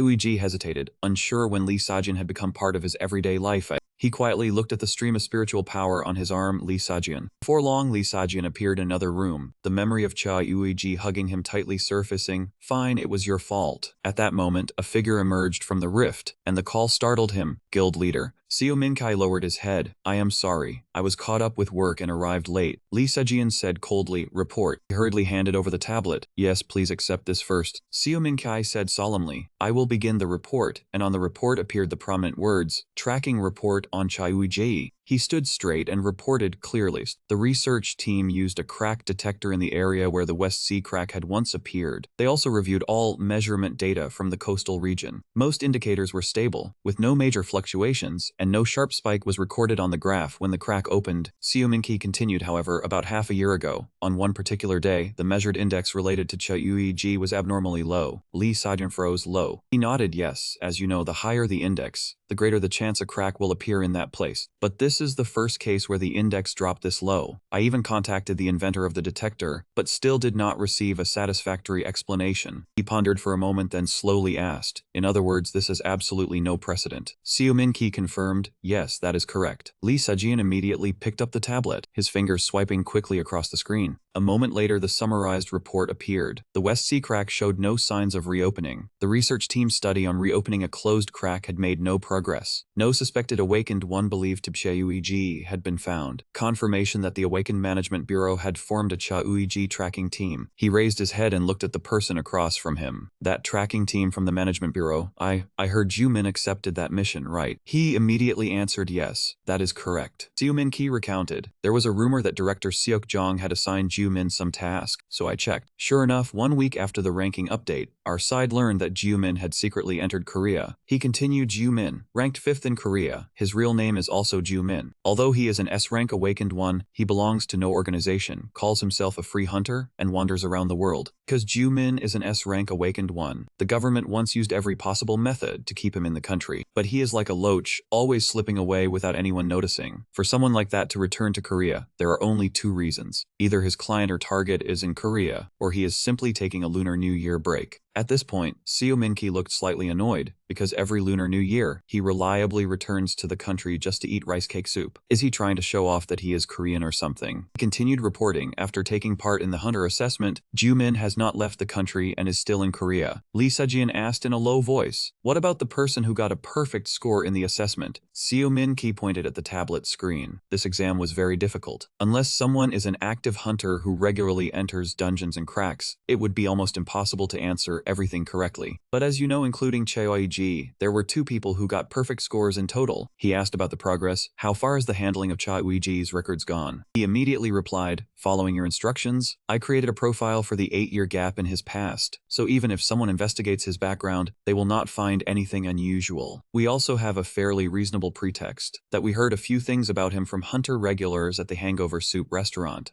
Lee Sajin was very satisfied and casually handed the tablet to Seo Min Ki. Keep spreading false information. Do not let the Management Bureau catch on. He hesitated. Guildmaster, may I ask you something? Seo Min Ki tightened his grip on the tablet in his hands. Until now, everything the Guildmaster entrusted to him had always had a clear purpose. His eyes revealed a long-suppressed confusion, but ever since Chai Wei-ji appeared on the ranking list, I have had difficulty recognizing the true purpose behind your instructions. At first, when you told me to trace Chai Wei-ji's whereabouts, I thought it was only natural because Chai Wei-ji is the nation's hero. Seo Min-ki continued, but is what I am thinking correct? However, Lee Sajian did not answer directly. He abruptly turned away. It is still not enough. He paused. What do you mean is not enough? Lee Sajian emphasized each word, decisive evidence, and certainty. Just then, as if suddenly remembering something, Lee Sajian said, I still have 2 black tickets left. I will transfer them to you later, handle them yourself. Seo Min-kai pointed at himself, cold sweat breaking out. But according to my false identity, I am currently in Malaysia. If I appear here, it will become a big problem. He calmly offered a solution. Then just say you return to the country earlier than planned. He panicked and clasped his his hands in plea. Guildmaster, could you give them to romantic opener instead? I have little standing and a weak voice. My ability is ordinary too. I truly cannot handle those 2 tickets. Lee Se-jin paid no mind and replied coldly, that guy is in the hospital. Seeing the figure before him about to leave, Seo Min-kei crumpled the ticket in his hand and hurriedly called after him. Did he open another gate again? Wait, Guildmaster, he shouted in despair. Guildmaster. In the blink of an eye, he had returned to the private room. As soon as he stopped, the scene before him immediately drew Lee Se-jin's attention. He stood still for a few seconds, then quietly walked toward the sofa placed in the corner of the room. Seeing Cha Yui-ji forced to sleep on the narrow sofa, Lee Se-jin unconsciously felt somewhat dissatisfied. He fell asleep already. Since I went through the trouble of building this room, I should have put in a wider sofa. Even so, the person lying there was completely unaware. His breathing was steady, his face rarely so relaxed, without the usual wariness or vigilance. Then Lee Se-jin quietly sat beside Cha Yui-ji. His hand slowly rose, then stopped in midair. His sharp gaze lowered slightly, and he thought to himself, was he always this small? Among ordinary people, he must still be considered tall, but compared to other hunters, he is far too small. After a long while, Lee Se-jin suddenly bent down close, and the distance between them instantly narrowed. Cha Yui-ji. After that, Lee Se-jin quietly closed his eyes and sank into a dream together with Cha Yui-ji. Honeybee smiled brightly as she ordered, 1 hot Americano and 1 iced one, please, make them large. She was slightly disappointed when she heard the employee say that will be 20,000 won in total. Honeybee muttered, heavens, hangover soup is even cheaper than this, here. From afar, Ju-min spoke mockingly, we have not met for a while, and your taste has become much more common, Mr. Wasp. Looking at that man standing before her with an air of smug composure, Honeybee immediately frowned and turned to ask, what is this, Ju-min, why are you here? Ju-min replied calmly, what else, I came to buy a weapon. As if hearing something ridiculous, she answered sarcastically, do not talk nonsense, everyone knows you were banned from the artisan exhibition. Despite Honeybee's mockery, he still spoke arrogantly, if you have a close friend in a high position, a ban can be lifted right away. At that moment, she suddenly remembered and asked, does Jongbin know you are here? Do not try anything. Ju-min's face was full of arrogance as he raised his hands to show off. Of course he knows, that is why I am here without handcuffs. I already said I really came to buy a weapon. That left her utterly stunned. What is he thinking, letting the guy who almost wrecked the last artisan exhibition come in here? As soon as he opened his mouth, he poured out a stream of words that irritated Honeybee even more. Hey, do you think I love fighting that much? That guy started it first, so I only fought back. And you, Mr. Cabbage, if a Korean fights a foreigner, you should cheer for the Korean. Patriotism does not have to be anything grand, that counts as patriotism too. She gritted her teeth and replied, where did you suddenly crawl out from to turn someone else into a traitor? Honeybee grabbed Ju-min by the collar and shouted, you only return to Korea once in a while. So now you think you own the sky. He still answered with a haughty air, was I that obvious? She was so angry she was about to use her ability to teach Ju-min a lesson, gritting her teeth as she said, damn it, I cannot let you keep wandering around in front of me like this. Suddenly, footsteps sounded from afar, then a voice spoke, good morning, both of you. Jongbin appeared with a faint smile and asked, what wind brought the two of you to stand together like this? Recognizing the person who had just appeared, the atmosphere gradually turned awkward. He still calmly asked both of them, then quickly reminded them, why are the two of you not using the waiting room that Hong Yi-sung devoted so much effort to building, and standing here instead? Even Lee Se-jin has already used that waiting room. Honeybee coughed softly and made an excuse. I was in the waiting room. I only came out to buy coffee for a moment, and planned to go back as soon as I got it. This is all because this guy started trouble first. She confidently presented evidence, just ask the part-time employee here. Jongbin still replied gently, is there any need to ask? I trust Honeybee. Honeybee used that as an excuse to leave, and before going she turned to warn Ju-min. Then I will go first, Matthew's gospel is still waiting for me. Consider yourself lucky, thanks to Jongbin, you are still safe. He put on a pitiful expression. I am so scared. Now only Jongbin and that man remained. He walked over and greeted him, my friend Ju-min. Ju-min replied awkwardly. An even scarier person stayed behind. He smiled and warned, although your entry ban has been lifted under the director's orders, still. That man quickly answered, you want to tell me not to cause trouble, right? That made him extremely satisfied. What a relief. My friend Ju-min does know his place. He trembled as he said, of course, but he had heard that most of the foreign hunters only participated in this artisan exhibition via phone, so there probably wouldn't be any trouble. But no one expected Ju-min to be pushed face down onto the table. His expression was so provocative it made others want to strike. Immediately, Jongbin stared at Ju-min with murderous intent. He responded calmly, anyway, when I catch Cha Yui-ji, I won't hold back with any methods. If anything happens, I hope you understand because it's an order from Hamseok-do. He replied calmly, you don't need to preface it like that. Cha Yui-ji has no no reason to come to the artisan exhibition. He will come. At this moment, Ju-min frowned dangerously. How could you be so certain? He pointed his finger straight at Jong-bin. Ju-min scoffed, because I have prayed myself to exhaustion. My prayers are potent, after all, my father is a pastor. Inside the auditorium, the noisy chatter never ceased. Chayui-ji, wearing a mask, silently observed. The organizers even set up partitions so the audience couldn't see each other. Hunters were treated no better than hamsters. He thought silently, if the space were open and Bei Wan-gu ran over to strike up a conversation, it would be a headache. What is this? Who is that? Though I don't know which super hamster caused chaos here last time. Thanks anyway. Seo Garon spoke. Just sit next to me. Chayui-ji replied, I feel more comfortable standing here. Worried, he advised, the auction might be a bit long, maybe a few hours. He said calmly, it's fine. At that moment, Seo Garon laughed, seeing you asleep in the car earlier. I thought you had weak stamina. Turns out not. If your leg hurts, tell me. I'll move aside so you can lie down. Chayui-ji was irritated by the teasing. People just nap a little and they keep mocking. Truly foolish, while he himself told me not to go anywhere and just sleep. Suddenly, a microphone rang, instantly drawing both of their attention. On the podium, the MC began, sincerely thank all the hunters for attending. Now, the artisan exhibition auction will commence. She introduced each item, while Yi-sung dozed at the back. The first item was an S-rank earring with fire resistance, ice resistance, and increased spirit power. Just as Yi-sung was still dazed, a security staff appeared and whispered something in his ear. He quickly reined focus and opened his inventory. A pair of dazzling red earrings appeared before everyone.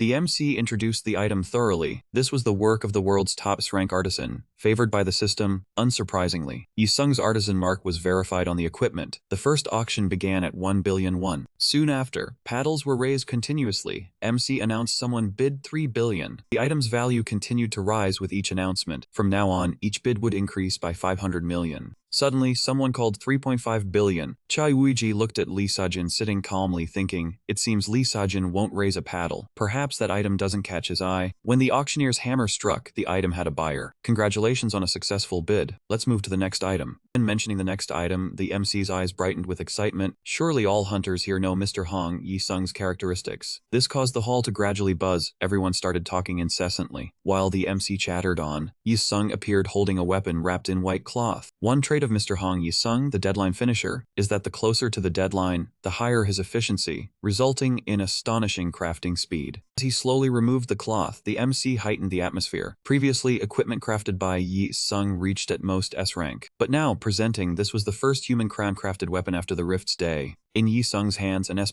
rank spear appeared before everyone. Chayui-ji looked up at the stage, muttering in shock. That spear looked exactly like one he had used. Lee Sajin glanced over and noticed the fleeting expression on his face. On stage, Yi-sung was demonstrating the spear for everyone. A glint of gold flashed in his eyes. Looking toward the audience, he caught sight of him. Yi-sung immediately shouted, cancel the auction. Pitch black night enveloped him, making him wonder, where is this? Everything around was darkness. He quickly looked around, where is Lee Sajin? The entry ticket was with Lee Sajin, so he needed to join him. Suddenly a chicken appeared before Chayui-ji, leaving him bewildered. What is this? The chicken crowed, startling him. He cursed silently. This is insane. Is this a real chicken? As the darkness faded, a house appeared, leaving him confused. Why is there suddenly a tiled house here? He stepped forward, asking the chicken, hey, what exactly are you? Where is this? The chicken clucked as if guiding Chayui-ji to step inside. The door behind it suddenly opened. Yi-sung lay lazily, eyes drifting toward the door. He jumped up excitedly, shouting, you're here? Yi-sung spoke softly, come here, my little chicken. You've worked hard. A flurry of questions ran through Chayui-ji's mind. Worked hard? Doesn't that mean this guy admits he brought him here? Daringly taking someone in the middle of an auction like this? Seeing him wide-eyed and fascinated, Chayui-ji felt uneasy. Unless this guy was truly a hopeless lunatic. Yi-sung waved him over, sit here next to me. Chayui-ji refused bluntly. No need, I can stand and listen. He pleaded, come on, just sit down. Yi-sung apologized. Sorry for bringing you here this way, I was in a hurry. Chayui-ji blurted, isn't this kidnapping? Hearing that, Yi-sung quickly denied, no. I'll return you immediately. Calling it kidnapping is harsh. He observed excitedly and asked, what should I call you? Can I call you secretary? We have met before. Chayui-ji didn't evade. We met, briefly, in the restroom. Yi-sung waved friendly, just call me Secretary Kim. Alright, Secretary Kim. He chatted comfortably with Chayui-ji. First let me introduce a bit. No one can enter here without my permission, so rest assured you can say whatever you want. This is the small house I meticulously built piece by piece. As if fearing he might feel awkward, he persuaded further, so just be natural, relax. Yi-sung's attitude made him cautious. Last time Namwon Jin also invited him for a stroll and threw a few bombs. This guy is the same. What exactly does he plan to say to preface so carefully? Suddenly he pressed close, staring at Chai Wei-ji. Secretary Kim, it's in your inventory, right? His eyes lit up, then he said directly, that's exactly what I created. Chai Wei-ji forced himself to stay calm and replied, for a moment I almost lunged forward and strangled Yi-sung. I really do not understand what you are talking about. The pressure before him made it hard to breathe when his eyes met Yi-sung's. It felt as though the shell of his body had been stripped away, and his very existence was being examined, nauseating enough that everything seemed about to spill out. He silently calculated. Among the things he had, only the 2 black tickets had been created by Yi-sung, but they had already been given to Lee Sajian before the auction, so what else could there be besides those? He playfully raised his brows. I forgot to say this first. I did not drag Secretary Kim here to argue, but because I am completely certain. Yi-sung widened his eyes and said firmly, these eyes saw it very clearly. An item I created is sitting inside your inventory. Chai Wei-ji went through the items related to him one by one, then guessed to himself, my inventory only has potions, mana stones, and the basilisk fang right now. Suddenly he remembered the moment Yi-sung had clung to his leg. If he had been aiming for the mana stones, he would have made a fuss and demanded them long ago. He was still wrestling with it in his mind. Then could it be the basilisk fang? But I got that from the West Sea Rift. Moreover, until he entered the West Sea Rift, Yi-sung had still been an ordinary person who had not awakened. Yi-sung abruptly spoke up, sorry, but I do not have much time. It is useless for Secretary Kim to keep stalling me. You know Lee Seo-jan will come looking for you too. His next words and his eyes, which gradually turned cold, carried a threatening edge. So let us just take what needs to be taken and go our separate ways. I will give Secretary Kim whatever you want, so hurry and take it out. He analyzed, he really is in a rush. No wonder he kept closing his eyes throughout the auction. There must be some penalty that keeps him from using his appraisal eyes for too long. Just then, a ringtone sounded, partially breaking the suffocating atmosphere. Chai Wei-ji had been lost in thought and failed to notice his surroundings. Outside, Lee Sajin was probably looking for him. It had taken so much effort to soothe that man's mood, and now he might be about to lose his temper again. As he took out his phone, he thought, I wonder if a desperate apology will still work this time. Yi-sung immediately pointed and ordered the chicken. My dear chicken. It instantly rushed over and snatched the phone from Chai Wei-ji's hand. He stared blankly as it pressed down on his phone, cursing inwardly. Damn it, what kind of chicken is as fast as a squirrel? Yi-sung said apologetically while blood in his eyes. Sorry, this is my first kidnapping, so I forgot I was supposed to confiscate your phone first. Chai Wei-ji quickly asked, what happened to your eyes? He calmly wrapped on a bandage and answered, I used appraisal eyes for too long. That is all. I can use what Nam Jin gave me now, it is fine. He compromised and asked, can you give me my phone back for a moment? I at least need to report to the chairman. You know his temper. Yi-sung refused firmly. No, your phone is a hostage now. If you cooperate, I will help you deal with the trouble and make an excuse to him. Chai Wei-ji pretended not to understand. Sorry, but I really do not know what you mean. I do not have any black tickets either. He still insisted. Secretary Kim, there is a weapon in your inventory. Right, like a long sword about this size. If it were about those tickets, I would not have kidnapped you. Hearing Yi-sung's description, his mind fell into chaos. Could he really be looking for the basilisk fang? Was that thing created by Hong Yi-sung? He helplessly admitted, I do have one, but it probably is not equipment you made. He urged him, leave the judgment to me, you just need to take it out and let me see it, hurry. Jin thought the same as him, even if the timing did not match. If he showed Yi-sung the basilisk fang, could they trace a clue about the rift? Remembering the tragic scene from the past, unease stirred in his heart. For some reason, he had a feeling that he had to do this, and in any case he still had a duty to save the people buried there.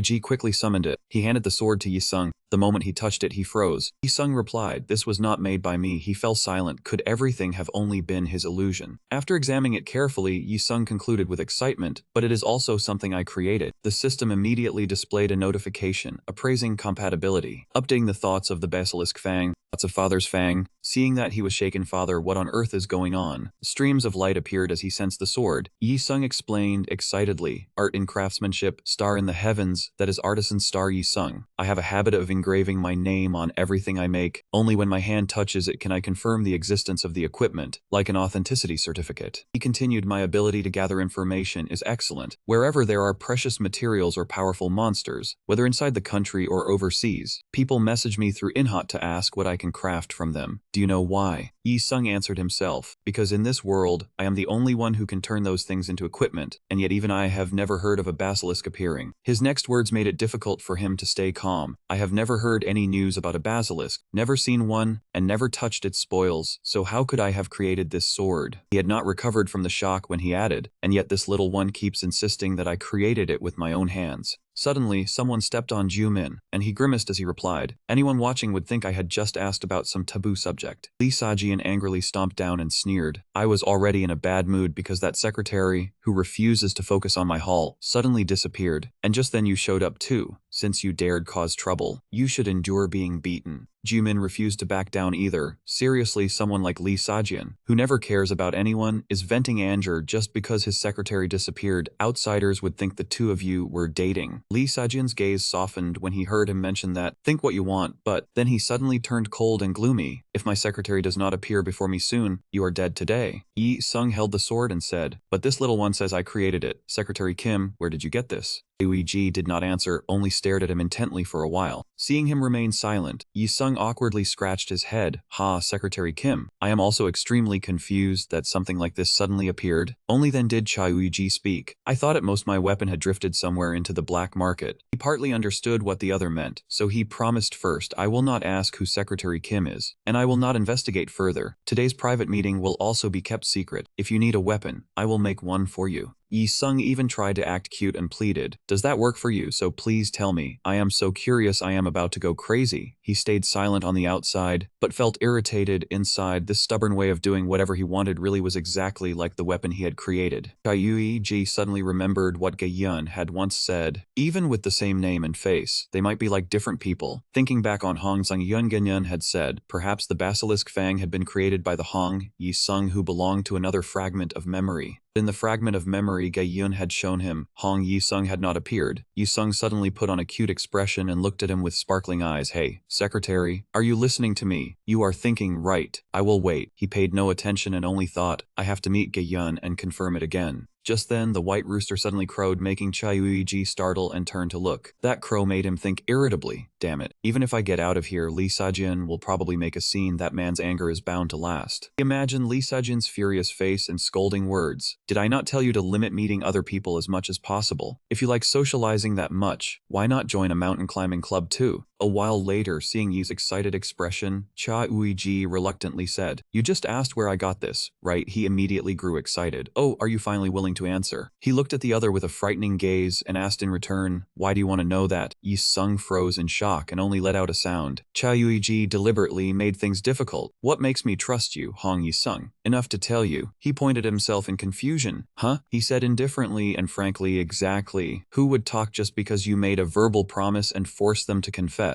You should at least make a proper commitment before we discuss anything further. You should have done that before interrogating me. Yi Sung hurriedly explained, I already promised to keep it secret and prioritize making a weapon for you. Cho Yuji thought of himself, holding a spear and receiving admiring gazes. My goodness, what is that flashy weapon? Ah, this it is only a weapon artisan Yi Sung made for me. A weapon from artisan Yi Sung. Is that really true? He began to complain. A hunter working in the secretarial team suddenly appearing with a weapon crafted by Yi Sung. Ha, surely no one would suspect anything, right? Besides, do you think I will tell everything just because you tell me to? Is this not using your position to pressure someone? Yi Sung patted his chest in confusion and said loudly, oh wow, this is the first time I have heard that since awakening. How refreshing. I am Hong Yi Sung. You know, besides, what is wrong with lost parents asking where their child was found? After hearing those words, Cha Yuiji thought that saying he found it at the Western Sea Rift would be like revealing himself as Cha Yuiji, and he even imagined himself gloating to Yi Sung, but confessing his identity was a different matter. Thinking this, he glanced at Yi Sung and asked, earlier you said you didn't craft it and never saw a basilisk, so are you really its father? Cha Yuiji sighed in confusion, while Yi Sung fumbled, silently criticizing, calling himself Secretary Lee Sajian, yet all he learned was sarcasm. After a moment, Yi Sung clapped the sword, awkwardly saying, here my name is on it, and this little sharp one won't point at me, it already recognizes its creator. So Cha Yuiji wanted to see the sword. He held out both hands. Let me hold it. Yi Sung was a bit puzzled but handed it over. Huh? This? As soon as he held the sword, he punched it with force. Seeing Cha Yuiji's hand unharmed, he was both surprised and confused. Then he said to Yi Sung, "Isn't the blade dull? It can't serve as evidence," only gaping at the other. Fortunately, the system had updated the basilisk Fang's thoughts. Fang thought, "If you hit me, I will sever your hand." Basilisk as poison trait activated. Fang cancelled the previous thought, and he also thought, "Be wise." Yi Sung wanted to prove it and sharpened the sword. "Wait, I'll sharpen it with a stone and try again." Seeing this, Cha Uiji was secretly pleased that Hong Yi Sung was focused on proving he was the creator. While busy with the sword, he received a message. Yi Sung opened his phone hesitantly. Something seems to be happening outside. Glancing briefly, he was puzzled. Message content: an invitation. Hong Yi Sung, "Can you start the auction early? There's a bit of an issue." Having not received a prior message, the sender continued. Hong Yi Sung, "Pretend you didn't see the previous message. Absolutely do not go out." And he said truthfully to Cha Yuiji. Zhang Bin instructed not to go out. Did Li Sajian use poison? After hearing this, he was annoyed, cursing Li Sajian silently. "Damn it, Li Sajian, what crazy trick now?" Zhang Bin's ability is binding. The false awakening chained by Zhang Bin wouldn't use powers temporarily. Even if Li Sajian was bound and brought to the interrogation room, he'd be helpless, but returning to the tavern would be troublesome. Receiving the sword back, he greeted Yi Sung. "It's time for me to go," he responded surprised. "Huh, go where? You haven't said anything." Cha Yuiji stood, bowing in thanks. "Sorry, Yi Sung. After the kidnapping, I could only rely on authority." Yi Sung replied, "If you had been polite, I would have explained. For someone as impolite as you, I can't tell the long story of the basilisk Fang." Seeing him leave with the sword, Yi Sung fell sadly, shouting, "Buni Buni." He named the sword himself. Cha Uiji cursed silently. Let his crazy antics be. A few steps later, he remembered. If things continued this way, he'd be hunted like the cursed stone incident. Cha Uiji recalled the online post. Price 80 million won, 504k likes. Let's trade directly. A few minutes later, seeing Yi Sung cry out the sword's name, he muttered, wanted to erase his memory. But Yi Sung was necessary for the auction. How to silence him? He opened the space window to find the item. "Yi Sung, speak quickly. What's the matter, you cruel one?" Yi Sung wanted to scold, but stopped seeing the cursed stone sparkling in Cha Uiji's hand. Oh, there. The cursed stone's pull made him gape, stammering, cursed stone. Gestured and instructed, "I know you want this, you want it." "Right." Yi Sung nodded obediently, covering his mouth. Seconds later, his bright face tempted. "How much should I pay?" "I'll write a white paper." No, minus tax. I'll pay cash." Cha Yuiji saw the opportunity, said directly, "Small money. Can the agreement document be guaranteed by the system? Violations penalized heavily." He stood up and quickly left, saying, "Little chicken, find an assistant quickly. It must be nearby." Yi Sung prepared ink and paper, he said. "Now I'll read, you write?" He obediently said, "Yes." Cha Yuiji read aloud for him to copy. Article 1. Hong Yi Sung will not be curious or inquire about Secretary Kim, even if drunk it is forbidden. Article 2. Hong Yi Sung will cooperate fully to help Secretary Kim. He paused, scratching his head, asking, "What do you want me to do?" Cha Yuiji went straight. "Create alibi evidence to deceive Zhang Bin." Yi Sung slightly displeased. "Difficult. Secretary Kim asks a hard task." Cha Yuiji continued reading. Article 3. Hong Yi Sung shall not investigate the background of the basilisk Fang. Yi Sung protested angrily. "How is that possible?" Knowing his weak point, Cha Yuiji used the cursed stone to control him. "Oh, cursed stone." Finally, he emphasized, "The cursed stone isn't now. I'll give it after you fulfill the contract." Scene shift. John was caught and brought before Cha Yuiji. He worried, sweating. "Already caught that quickly." Li Sejian looked at Cha Yuiji and Yi Sung calmly. "Ha, I guess I have to tie him for real." Every time he looked away, trouble happened. Disappearing, the chicken countered, thinking silently. "The one bound says that how is it useful to me?" Seconds later, Li Sajian angrily said, "You plan to explain why you disappeared and appear next to that dog? Remove your hand from my shoulder." He sighed. Yi Sung angrily pointed at himself. Cha Yuiji gaped. "Dog? You mean me?" Li Sejin reassured, "I'll explain later." Seconds later, Zhang Bin's group hurried. "Mr. Hong Yi Sung." Leaving the waiting room, Honeybee angrily pointed. "If the auction is postponed, say so. Why disappear like a crazy act?" He was angry, blaming Yi Sung. "Because of you there's trouble." He puzzled. "Trouble?" Honeybee boldly. "Let Zhang Bin tell slowly." He reluctantly smiled. Li Sajian and Jiu Min fought. Jiu Min's shoulder injured. Thanks to Honeybee reporting in time, the building was not destroyed. Cha Ueji bowed apologetically for Jiu Min. "Sorry the guild leader caused trouble. Contact Pado Guild for treatment." Li Sajian shouted. "That dog struck first." Jiho held his head, screaming. Li Sajian, "Oh God."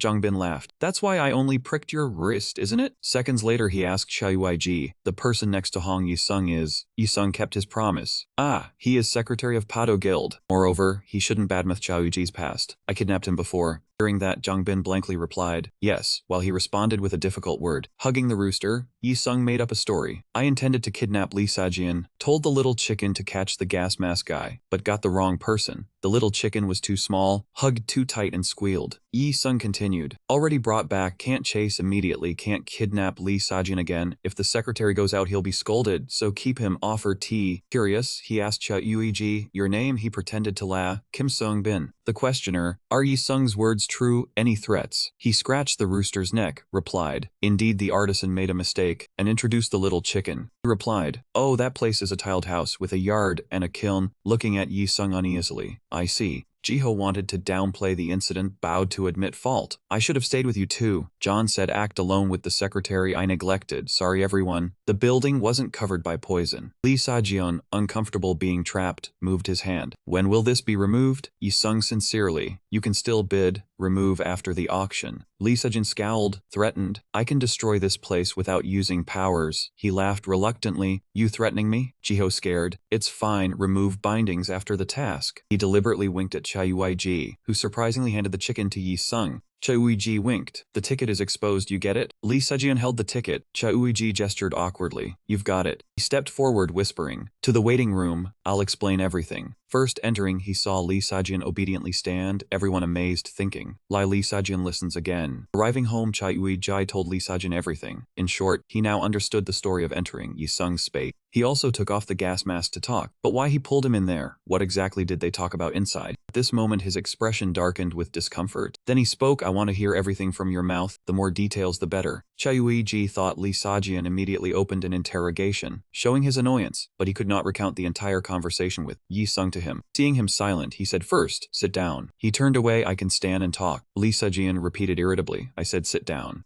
At this point, Xiaoyuiji recalled an old event. Li Sajian had seen the basilisk fang in the rift opening at the center of Wangjin district, but possessing a weapon and possessing a weapon made by Yi Sung were completely different things. Moreover, mentioning the fang was like revealing his identity. For some reason, the things he could not tell Li Sajian kept increasing like this. A moment later, he sat beside him and thought, if I must tell later, I should just limit encounters with him. Xiaoyuiji hesitated. First, the pet brought me to Yi Sung's space. Li Sajian reluctantly replied, He continued, Yi Sung was lying down eating red ginseng, then told me to sit, so I sat down. He responded again, At that point, Xiaoyuiji suddenly went silent, making Li Sajian frown and stare. Damn, without the basilisk fang, there was nothing left to say. This time he could only cleverly change the content. Knowing he could not stay silent, Xiaoyuiji stammered. Then Yi Sung suddenly opened his eyes for assessment and said he knew everything. Li Sajian immediately became curious, knowing what happened. He did not dare look at the other, replying that it was the matter of keeping the magic stone Yi Sung was searching for. Li Sajian frowned, asking how did that person know. Xiaoyuiji silently apologized, because he had told him. Hearing this, he suddenly went silent, asking no further questions. Li Sajian leaned against Xiaoyuiji's shoulder again, whispering,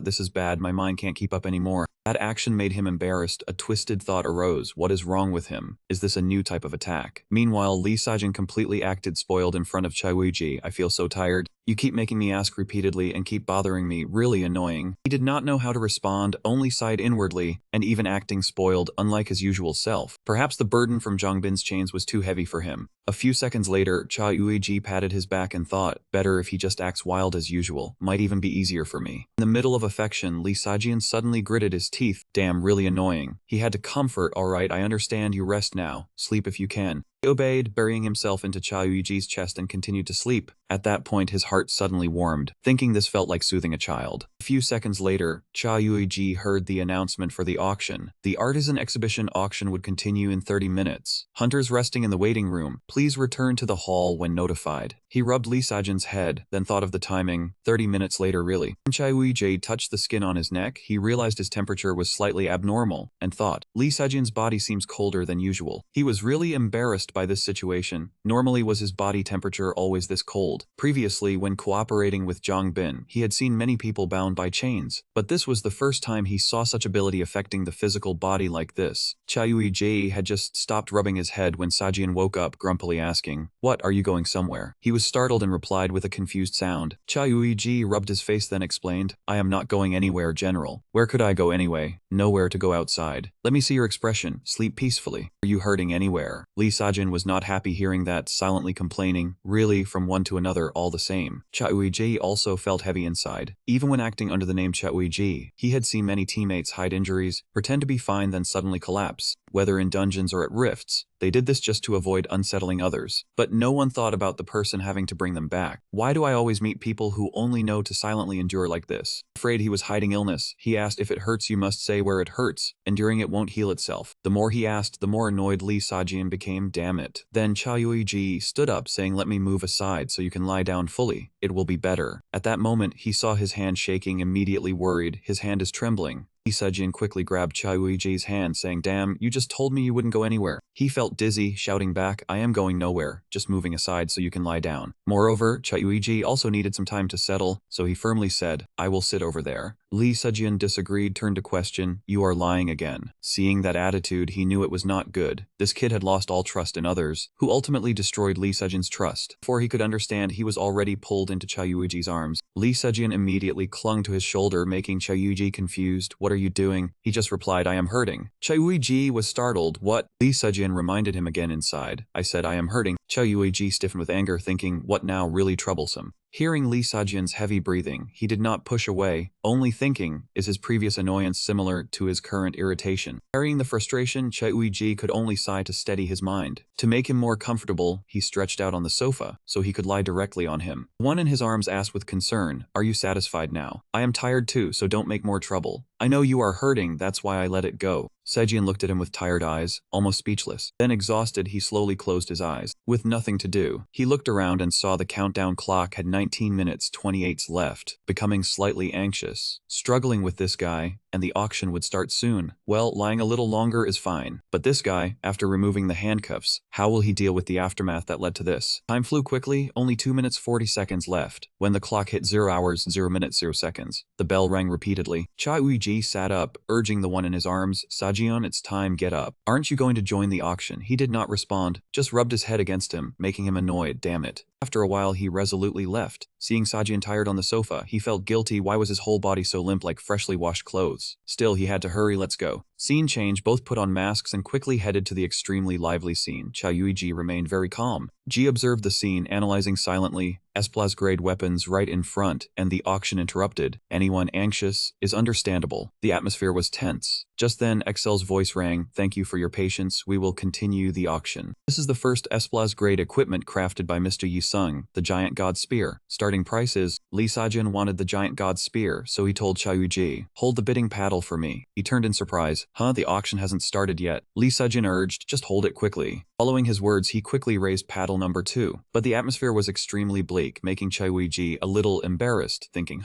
why like this? Meanwhile, Lee Sajin remained firm in his initial intention. No matter how high the price went, I will buy it. Everything is fine. The moment Qiuiji's desire to bid vanished, only a sense of displacement remained, and he muttered inwardly, "What is this?" The wall suddenly turned into sand. He glanced to the side and saw a man and a woman looking at him with rather unfriendly eyes. Turning to the right, he saw another man and woman staring at him in astonishment with their mouths agape. He realized the situation was not good and cursed inwardly, "Ah, damn it." Before long, Excel loudly announced that the auction had officially begun. While the auction was underway, Zhang Bin leisurely went off on a date. He pulled out a chair and sat down, then hesitantly said, "Now then, let us continue the conversation we left unfinished." Sitting across from Zhang Bin was Ju Min, and on top of that, he was bound in chains. He looked at him comfortably and said, "The auction has already started. Do you not need to supervise it?" Zhang Bin replied, "There probably will not be anything special. This side is more important right now." Ju Min raised his hand and asked, "Are you planning to untie me?" Ju Min narrowed his eyes and smiled, "Not at all. We still have many things to discuss, Mr. Ju Min." With no other choice, he changed the subject. "Then have you untied Lee Sajin yet?" He answered plainly, "Not yet. I plan to do it after the auction ends and before going home." Hearing that, he maliciously suggested, "Escort that guy straight to the Awakened Management Bureau. Are you not being too lenient with him, while arresting me like this and locking me in here too?" Jiang Pin played along and replied yes, because you caused trouble first, and also, even though the director gave you full authority over the pursuit, you have not sent any report back to the bureau. When Jiumin heard that mentioned, he grew annoyed. Ah, that again, what a nuisance. But he said seriously, yes, the director instructed me to get information from you today, no matter what. I believe I've given you enough time, now you must answer. Who is Qiao Yuji? He tapped his finger on the table and smiled awkwardly.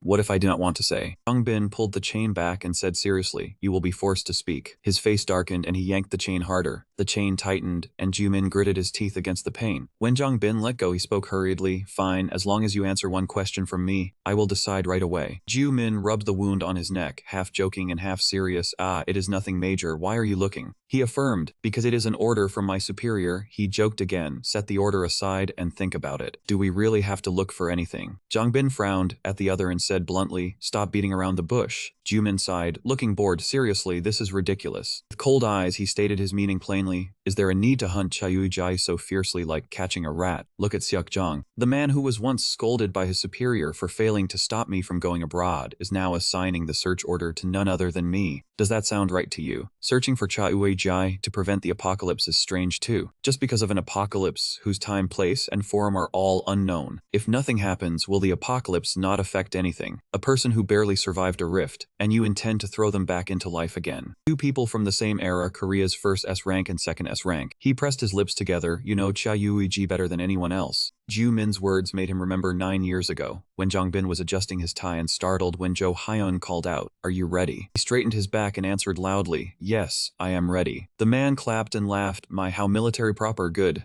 Zhou Hyun stepped out, looked around, then urged him, "Hurry, he is a very busy person. Do not keep him waiting. Do you remember what I told you?" On the way, he especially reminded Zhang Bin, "Do not stare for too long, and do not poke in this and that." Zhou Hyun knocked on the door to Cha Yui's room. "Sir, this is Zhang Bin." The newest rank awakened this time. "Greet him," he exclaimed in surprise. Cha Yuji was interested and stood up to ask, "Oh, how old are you?" He answered clearly, "I am 21. Hearing that, Cha Yuji praised him. "Younger than I thought." Receiving the praise, he was delighted. This person was the hero Cha Yuji often seen on TV and heard on the radio. He had said young, but before his eyes was a true young man. Cha Yuji also greeted Zhang Bin. "Hello, I am Cha Yuji." He shook his hand and thought to himself, at most he looks about high school age, probably a minor. Zhang Bin returned the greeting. "I am Zhang Bin. I look forward to your guidance." Cha Yuji asked what his awakened ability was. Zhang Bin answered awkwardly, "Binding, sir, I can control the other party." He asked curiously, "Controlling monsters?" He explained that it only worked on awakened people. Cha Yuji was satisfied and said happily, "Wow, that is great. Awakened criminals are increasing so fast it is giving me a headache." At that moment, Hein Chen smiled. "That is right, you awakened right when we needed someone." "Sir Cha Yuji, have you heard the news about the water rift in Danyang? I have prepared a helicopter, you should leave immediately." Cha Yuji complied. "Ah, yes." Before leaving, he waved goodbye to Zhang Bin. "It was nice meeting you today. See you again." Receiving that attention, he answered nervously, "Ah yes, I was very glad too." As Zhang Bin watched the scarf fluttering behind him, Han reminded him not to care too much. He started and answered yes. The man was displeased and repeated, "I told you not to care too much about Cha Yuji. What we need right now is a hero. The more you know Cha Yuji, the more uncomfortable it becomes. I am reminding you so you can keep a proper distance. Do not resent him because of that. Until things stabilize, we have to accept that the strong are forced to sacrifice. The country's situation is tense." Zhang Bin lowered his head and looked at the stack of documents on Cha Yuiji's desk. After skimming through them once, he fell silent. Zhang Bin's hand clenched after reading the documents. "Swamp toad, the important thing is to prevent it from spitting acid. Attack the head and mouth first. Crimson Micro-Azure Dragon. If it joins with a pack, it will be troublesome. Pierce the throat to stop it from calling its companions." Returning to the present, Zhang Bin looked at Jiu Min and said frankly, "Even if it were not an order from above, I would still have to find him." He did not understand his purpose and asked, "Why?" Zhang Bin's eyes were full of determination.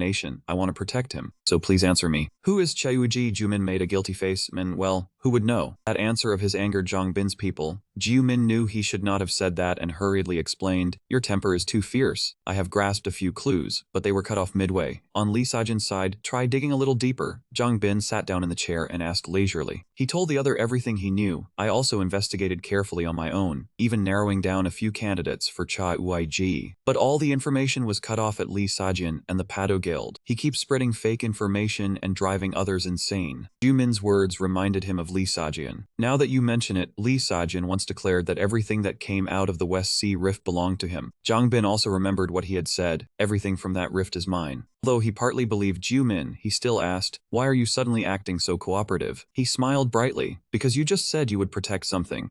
Bin was curious about the relationship between Jumin and Ji, so he asked, "Do you have some kind of connection with Ji?" He answered frankly, nothing special. Back then, that friend defeated the monster that tried to destroy our church, and I am someone who knows how to repay a debt." In the end, Jumin unexpectedly sang a passage from Grey. "The moment I stepped through, it was not inevitability, but grace." The auction became chaotic. Several people loudly fought over the bid. "Hey, I had my eye on that weapon first, and you people are still bidding. Hurry and put your paddles down." Followed by Excel's words, "Yes, number 7, number 10, number 2, number 7, number 11. A few extremists shouted, "Hurry and cut the phone lines so the foreigners cannot bid, die, you bastard." Loud crashes rang out all around as fights broke out, but Lee Sajin still calmly leaned against Ji's shoulder and said, "How interesting." Meanwhile, he felt displeased and cursed the bastard on the other side inwardly. Why is he absent at a time like this? Wongu did not flying objects to hit him, so she created an awakened barrier and shouted, "Lee Sajin, do I just need to do this?" Jisoo beside her cheered, "Vice Guild leader, please hold out until our side wins the bid." Wongu turned to look at Sejian from afar and asked, "I just need to keep it like this, really?" He reluctantly replied, "Yes, we need a proper justification, so do not counterattack yet." She also joined in, asking Lee Sajian, "Guild leader, can I shout the bid now?" He immediately agreed, "Go ahead." Jisoo took a breath and broke open a corner of the barrier Wongu had made, and she shouted at the top of her lungs, "Number 7 matches the price." Excel's ears rang from Jisoo's voice, but still answered, "Yes, number 7 has just bid." Ji was also surprised. Her voice is terrifyingly strong. Just then someone called Lee Sajian Mr. Lee Sajian. Ji saw that it was Matthew, and he was curious about his intention. "Are you not planning to step forward and resolve this chaos?" Lee Sajian did not care about the precious spear. "I did not do anything, so why should I resolve it?" But Matthew tried to speak. "What you said earlier wounded the hunter's pride." He maintained his position. "People who lack patience cannot blame me, and you should manage Honey Bee properly. When Bin arrives, you should also find a reason to justify it." Ji did not want to get dragged into trouble, silently saying, "Please, leave me out of your conversation." He knew saying more was useless, nodded and said, "I understand, thank you for the advice." Ji looked at Matthew and thought to himself, he can even hear that as advice. Are you some kind of saint? Thinking that, he was puzzled when he suddenly created fire, and Ji thought to himself, why is he sitting there roasting rice cakes now? What is wrong with this person? Honey Bee naturally walked over and sat with Matthew, threw the thing in her hand and shouted, "Those clever bastards, what kind of fighting is this? Always trying to jump in. Throw it." Matthew's gospel. "Do you have another bidding paddle? Mine broke." Matthew pushed the item toward her and replied, "How would I have an extra?" Honey Bee did not believe him and kept shouting, "I need a paddle to bid." Having no choice, he told the truth. The one who broke the paddle was Emma. Honey Bee, eat a roasted rice cake. She grabbed her head and screamed, "I am so angry, why are you only saying that now?" Next, Lee Saijin called Su Kangji Su, and she answered quickly, "Yes, I am listening, guild leader." Right after that, he ordered, "Break all the bidding paddles of the remaining people." Ji Su happily accepted the order and obeyed. Okay, while the sounds of breaking paddles rang out one after another, Lee Saijin stared at the paddle in Cha-Ui's hand, making him flustered. A few seconds later he raised the paddle and said confidently, "Then, I suppose I am the only bidder left." Honey Bee did not want to drag things out, quickly snatched Excel's auction hammer and said, "Then Lee Sajian wins the bid, hurry and end the auction." Hearing the hammer strike repeatedly, he let out a relieved breath. Looking from afar, he worried, "Then, please help me pass a message to Bin. I will collect this debt back twofold." After saying that, he suddenly collapsed. Mai Taiji caught him in time and he called his name in confusion. Cha-Uji hurriedly set Sajin down on the sofa, touched him for a moment and thought to himself, his body is so cold. What is going on? I thought it was just because his health was poor. It turned out that sealing the source of his power had placed a huge burden on his body, making him collapse and unable to get up. More anxious Cha-Uji became, the more he kept calling him, "Lee Sajian, Lee Sajian." Hey, Lee Sajian, his emotions were in turmoil. This will not do. Who should I call? Where should I go now? Seeing something had happened to the guild leader, Wongu hurriedly asked, "Mr. Secretary, what is wrong with him? What happened?" Cha-Uji did not answer, only gritted his teeth and thought to himself, "Get a hold of yourself." A few seconds later, he explained to her, "I do not know. Ever since he was bound, his condition kept getting worse." Then he suddenly collapsed. Wongu was completely shocked. Why has this never happened before? I was bound before too. But it was not this bad. In an instant, he ordered her, "Jisoo, call Bin here quickly." She ran off.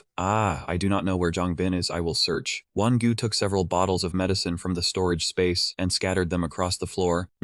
What should we do at a time like this? At the same time, Chai was worried about Lee Sajian, so his heart was restless. He focused on thinking of a way to save him. A moment later, Jisoo returned. I brought him here. Jongbin was brought over, not understanding what had happened, and turned to ask her, Miss Kang Jisoo, explain why the hall ended up like that. When Won-gu saw him, she called loudly Jongbin. He turned back and saw Lee Sajian, then was startled and stammered, Mr. Lee Sajian. What happened to him? Jongbin quickly checked the chains and admitted fault. I am sorry, I was too short-sighted. I did not expect so much time to pass. Won-gu quickly explained Lee Sajian's situation. His condition has never been this bad. What exactly happened? He took the bottle of medicine and explained. You all know that my chains have the ability to bind the source of an awakened person's power. Jongbin fed Sajian the medicine while saying, according to publicly known information, that is correct, but to be more precise, my ability returns an awakened body to the state before awakening, because that is the crucial point of awakening. The time of the bound body is reversed and temporarily fixed there. In other words, their body is forcibly returned to that of an ordinary person before they became an awakened one. Amid the pitch-black ruins, where everything had been melted by poison, Lee Sajian sat alone in an oversized patient gown. Jongbin specifically told Won-gu, checking Lee Sajian's condition is urgent right now. I will send an official apology to the Pado Guild and Mr. Lee Sajian later. Since I was handling something else just now, I do not fully understand the situation in the hall, so please explain what happened. He looked embarrassed as he scratched his face and recounted. The auction had just ended. Because the spear auction caused the hunters to fight, the hall was a mess. What else was there to say? Jisoo added, the spear was bid on by our association chief. Won-gu, confused, replied, really necessary to mention. His attitude annoyed her. The owner is fainting now. If you neglect him, the goods are lost. So must say beforehand. Jongbin reluctantly replied, understood, that's enough for now. Thanks to both of you. Put on a walkie-talkie and suggested to everyone, Mr. Hong Yi-sung should have stayed in the city longer before work began. But for his safety, we will take him up the mountain immediately. Oh, Won-gu, could you retract the defense wall? I'll call the transport staff. Before being taken away, Yi-sung ran up to stop him. Wait, who gave you permission to decide? I still don't want to go rushing over. Replacing Jongbin, he snapped his fingers to break the barrier. Mr. Hong Yi-sung, you arrived just in time. This is the director's order. Seeing him rush to Lee Sajian, Jongbin hurried to stop him. Slowly, I haven't finished the transaction.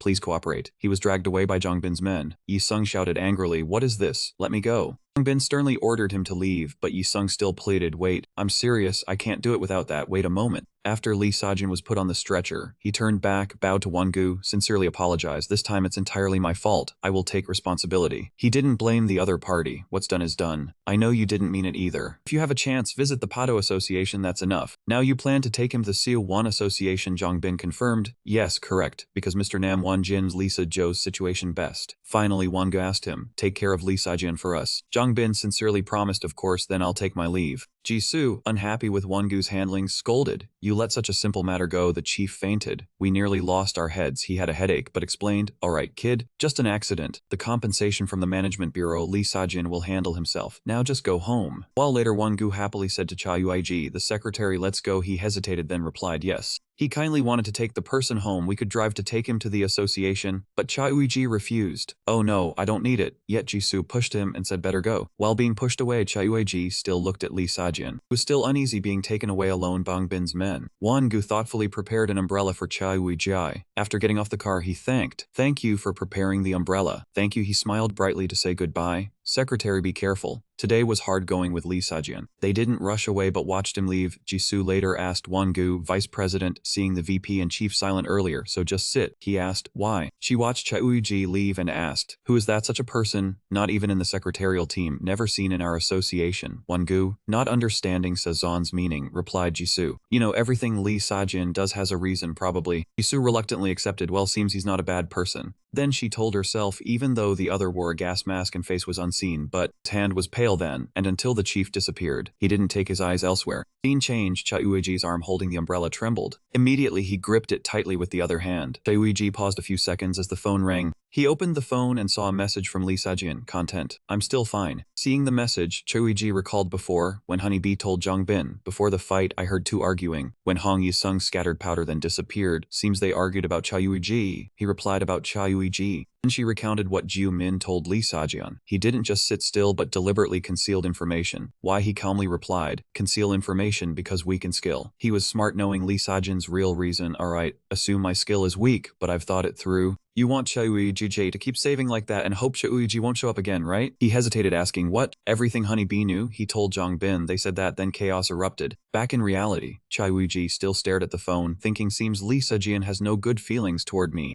Images of Lee Sajian hugging from behind and pressing close appeared in his mind. When I was Xiaoyuji, never met anyone like Lee Sajian, don't understand why he hates me, but in fragmented memories, Lee Sajian and Xiaoyuji seemed close. Lee Sajian, are you okay now? While still dazed, he vaguely saw a scene of meeting and comforting. It's okay, I will. Instantly, Lee Sajian's eyes brightened. He sat up and took off his gloves. Seeing Lee Sajian busy, Won Jin mocked, just woke up and already breaking things. Why not smash this place entirely? Lee Sajian, hearing this, looked at the other coldly. Zhang Bin stood up loudly. This is Mr. Nam Won Jin's research room in Seo Wan Association basement. I brought Lee Sajian fainted from the artisan exhibition for first aid. Also gave him the poison provided by Mr. Nam Won Jin. When the patient awoke, he immediately demanded payment. You will pay for barging into the lab and taking the bed. He gladly agreed, of course. Zhang Bin reassured Lee Sajian, don't worry, it's very safe here. Not sure how much you remember before Feng. Xiaoyuji's image and words appeared before him. Lee Sajian, hey Lee Sajian. He picked up the phone to check. Lee Sajian typed repeatedly in the input box content. I'm still fine. He silently waited for a reply. When Xiaoyuji didn't reply, Lee Sajian frowned, holding his head. He didn't text back. Seeing the other distracted, Won Jin clapped. Well then. Just woke up and smashing equipment, then checking phone. Seems you finished urgent communication. Now start talking a bit. Saw Lee Sajian pulling the water rope, panicked. Do you know how much that's worth? Gently. He's not afraid and loudly said, send me the bill. Who allowed you attach this debt to me? Though angry, Won Jin pretended to laugh. Suddenly Zhang Bin carried him here. What can I do? Startled, please consider my fragile heart your condition. Does the medicine help recovery? He reluctantly nodded somewhat. I'm fine. A second later, Won Jin seriously spoke about Lee Sajian's condition. Fortunately, if the poison is collected, it will be sent to Pado. Indeed, upon awakening and receiving system power, previous wounds recovered. Of course, in his case, the difference before and after awakening is especially large. Does awakening level and recovery rate correlate? Lee Sajian, disliking others interfering, sharply said, Won Jin, don't overstep. He sighed, replied, understood, my apologies. Zhang Bin joined the conversation. Currently, HB Association has taken responsibility for other hunters. Everyone returned to the association. Lee Sajian suddenly asked about someone. Wangu already left too. He answered frankly, yes. Curious about the other's story, he asked if he had told anything yet. But Zhang Bin didn't understand and asked, Hung, which matter are you referring to? Lee Sajian, pulling his leg down, said probably at that time he had no mind to exchange. I had asked to be informed. I will claim this debt double. He listened and replied frankly, this is the first I've heard of this, but I was mentally prepared as it happened due to my own carelessness. Seeing the other's honesty, he did not hesitate to praise. Yeah, I like how you understand each other in conversation. Recounted the entire private dialogue between him and Jiumin to me. Scene changed. Xiaoyuji still looked at Lee Sajian's message. I'm still fine. He waited for another message, but saw nothing, thinking, after this message he will not contact again. Still fine, my ass. Unable to wait, he put the phone down. A few seconds later, still worried about Lee Sajian, he murmured, even if Lee Sajian doesn't wake, this country will hide it. Those in power must stay firm. In other words, this message may be to conceal Lee Sajian's true condition, or sent by someone on his behalf. Thinking this, he picked up the phone, thinking, maybe I should try replying. After a while, he put the phone down, sighed, mind spinning. At this moment, someone opened the door, saying, hello sir. Xiaoyuji was astonished, thinking crisp. Seeing him cold, Godu timidly thought, seems I came at the wrong time. Then awkwardly said, do you remember at the artisan exhibition I took the lady to the hospital? He should have reported right after finishing, but was too busy, arriving a bit late. Xiaoyuji recalled the main matter, startled. His face immediately darkened, silently screamed, damn it, no matter the distraction. How could I forget taking her to the hospital? Panicked. You're crazy, Xiaoyuji. Xiaoyuji was silent. Gojo worriedly trembled. So now can I report, sir? Finally he said, yes. How is her condition? Give the papers, he replied. This is the diagnostic copy and prescription. Hospital confirms her knee isn't worse. Medication will alleviate. He flipped through the pages and replied, thank you. Gojo smiled brightly, you're welcome. Xiaoyuji focused on reading all the documents. After reading, he asked about Lee Sajian. How is Lee Sajian? Surprised, he asked. So what? Xiaoyuji self-reproached, damn, while politely said, I mean Lee Sajian. Lately he hasn't assigned me tasks, so I'm curious. Gojo scratched his head smiling. You mean the chief? Sounded strange, so I was slow. That I don't know, no answer. So Xiaoyuji, annoyed, silently cursed. Useless. He didn't expect Gojo would honestly take the phone to call Lee Sajian, saying, your chief likes independent work. Don't know if he's at work today. Wait, Xiaoyuji hesitated. You plan to call now? App Gojo used was Pado blind, requiring politeness. Posts not following rules may be deleted without notice. He explained to Chayuiji, no, our Pado is blind, usually chief at work, secretarial team posts here. Do you want to see? He stepped closer to watch Gojo operate, excitedly talking here. Gojo guided Chayuiji on using Bright, explaining, due to high security rank. Most posts are viewable, he curiously asked. No need to secure from outsiders, he replied. Just staff gossip or badmouthing the chief. Immediately after, Chayuiji saw an anonymous asking, what happened in TLNN this time? Anonymous who knows since TLN incident Tuhurti never goes to work. That's a private playground, can't get info. Even the guardian ghost doesn't know. Jisoo said no comment. Chayuiji saw 10 comments appear. After reading, he thought in surprise. Even the live of the association had no details about Lee Sajin. Driven by curiosity, Chayuiji read a few comments. That day TLN broke shoulder armor without anyone claiming compensation. He pondered. If he didn't work but sent directive mail, most likely someone else did it. He still hasn't woken. Should I go see? Thinking, the phone rang. Gojo urgently,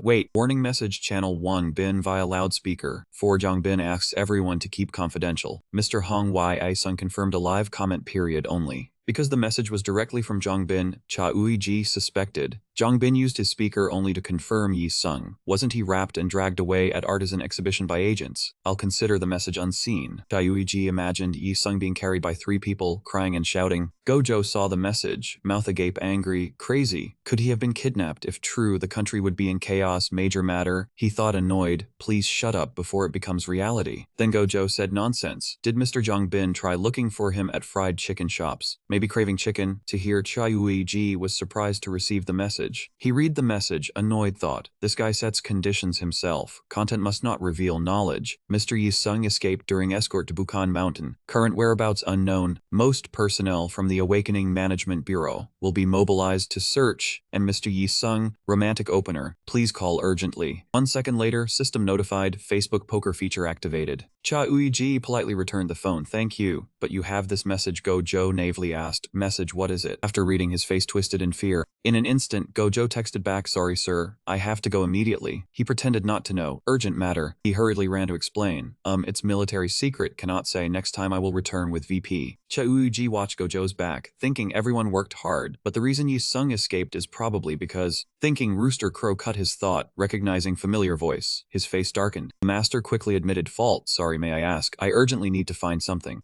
Cannot find means certain death. The one just arrived. Sky Jillian darkened. He thought, probably not him, please. At this moment, thunder appeared, lighting up. Yi Sung calmly said, have you ever seen a round magic stone like an egg yolk? Not understanding, he muttered, back then I did many strong-willed hunters. Later, whenever met, it's like a short circuit. Among them, this kid is truly crazy beyond cure. Reporting him would bring trouble. Better give the magic stone then eject, quickly signaling, go inside then talk. Upon entering, Yi Sung looked around, asked, Secretary Kim does 2 jobs. Why here at the game hall now? Chai Woo-ji reluctantly admitted, yes, I'm doing extra work. Close the door and use me. Any thumbs up, smiling praise, wow, you live diligently, a shining example, wonderful. He despaired at Yi Sung's casual added thinking. He actually believes it, this guy is naive. Chai Woo-ji curiously asked, why did you come here? You tracked me. He awkwardly looked at the game, explained, Secretary Kim's whereabouts found by beloved bird. Because created from memory-absorbing monster stone, it can memorize to find people. It also connects souls with me, communicates well. Cha Yuiji thought, never expected the bird I held at the exhibition returned this way. Further asked, understood the matter of finding thanks to the bird. But why did you shake off the management bureau? Yi Sung frankly confessed, seeing the magic stone. My eyes went wild. I escaped by focusing on the stone, right when Jong Bin wasn't there. Cha Uji found it hard to believe and asked, Jiang Pin was not there. He gently set the chicken on the table and answered frankly, after the artisan exhibition incident, I have not seen a trace of him, but I did get a message from him. He said there was something urgent he had to handle with Lee Sajian or something. Cha Uji cautiously asked as he approached him, Lee Sajian? No. Did something happen to the guild leader again? Is he still alright?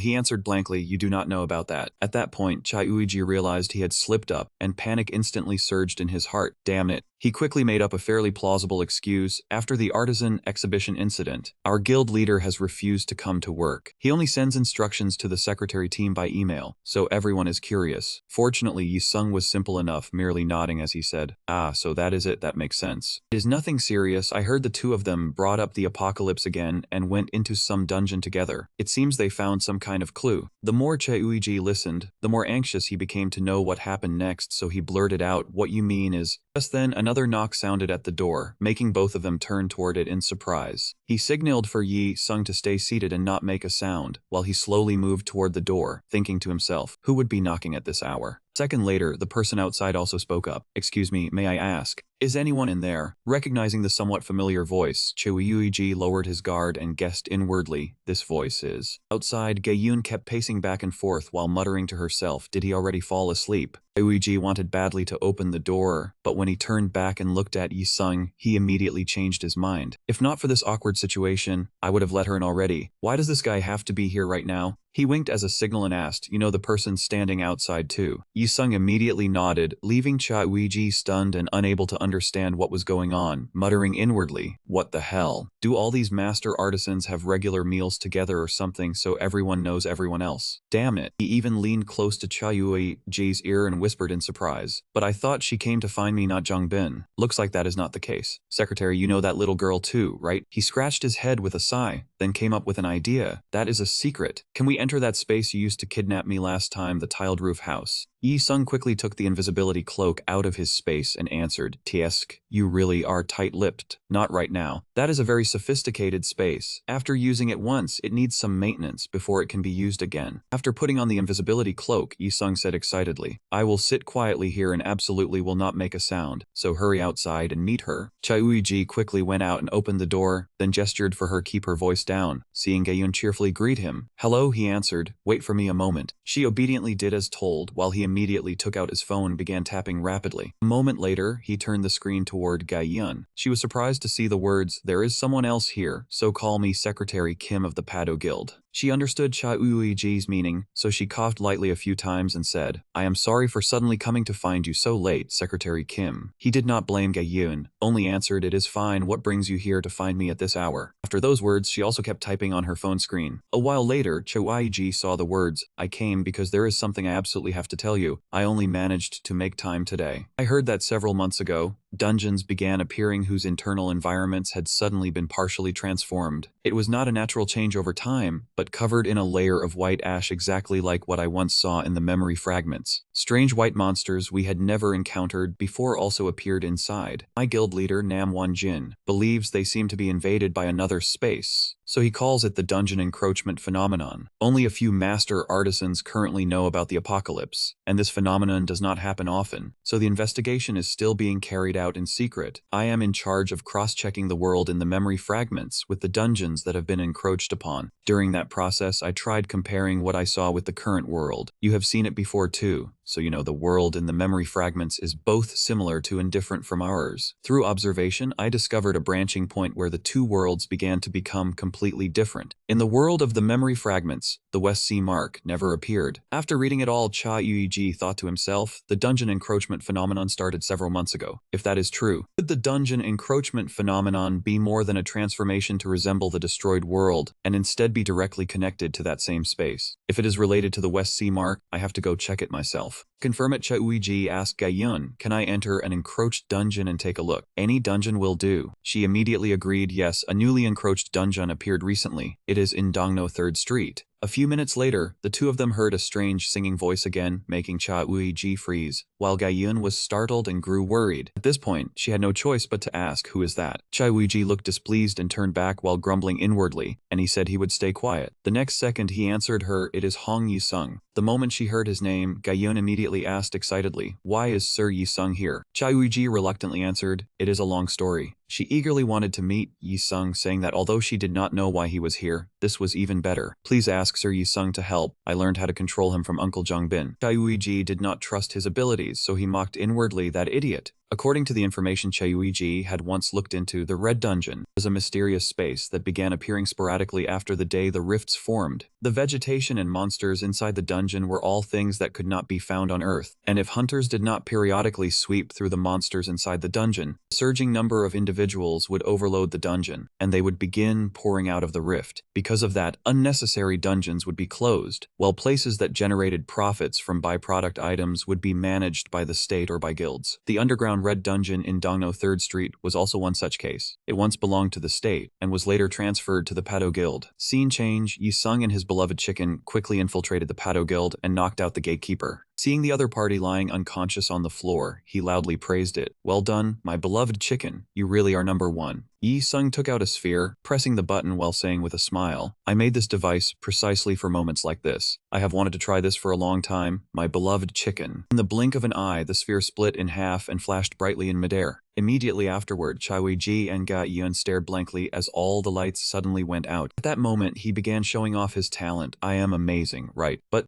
she asked worriedly, "Is it really okay for you to do this?" He answered helplessly, "From the moment I brought that guy here, I more or less expected this." He had once shaken off the bodyguards following him and run away, and had even suddenly shouted in the middle of an auction, "Stop the auction." He had once shaken off the bodyguards following him and run away, and had even suddenly shouted in the middle of an auction, "Stop the auction." Moreover, Yi Sung had successfully shaken off the bodyguards, making them clutch their heads and scream in frustration, "Sir Artisan." Just thinking of those crazy incidents, Chai-Wei-ji sighed inwardly. If no one supervises him, he will definitely get so excited that he runs all over the place. As an enemy, he gives the other side a headache. As an ally, he is useful but still exhausting. This guy, seriously. A few seconds later, he turned to praise Ga Yun. "It is also thanks to you skillfully coaxing him that we came here without wasting too much time." She blushed in embarrassment, scratching her head as she answered, "It was nothing. I learned it from Uncle Jong Bin." The method Ga Yun used was endless praise and stirring up his curiosity. She used flowery words to flatter Yi Sung. "O greatest artisan in Korea, please help us. The red dungeon is being encroached upon. You are the greatest craftsman in the world, a genius." And so he smiled smugly. Ehem, who just called for the greatest artisan in the world. Yeon also did not forget to thank the chicken. "Ah, thank you, little one." It quickly ran over. Seeing the object in her hand, Choi-Ji immediately realized, that is something from the Rift Management Bureau. Yoon held the card and walked up to the scanner. After confirmation was completed, the dungeon door immediately opened. At that moment, she nervously reminded everyone, "We will only look around the entrance area where the encroachment occurred, then come right back out. You two, remember that." Chai-Wei-ji agreed.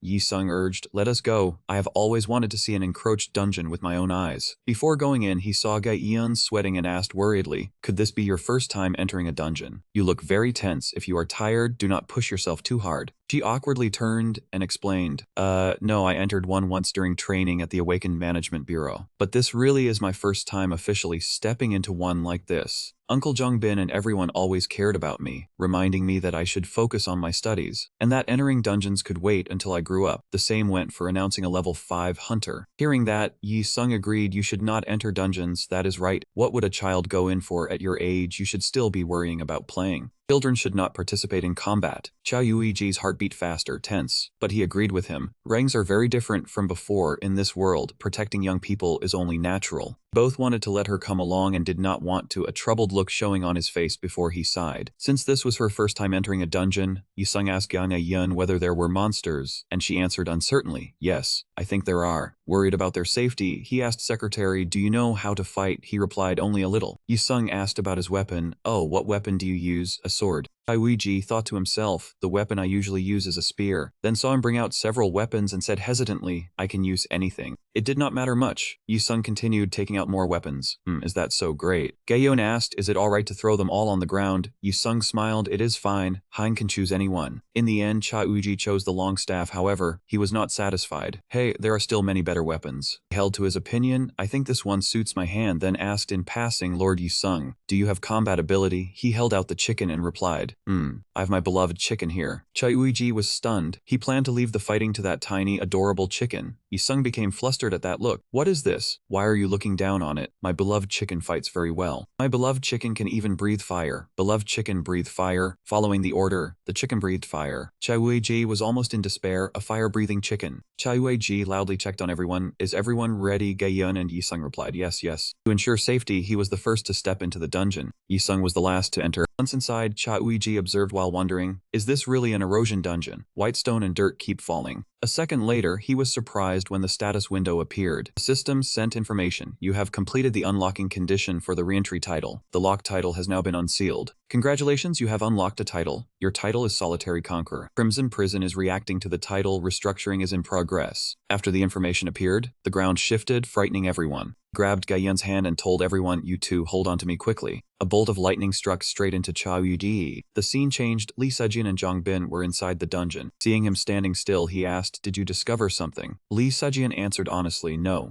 Zhang Bin saw the vortex in the sky and said, ah, so you were observing that vortex. It is strange that inside the crack in the dungeon, the black hole outside cannot be seen. Let us move to another area. Coincidentally, Lee Sujian discovered something new, turned to look, and showed confusion. He thought they were his people, so he asked Zhang Bin, did you call for additional forces? Zhang Bin quickly confirmed, no, only Lee Sujian and I are investigating the erosion dungeon. When the sky changed, he was startled and thought to himself, what is happening? Why did the originally quiet air suddenly stop? Sujian took off his mask and asked him, has an erosion dungeon ever undergone an acute transformation like this before? He replied, there has never been a precedent in any previous case. To understand the situation, Zhang Bin opened the status window to check and said, this is a dungeon under investigation, so it would not be strange for anything to happen, but we have not discovered anything. Lee Sujian also opened the status window and received information. The dungeon is reacting to the title restructuring is in progress. In an instant, lightning flashed continuously, throwing them both into panic. What is this? The sky where they stood turned pitch black. After the lightning stopped, Zhang Bin lay on the ground trembling and wondered, what was that just now? The dungeon has already opened, yet it is restructuring again. Zhang Bin clutched his aching head and thought acting alone in a dungeon without information like this is no different from self-destruction. I have to regroup with Lee Sujian quickly. He quickly opened his eyes and searched for someone, calling inwardly, Mr. Lee Sujian. Zhang Bin did not see him, then looked at Gayan and Yi Sung, lying piled up with their backsides in the air. Damn it, what just happened? Feeling confused, Zhang Bin called out loudly, Lord Hong Yi Sung Yun Gayan. The scene changed again. Chai Yuji was covering Lee Sujian's mouth, his heart pounding hard. Chai Yuji sensed something familiar and thought to himself, this atmosphere is so familiar. The distinctive stillness, with no scent, was also fortunate, because the corpses inside the water stain did not decompose, which was how they had found them among the bodies. Right now, his body was normal in this place. The only thing he could trust was his own body. Come on, open your eyes and face today's hell. Opening his eyes, he looked around blankly and said, this is... Chai Yuji saw Gayan's hat and the staff nearby, then sprang up in panic, so it was the hat Gayan always used. The staff beside it was the weapon Yi Sung had given him. He stepped forward and grabbed the staff, thinking to himself, this is the underground dungeon in 3rd Dungno district, not a crack. There was no sign of people around, so Chai Yuji used the system ability tracking eye to search for people and wondered inwardly, where are Gayan and Yi Sung?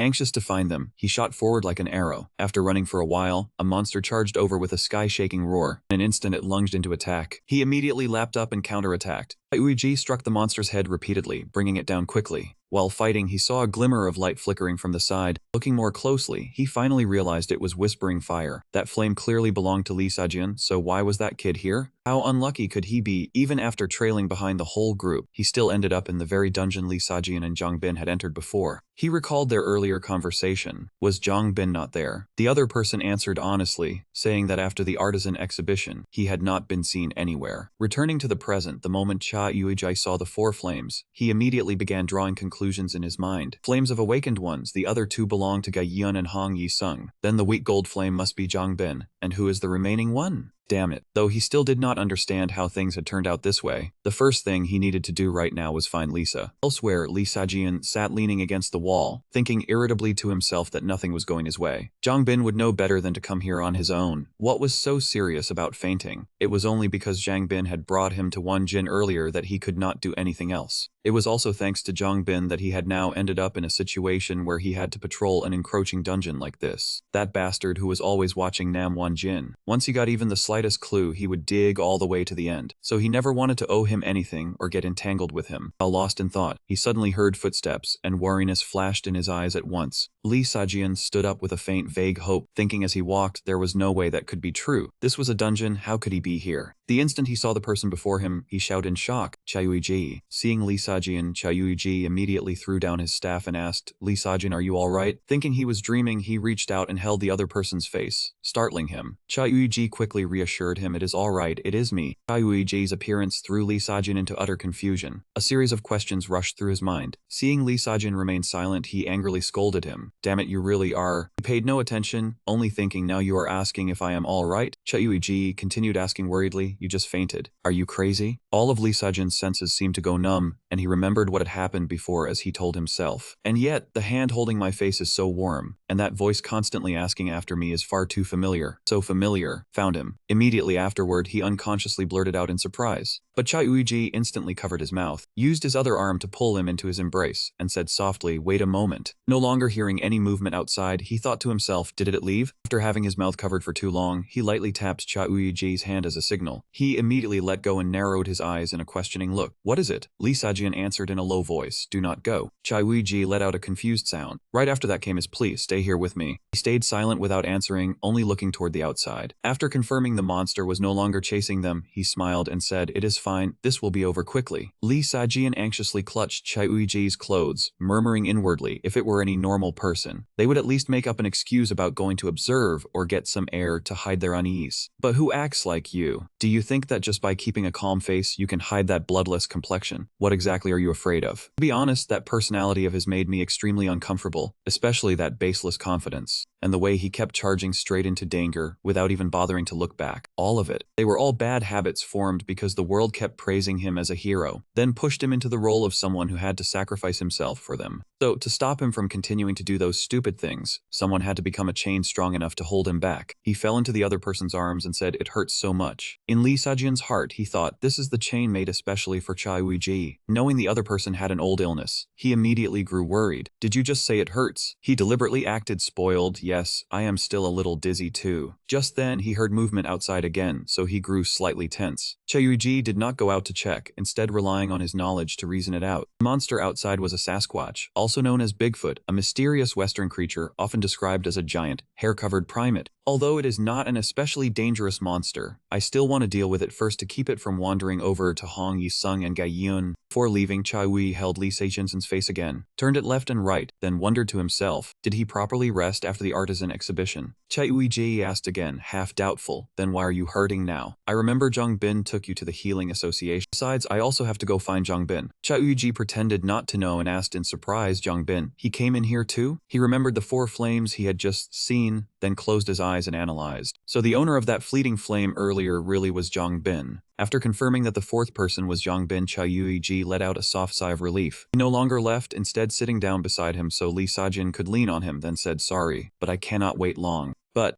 Chai-Uiji answered tensely.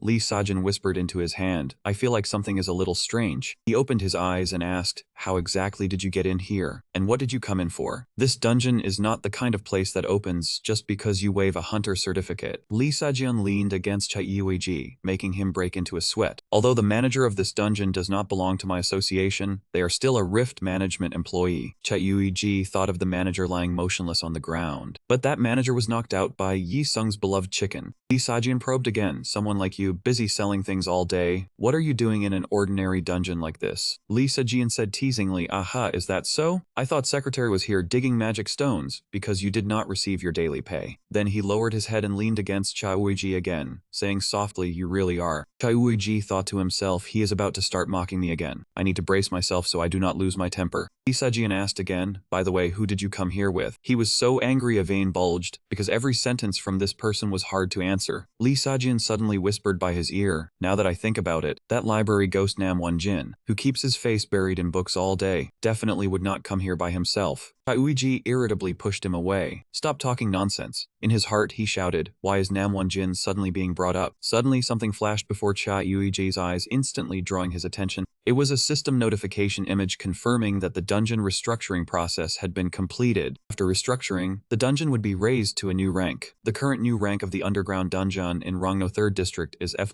Chai-Uiji froze S+ rank? He imagined Yi Sung as a perfect model in every way, so people thought a first-class awakened one above S rank might exist, but there had never been a dungeon beyond S rank before. Maybe he had been trapped in the West Sea Rift for 8 years, so he had not kept up with the information. Lee Sajin exclaimed that this was the the first time such a case had happened. Chai Wuiji looked over him and judged that Lee Sajin was also experiencing this situation for the first time. Chai Wuiji was now swept into the chaotic emotions he himself had caused as the dungeon's rank changed the moment he stepped inside. This was the second time since he entered the West Sea Rift, repeating like this. It was probably waiting for him because that was inevitable, and that was why this happened. Very quickly, he slapped his own face to calm himself. No, this was not the time to sink into negative emotions. This made Sajin turn to look at him. Chai Yuiji asked if he had any materials on this dungeon. He answered honestly, there was some preliminary investigation information, but it was all data from before the dungeon was eroded, so it was probably useless now. The bitter winter, the collapsed structures appeared, and the dungeon had even been restructured, so that information was of no help. The abandoned high-rises could now only be regarded as a new dungeon, and if they wanted to know anything, they had to gather more. Chai Uiji thought that both the eroded dungeon and the restructuring were like the West Sea Rift, and only he knew that truth. His mind was full of questions. What connection was there between dungeon erosion and the West Sea Rift? John's voice calling him rang out. He pressed close to Chai Yuiji. Do you like torturing yourself? Chai Yuiji glared, and he said nonsense again. What about you? Do you like talking nonsense? He lightly touched Chai Yuiji's face, making him show emotion, and from his actions, it was clear he had a tendency to torment himself. Lee Sejun warned in a stern voice, try doing that again. Although he did not like hitting people, he could still indulge him. Chai Yuiji flew into a rage. You said it hurt just now. The part that hurts is your head, right, you bastard. After that, the two stood up, and he suggested, now that your little shrimp jumping should be better, get ready to move. Chai Wuiji was still pinching John's arm, making him ache. Oh, that hurts, yes? Whatever you say. He saw Chai Wuiji walk ahead and asked if there was any need to hurry. Chai Wuiji picked up the staff. I heard you entered the dungeon with Zhang Bin, so we have to regroup with them quickly. Sejun was right, but they needed to grasp the situation of the new dungeon. It would be better for Chai Wuiji to move slowly and carefully. Zhang Bin was not weak. He would endure. Chai Wuiji only looked at him. He did not doubt Zhang Bin's ability, but what bothered him was, Chai Wuiji thought of the other two's carelessness, Hong Yisung and Gai Yun, who knew whether they could hold out, but mentioning their names now would require too much explanation. The Hong Yisung, his imagination was strange, but being strange and surviving were two different things. Lee Sejun lifted a few strands of his hair, wearing nothing to cover his face. Did you think wearing a hood could hide your face? Chai Wuiji turned away and pouted. Every word he said struck right where it hurt. Before regrouping with Zhang Bin, they only needed to kill the dungeon boss first. Lee Sejun smiled meaningfully. I understand. He aimed at Chai Wuiji's past, when he had acted impulsively and charged straight at the Rift boss. He was annoyed, poking at Lee Sajian and saying something. Lee Sajian tried to smooth things over. Alright, Chai Wuiji, let us move at worst. I will put a gas mask on you. Chai Wuiji walked behind and skillfully brought up a topic. Before awakening, were you very seriously ill? Lee Sajian answered indifferently. Who knows? Chai Wuiji ambled behind him, answering vaguely as though he did not want to talk. Lee Sajian turned back to tease him. I can even hear your brain thinking. Chai Wuiji cursed, saying that talking like that was also a talent. He looked smug. Right, I will not say it. That is a secret. What is there to be bored about? Sajian's words made Chai Wuiji pause. You still have many things hidden from me. Lee Sajian still smiled as he looked at him. It is fine, even if you lie. It is fine, and besides, I can find out your secrets. He had to do so. Chai Wuiji thought about Lee Sejun. One lie dragged along another lie. What ending would await those lies stacked upon lies after awakening? Although he was trusted by many people, the trust Lee Sejun gave him was completely different. Behind Chai Wuiji's expression were many thoughts. Unlike other false trust, it seemed to hold something radiant, making him want to try pulling it out to see what kind of existence it was. While he was still thinking, monsters flew out from somewhere in the city. Chai Wuiji and Lee Sejun entered battle stance together. Chai Wuiji gripped the staff and swung it straight toward the area. In order to control its mind together, Lee Sejun stayed close behind Sejun in the face of his terrifying destructive power. He smiled and praised him. It seems we match. Well, I can guess what you are uneasy about, but it is fine. This dungeon is full of S-rank awakened ones. Chai Wuiji did not answer, only worrying. No, you still do not understand that itself is the big problem. Worry was clear in Chai Wuiji's eyes. The current number of Korean S-rank hunters is 8, and 5 of them have entered this dungeon. More than half of the S-rank hunters entering this dungeon is truly a problem. Switching to another area, Zhang Bin asked Han when he saw Gai Yun, you two are not injured, right? She came out from the rubble, yes. Uncle Zhang Bin, what about you? He approached her. I am fine. Gai Yun is less dizzy now. Thank you for your concern. Zhang Bin smiled on the outside while thinking inside. Honestly, when I heard that Hong had escaped, my head spun and I only wanted to run away. It was because Li assigned me to track Hong Yisung that I entered the dungeon. He recalled Gai Yun's prophecy from a few months ago, predicting the end of the world, when the world was gradually forgetting the chaos and moving into stability. The director of Awakened Management and Seok Jong, the first person to hear it, thought the prophecy was only a post-awakening symptom. But the unpredictable force that appeared on the snowy mountain reinforced Guyun's words. Eroded dungeons appeared and Prometheus, the organization that had been quiet since Lee Saijin awakened, now became active again. Seokjong was mentioned as soon as the first eroded dungeon was confirmed. To prevent fear of the apocalypse, director Ham Seok revealed the existence of the apocalypse to a small number of hunters, limited to the top 10. Each challenge had been disclosed from that day onward. Combat-type organizations took turns investigating eroded dungeons. According to the order, Jiu Min or Honey Bee should have entered the dungeon, but Nam Won Jin said the matter was urgent and pushed me and Lee Sajin in here. Zhang Bin was stunned by the dungeon's sudden restructuring, and then an S+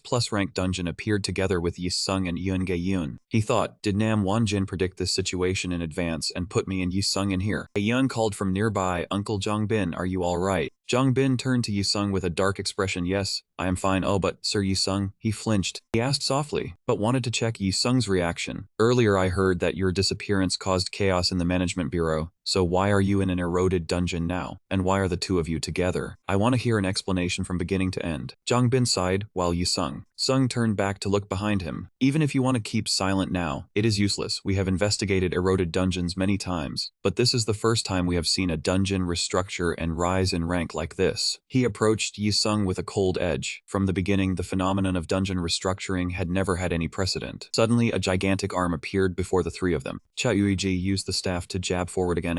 How much time had passed? He glanced around anxiously. Facing Cha Yuiji was a gigantic monster challenging him. What had rushed at him at first was only a mass of white fragments. The fragments gathered together and formed the shape of a golem. As time passed, the monster's form changed until it looked exactly like the monsters in the West Sea Rift. Cha Yuiji stared at them, wondering whether this was an error in the dungeon restructuring process, or whether the dungeon was reacting to his title. He slung the staff over his shoulder and suggested, instead of blindly fighting like this, it would be best to regroup with Zhang Bin's party first. Lisa Jian immediately objected. You are making me unable to understand what you are thinking again. Where does that confidence to be so reckless even come from? Everything I just said, you ignored it all, didn't you? Yuiji tried to explain. I did hear what you said and I made a reasonable judgment too, but Lee Sejian still dragged him away hard. Oh, reasonable, how wonderful. First, take off that hoodie before we talk. Chai Yuiji recalled how he had acted spoiled with him when they met the monsters. Clearly, when the two of them had first run into each other in the ruins, his attitude had still been very soft, even leaning against Chai Yuiji and whining, it hurts. He had even made him carry him, hawing, I feel so dizzy. And even when he stood beside him clapping, leaving Chai Yuiji to fight alone, he still praised him for being insanely cool. He wore an indescribably blank expression. That attitude of his probably only lasted until he started feeling annoyed. What exactly does this brat want? Oiji then flicked his hand, pushing Lee Sejin away before asking, did something else about me offend you again? After being pushed back, he replied, no, I am just a little curious. Lee Sejin frankly told Chai-Uiji, you keep acting as if you have to shoulder all the responsibility and solve everything yourself. That way of thinking really is not right at all. Isn't it about time you realize that yourself? He did not answer Lee Sajian and instead turned to look around, making Lee Sajian irritated. Before we go any farther, let us finish talking about this. We still have enough time anyway. Cha Yuiji lifted his chin, putting on an indifferent air as he said, fine, say whatever you want. He began asking, what work are you doing right now? Cha Yuiji paused,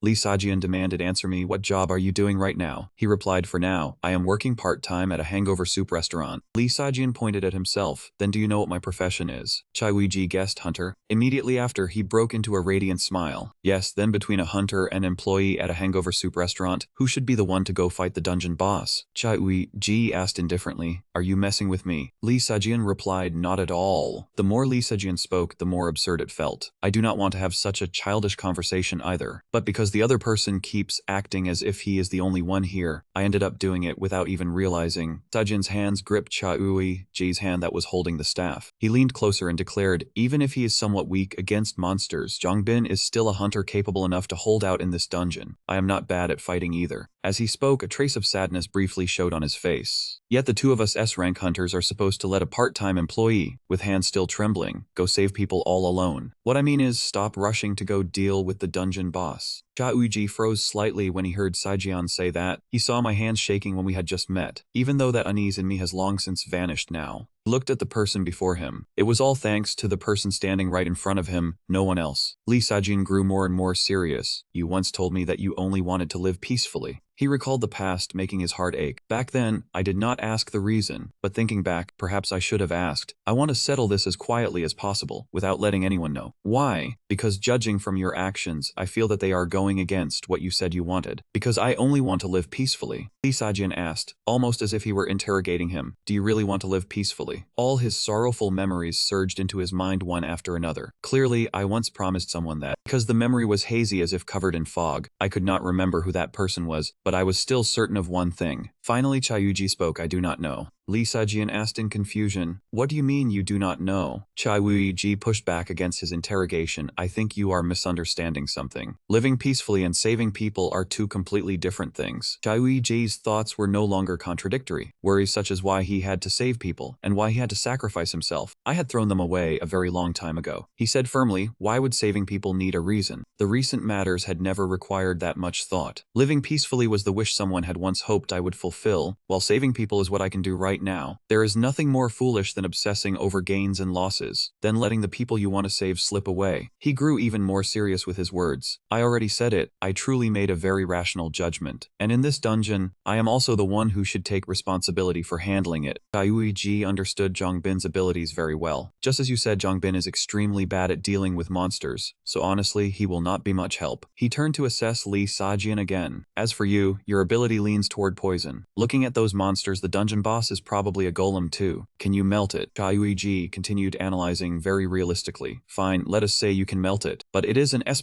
rank boss, so melting it will probably take quite a lot of time. During that time, it would be faster for you and me to rush in and beat it down. Ji irritably pointed at him. Also, I want to regroup with Zhongbin because there are other people there too. I am planning to save them. Lee Sajian became even more displeased when he heard that. Who else came in here besides you? Ji only replied, Hong Yi-sung and one more person. Lee Sejian looked as if he was about to explode with anger. What the hell is that man doing here? And who is the other person? Ji answered, he came because of the mana stone, obviously. Yi-sung looked utterly innocent. Please give me the mana stone. Lee Sajian at this moment was like a jar of vinegar. Fire cave. Please just throw that troublesome thing to him and cut ties with him for me. Ji also did not know how to handle it. I was planning to do that too, but circumstances kept pushing things along. As expected, the moment Yi-sung was mentioned, this brat got angry again. He reached out and poked Sajin to soothe him, trying to change the atmosphere. Hey, if you are worried about me, just say you are worried. Stop acting so rude all the time. If I say that, he will probably scold me for being crazy or blind or something like that. Then the mood will soften. The surroundings around the two of them were completely silent, without even the slightest sound. Uig then asked a little cautiously, are you really worried? Lee Sajin curled his lips and asked back, what, is that not allowed? Why are you so surprised? He created an immense field of killing intent around Xiaoji. Then what will you do if I say I have always been waiting for you? Xiaoji looked at him blankly like a little rabbit. He had just parted his lips, about to say something, when a tremendous explosion suddenly rang out from not far away. Xiaoji reacted with extreme speed, immediately hugging Lee Sejin tightly to protect him. He looked toward the place where the explosion had occurred. That was exactly where Zhongbin's group was. Yi-sung's side, he was struggling terribly with his shield. Yi-sung shouted loudly toward Ge-yun, has Zhongbin still not woken up? She replied anxiously, he still has not woken up. A giant hand could crush Yi-sung at any moment. At this moment, he could only rely on reinforcements. Neither I nor this shield can hold out any longer. Lee Sejian suddenly appeared, leaving Yi-sung stunned. What the hell is this? What happened to that man Zhongbin? He seemed to have caught hold of a life-saving straw. Thank goodness, heavens above. Zhongbin ended up like that because he was trying to protect us. Do you have a potion? Hurry and save him. As Sajin took out his tools, he grumbled, if you dared come to a place like this, at least you people should have prepared potions. Kid, inject that into Zhongbin. Gaiyun bowed her head. Thank you. Yi-sung got goosebumps all over the moment he saw the syringe.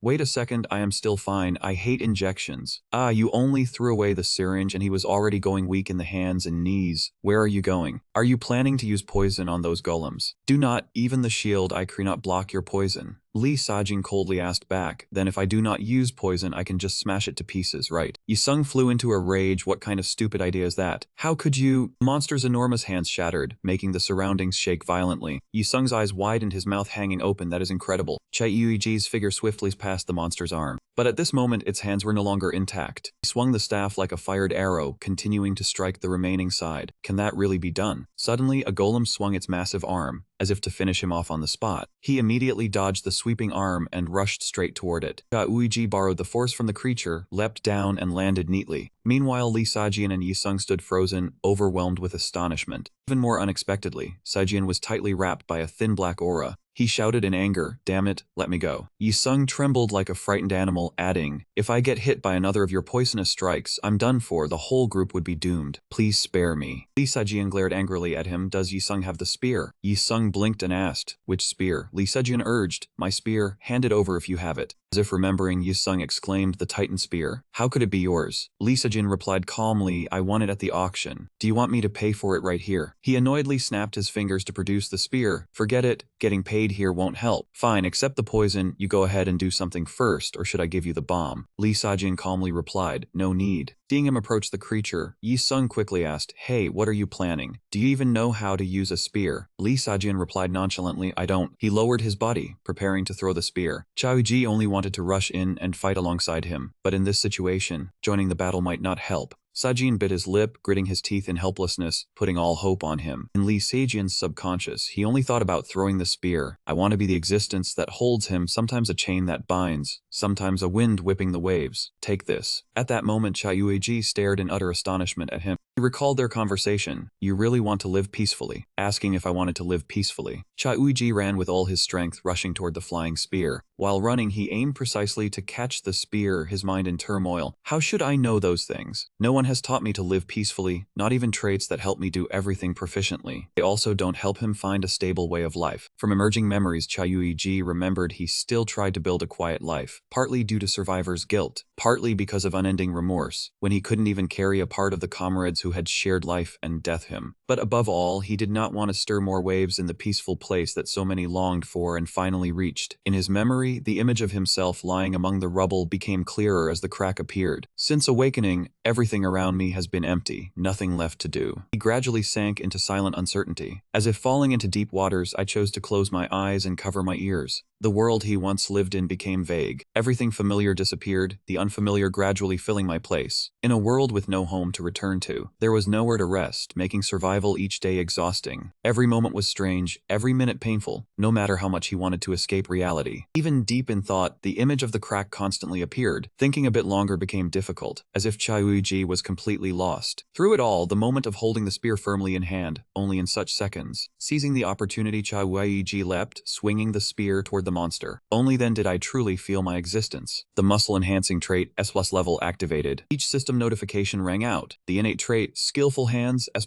level activated. Innate trait, the one who perceives all things, S+ level activated. Below were those watching his battle. Some had him to protect, a blessing beyond words. Seeing Lee Sajian's worried gaze on Chaoji, he became even more determined. Someone was waiting for me to return, that is something. He smiled brightly and thrust the spear downward. Such happiness. Immediately after, a violent explosion rang out, scattering rocks everywhere. Yi Sung could only hug the shield, his face pale with panic. After the series of shocks, Sejin continued to watch attentively. Aeon murmured, "Is it over?" She froze at the sight before her. The giant golem collapsed to the ground right in front of them. Chaoji slid down from its body. He immediately asked Han, "Are you all okay? Any injuries?" He had just returned after completing the surrounding watch. Yi Sung turned pale, pointing at Chaoji, and questioned, "No, that line should be ours to ask. Don't steal our dialogue." He circled to check Chaoji from head to toe. Any injuries? Apparently none. No broken bones, no scratches or tears. Is the body solid or internal injuries? The secretary should be the one asked. "Yes, I am completely fine." After confirming his safety, Yi Sung pointed to the weapon. "So the spear, is it comfortable to use?" He replied calmly, "Excellent, fits perfectly in hand." Praised, he proudly showed off. "Of course, a masterpiece I created. In fact, when hearing Lee Sajian won at the auction, I worried about how it would turn out." Now he remembered the person beside him. Right, Lee Sajian. He saw Sajian silently watching him. Chaoji thought, could it be because I pushed him toward Yungayan and Hong Yi Sung and left alone that he is like this? He scanned and thought, even questioned, "I do not regret handling that golem. It was necessary. If I hadn't acted, the whole group would have been in danger." Chaoji thought in confusion, but how to explain to Lee Sajian? Even if he knew I hid my power, a normal false awakening easily defeating an S+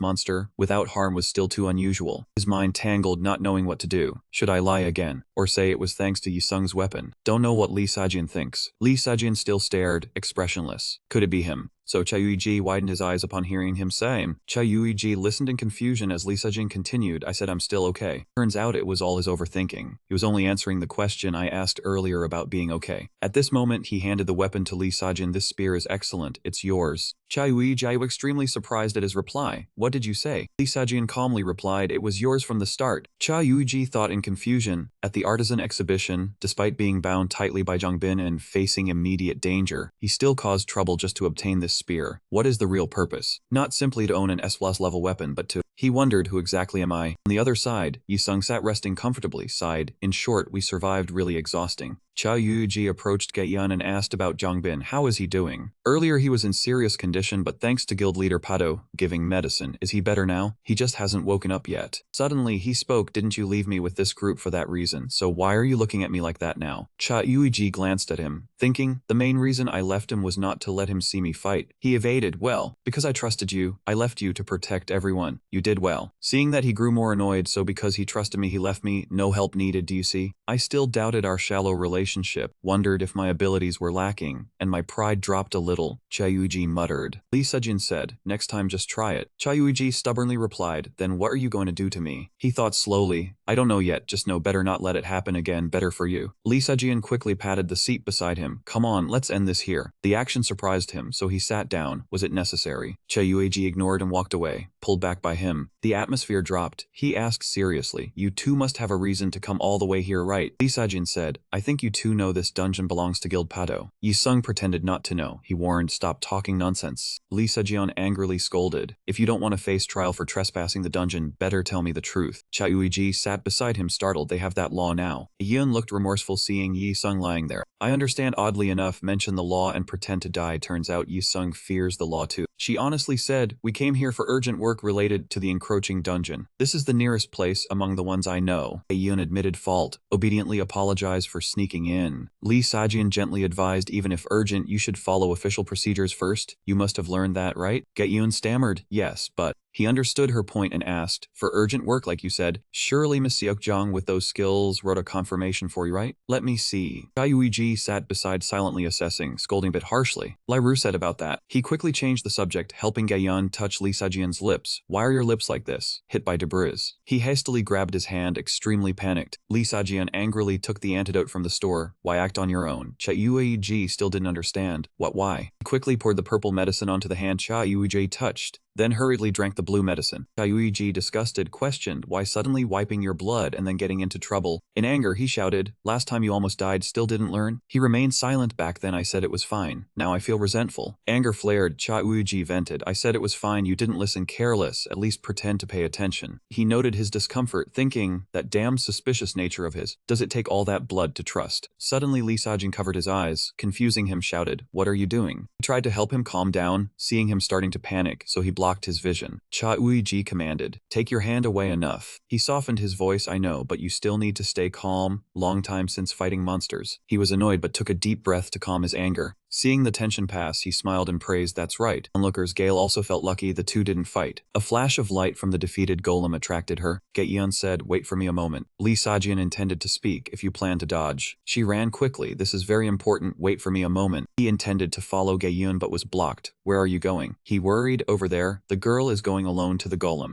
Gaeyeon ran toward the golem. Lee Sajin worried but stopped her. I already destroyed the core. No resurrection, no need to worry. No monsters around, boss dead, temporarily safe. The kid going alone is fine. Finally he said, in any case, must complete the dungeon investigation. Restructuring surely has a reason. After speaking, Lee Sajian leaned to Cha Yuiji. Action with words, now just stay still here right beside me. Hearing the last sentence, Cha Yuiji paused. Being left last time was enough. He always felt whenever Lee acted like that, it felt familiar. That demeanor reminded him, but clearly that child had. Suddenly goosebumps rose. Cha Yuiji startled. Found it, I found it. She held up a rock, found the fragment. He guessed the fragment not only in Gaeyeon's dream, why also appeared in the restructured dungeon boss's body. Gaeyeon asked, can I check more here? Cha Yuiji replied, up to you. Only until the boss resurrects. Yes, I'll be careful. Lee Sajian saw him glare, asked, what's wrong? Cha Yuiji, thinking, heard that the guild shares doomsday info. Surely he knows something about the fragment. He hesitated. Well, do you know what Gaeyeon is holding? Hearing Gaeyeon, he frowned, another fit coming. He frowned, rebutting, the face of that kid, only know today. Someone suddenly called another's name, are they that close? He quickly replied, not close, that named guy, not close. Cha Yuiji patted his head, should I believe that? He only comforted the grumpy one. Believe it, I'm closer to him than the girl, so silently take it. Cha Yuiji covered Lee Sejian's eyes, gritting his teeth. He helplessly asked, asked, in short, do you know what glowing thing Gaeon is holding? He shrugged, seems heard before but can't remember, I don't know. Chayuiji looked at him, grudging and long memory, yet claims not to remember such important thing. He analyzed that attitude, even pressing won't get a response. Leave it, can ask Gaeon. Chayuiji patted hair, you said earlier anyway. He replied, you don't need to know everything. Knowing means taking responsibility. The more said he frowned, are you ready to bear responsibility? Chayuiji asked back, how about you? Lee Sajian held his hand, blurted out, ready? He calmly replied, of course. He gently rubbed each knuckle of Chayuiji's hand as if trying to memorize the feeling, and said, the preparations have long been finished. Now I only wait for the day I must shoulder that responsibility. I have waited a long time. Then he touched each finger in turn and said, so if you wish you can be a bit more whimsical, it is fine. After that he pointed to his lips and said, just the kind of contact we just had is forbidden, making him think I see. At this moment he was utterly speechless. This kid's deep distrust of humanity probably requires a shock therapy to cure. One day I will go mad, drain your blood, and still leave you unharmed to see. Chayuiji turned and left, thinking as he went, if I said anything more to that kid, I would explode with rage. Before Gaeon finishes checking the golems, I should go see Jongbin's condition first. Seeing him approach, Yi-sung spoke up, oh secretary, has your romantic quarrel with him ended already? Teased by him, Chayuiji grew even more annoyed. I am injured here. Realizing he had slipped, Yi-sung answered honestly, he only kindly asked. Besides, you two being affectionate and bickering in front of me, what else? Chayuiji swore, damn it, are you blind to see that as affection? Took out a stone, making Yi-sung gape at the dazzling light. At this moment he was no different from a well-behaved dog. Chayuiji said, use this mana stone to end the transaction between me and you, and do not come looking for me in the middle of the night again. Yi-sung hastily extended both hands to receive it, but before the stone reached his hands, he groaned as if about to cry. Why did you take it back just after giving? Chayuiji frowned and retorted, I did not give it to you to say I took it back. Help me with one more thing and I will hand it to you. Yi-sung asked irritably, what is it now? He glanced toward Sejian in the distance and whispered to him, make me a mask in exchange for this mana stone. Chayuiji described in detail the model he wanted, covering the entire face, capable of changing the voice, without causing suffocation or blocking vision. The design should not be too flashy. Hearing that, Yi-sung seemed to awaken and asked, aren't you asking me to make a mask for Chayuiji? Do you intend for Chayuiji to appear again? The atmosphere instantly became awkward. He silently switted and thought, this kid. Only then did he react, wait, would this be considered a breach of the contract we signed? But I did not intentionally pry into your information. I realized it myself, so it should not count as a breach. Do you know how hard I tried not to care about your identity? Chayuiji was worried, how could he have noticed? At this moment Chayuiji felt as if he were floating in a universe full of awkwardness. Yi-sung looked at him with a craving gaze and said, in short, that mask I can make quickly. If it does not breach the contract, give me the mana stone now. Chayuiji felt even more embarrassed, as if he already knew everything. He arrogantly continued, I make those masks quickly, about a week to finish. When done I will have my beloved chicken deliver it to you. While Yi-sung tried his best to please, Chayuiji still showed no expression, only quietly glanced at him. Finally Chayuiji sighed and concluded, I have already promised. Fine then. He quickly handed the mana stone to Yi-sung, who was ecstatic and reassured himself. Surely now he will not come to the hangover soup shop looking for me again. Yi-sung dashed off, calling loudly, little Gaiyun, is there any mana stone there? A boss this big must drop something valuable. Never mind, I will go find it myself. Gaiyun ran to Chayuiji and reported, sir, you quickly come see this fragment. She said sincerely, even in previously appearing in Croach dungeons, I never heard of any fragments. Today is the first time a fragment has been found outside of a dream. Gaiyun continued talking without pause. Also I noticed the difference of this dungeon compared to others is... Suddenly she was startled as if she realized something. Then she quickly advised Chayuiji, first, the dungeon is very dangerous. Can we go outside and examine further? He guessed. It seems Gaiyun also sensed the reason for the dungeon's restructuring is because of him. Before leaving, Chayuiji discussed with Gaiyun, wait, when we go outside the bureau we'll surely take a statement. Let us consolidate the statement here. As for Jongbin, wait until he wakes and then you tell him. She curiously asked, how should I say it? Meanwhile he quickly put on a hat to conceal his identity. Chayuiji said, just say that Chayuiji has returned. Hearing that, Lee Sajin standing from afar smiled slightly with joy. On the other side, Yi-sung was straining to carry the unconscious Jongbin, complaining as he went, too heavy. He groaned, Lee Sajin, can you come help me carry this elder brother? Lee Sajin turned and replied firmly, if you want to see Jongbin die in my hands, go ahead. Yi-sung cursed helplessly, bastard. Instead, Chayuiji suggested, let me carry him quickly. Pitiful isn't he? Sajin immediately blocked, no, if you take him out you will face Wan Jin. Forget that thought. That made him angry, you crazy, take it easy. From afar, Gaiyan stammered that Sir Chayuiji. She curiously asked, it is fine to announce Chayuiji has returned. But what about the hangover soup shop, what will you do? Chayuiji asked again, what does the hangover soup shop have to do with it? Gaiyan said frankly, if you act now as Chayuiji, how could you still work at the hangover soup shop? He calmly answered, do not worry, I will do both. Chayuiji reminded her, have you forgotten the hero Chayuiji and the part-time worker at the hangover soup shop Chayuiji are two different people. Moreover, in this era of hunter proliferation, hunters taking on other jobs appear everywhere. Models, actors to YouTubers doing ASMR about dungeons, they all exist. Top tier like Chayuiji can do two jobs simultaneously and is appropriate, right? On the tea table were piled gifts sent to patients. Zhang Bin tried to piece together what he had just heard. So in summary, the whole story I have heard so far is, in his mind appeared the scene of Gaiyun entering an encroached dungeon to find a fragment. Sir Hong Yisung, who had suddenly disappeared before, for unknown reasons also went into the dungeon with Gaiyun. Next, for some reason the red dungeon was restructured, and during that time the two of them met me. Finally, when I fainted trying to protect everyone from the dungeon boss, Chayuiji suddenly appeared and defeated that golem with just one strike. Yisung sitting beside him echoed, yes, exactly so.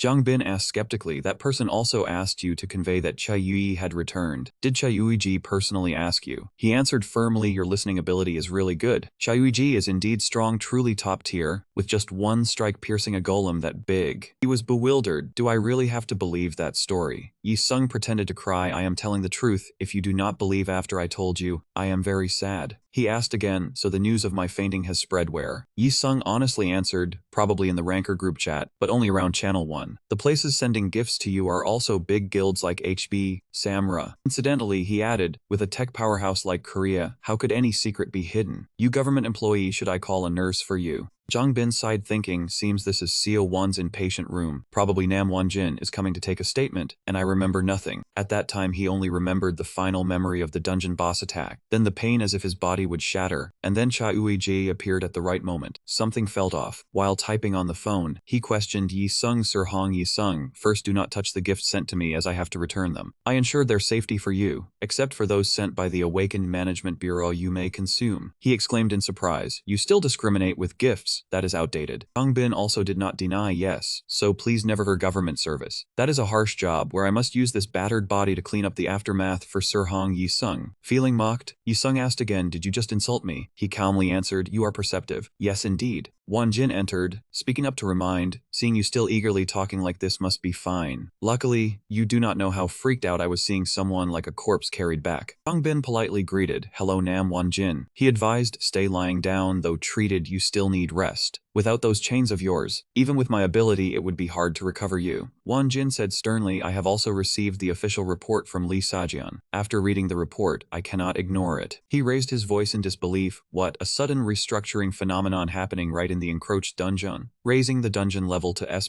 Wan Jin asked again, so the two of you still do not know the cause of that sudden restructuring? Zhang Bin calmly answered, not for now. Yisung also blurted out, I heard that phenomenon was caused by something like a price. Wan Jin asked in surprise, what? He replied innocently, Jin told me the dungeon restructuring seemed caused by him, but he does not know the specific reason yet. He remembered Chayuiji's instructions to adapt. Until the cause is found, he will not show his face except when absolutely necessary. Just say that, do not add or remove a word. If any activity occurs, he will appear secretly like in this dungeon instance. He muttered to himself, so something real had appeared, not a system error, but a living entity that had escaped from the West Sea Rift. Wan Jin quickly left and reminded him, alright, the part Ham Seok assigned me to handle, when your arm is fully healed. Do not even think about leaving the sickbed, thank you. Suddenly Zhang Bin called Yisung Sir Hong Yisung, which made him slightly embarrassed. It was like seeing Chayuiji as he had been in the past. He blurted out, how are you looking, still okay? Not injured anywhere. The voice rang out as Chayuiji was cleaning, hello, Mr. Yuji. That person carried a bag of pastries, a gift from him. Why suddenly give it to me? Seo Minkai cheerfully said, during a business trip to Dejong, I bought a little gift for Mr. Chayuiji. It's Dejong bread. He shyly replied, I heard Sir Hong Yisung wanted to eat Dejong bread. I thought if after escaping he went to Dejong, I had been there, the bread is very good. It seems he came more joy than to find Hong Yisung. Seo Minki added, if you need anything or want to command, just tell me. He politely declined, I do not need anything to that extent. He further confirmed a few days ago, under the order of President Li Sajian, Padoguild's first combat support team has been closely following following you, right? CEO Min Kai kept talking. Mr. Chayuiji should not be surprised. Although called a combat support team, in fact it is just a direct subordinate team of the president, doing all assigned tasks, and even covering up traitors, which made Chayuiji think about the subordinate. He explained, the Elder Awakened Management Bureau did not intend to announce Chayuiji's return. The eroded dungeon was little known, and this dungeon restructuring phenomenon is the first in the world. CEO Min-ki answered seriously, nowadays being the first always has a meaning. Although Korea values hierarchy, being the first country to witness such a phenomenon is hard to say. Recalling old memories, he guessed it could cause great panic, making people react in horror and unease. He also wondered if it could happen again. The Bureau of False Awakened did not want to create unease. A grade 5 rift appeared at the temporary registration center in Gwangjin district. Previously, a rift had appeared at the main registration center. His emotions sank, tears fell. Judging after serious thought, I discovered a few things. Everyone says the dungeon restructuring phenomenon is the first time. Finally, Seo Min-ki revealed something that shocked Choi-ji. A similar phenomenon had occurred before. The conclusion excited him. That time, Choi-ji had directly experienced it as well. Seo Min-ki placed a hand on his chest solemnly. Sorry for the slightly rude question. You know, after formation, the West Sea Rift was grade 5, but in reality, he recounted immediately after Choi-ji's team entered, it rose to a grade 1 rift. Seo Min-ki rubbed his hands. Although the West Sea Rift was growing larger, the sudden level change phenomenon was similar to the eroded dungeon restructuring. Choi-ji thought the eroded dungeon restructuring phenomenon was analogous to the West Sea Rift upgrade. The hidden dungeon in Dongno 3rd Street after restructuring was S+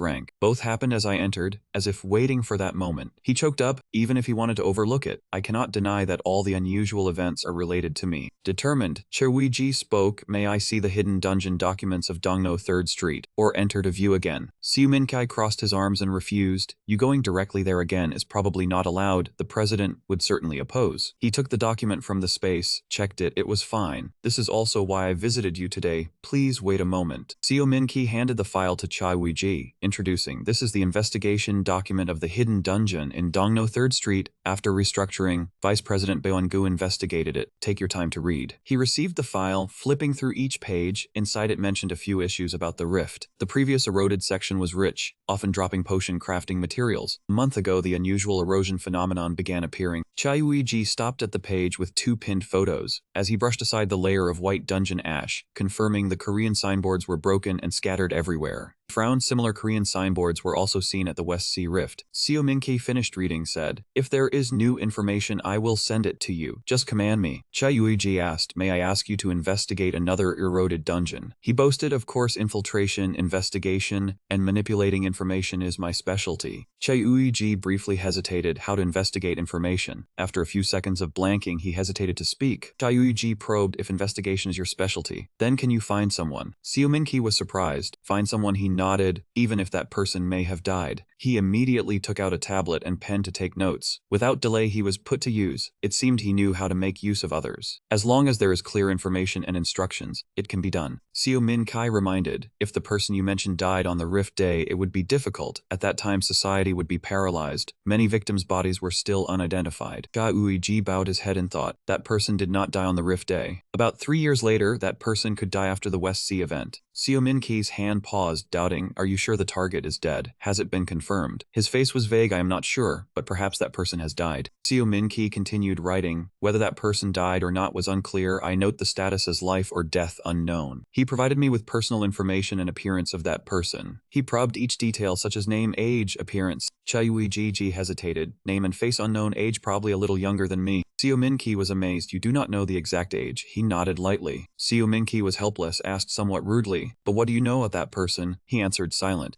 Seo Min-ki did not give up, said I do not blame, just want to know more details. He gave an example, where does that person live? Which school? Choi-ji still did not answer. Seo Min-ki persuaded, even a small clue for me to investigate is fine, anything you remember. After a while Choi-ji said, that person is the child I saved from the Mangwan Rift. The child was the only survivor to come out of there. He recalled the situation, adding information the child's body was destroyed by toxins. Vocal cords damaged. The only functioning sense was hearing. Because the child's body could not move, communication was was impossible. All means to verify identity had melted in the toxic area, so I do not know any information. After rescuing from the rubble, Che took the child to the hospital with regular treatment. The condition improved but was not fully recovered. His voice heavy, the child had to take antidote regularly. I did not return from the West Sea Rift, so the medicine material source was cut off. Che choked. The child probably died due to my absence, still occupying a corner of my heart, after telling he was embarrassed, because I entered the rift and lost contact for 8 years, so this is what happened. Seo Min-ki listened silently. Then he said, I asked to confirm, hope you are not upset. Have you tried entrusting the search to the Them22 Bureau? Che honestly I tried, but as soon as I mentioned conditions I was dismissed. I understand why. Questioned, what about the request to see the medical records? 8 years ago the records were still in the hospital. Che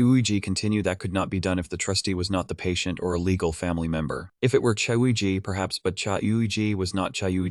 He sighed. From the start, for the child to enter the hospital I did not do formal procedures. Seo Min-ki was surprised. What? Che embarrassedly explained, I had a small deal with the hospital, then secretly admitted the child under the name Che. He gaped. Che shrugged. Back then those identified to die were not accepted, because the number of people attacked by monsters was too high. Both manpower and hospital beds were lacking. He explained further, most people think that instead of wasting time trying to save someone about to die, it is more useful to go save a few dozen others, especially in the Hunter Hospital. Seo Min-ki nodded. Indeed, furthermore, when admitting the boy to the hospital under Che-Uiji's name, the boy's existence needed to be kept secret. Therefore, it could easily become a weakness for him. Honestly, with so few clues, I cannot be sure it will be found. However, he quickly changed his attitude, extending his hand forward with a friendly expression. First, I will try to search that hospital. Leave it to me. And by the way, sir, where is that hospital? Che-Uiji froze, discussing illegal matters while his confidence was frightening. Nevertheless, he still reached out to shake hands and added, initially it was only a private hospital, but I heard it has now become a national hunter hospital. Seo Min-ki paused slightly. A national hunter hospital. He suddenly withdrew his hand, but Che-Uiji quickly activated his grip ability, an S-rank physical enhancement. Seo Min-ki stammered, sir, your grip is too strong. He squeezed even harder. I just wanted a friendly handshake, and he could not help but let out a few exclamations. Seo Min-ki broke out in a cold sweat, trying to explain, sir, the National Hunter Hospital is not only closely connected with the management bureaus and the 3 major guilds, but also interacts with most other guilds nationwide. Che-Uiji laughed in admiration. It seems that over the past 8 years the hospital has really developed. His face turned pale. Do you know that security there is also extremely strict? He nodded. Now I know. Finally, Che-Uiji released Seo Min-ki's hand. He slumped to the floor. I understand now. I will do my best. Che-Uiji smiled brightly. Thank you very much. Seo Min-ki stood up, put the tablet in storage, and said, that might take some time, please understand. Che-Uiji waved his hand. No problem, I am used to waiting. He added, if you need to act under any identity, contact me or the guild leader first. If you need anything, just tell me once. He looked at me with suspicion. Why? He laughed, of course, to support you. In Che-Uiji's mind, doubt arose. The agreement between him and Lee Sajin was made before he knew my true identity. Now that he does, he could easily use that to extort anything. So why not? Thinking that, he suddenly asked, why are you willing to help me so much? This is not part of the contract. Seo Min-ki pushed up his glasses awkwardly, said, how to put it, even I do not know. He smiled lightly to reassure, but has he ever thought that the good deeds he did before might now be repaid? Che-Uiji froze in surprise. Seo Min-ki gently explained that perhaps he did not see it as a good deed, but for others his past actions could be salvation. In the interrogation room, Yi Sung slammed the table in anger and shouted that he already said he did not know who that person was. He waved his hands in frustration. How could I see a face if they wear a mask? Everyone keeps making me repeat one sentence. The hunter opposite looked puzzled. But Sir Yi Sung, if you cannot see the face, how can you be sure who that person is? Yi Sung frowned with disdain. You also know Che-Uiji's account connected to channel number season already. That's how everyone confirmed he is still alive, and your bureau chief has verified this.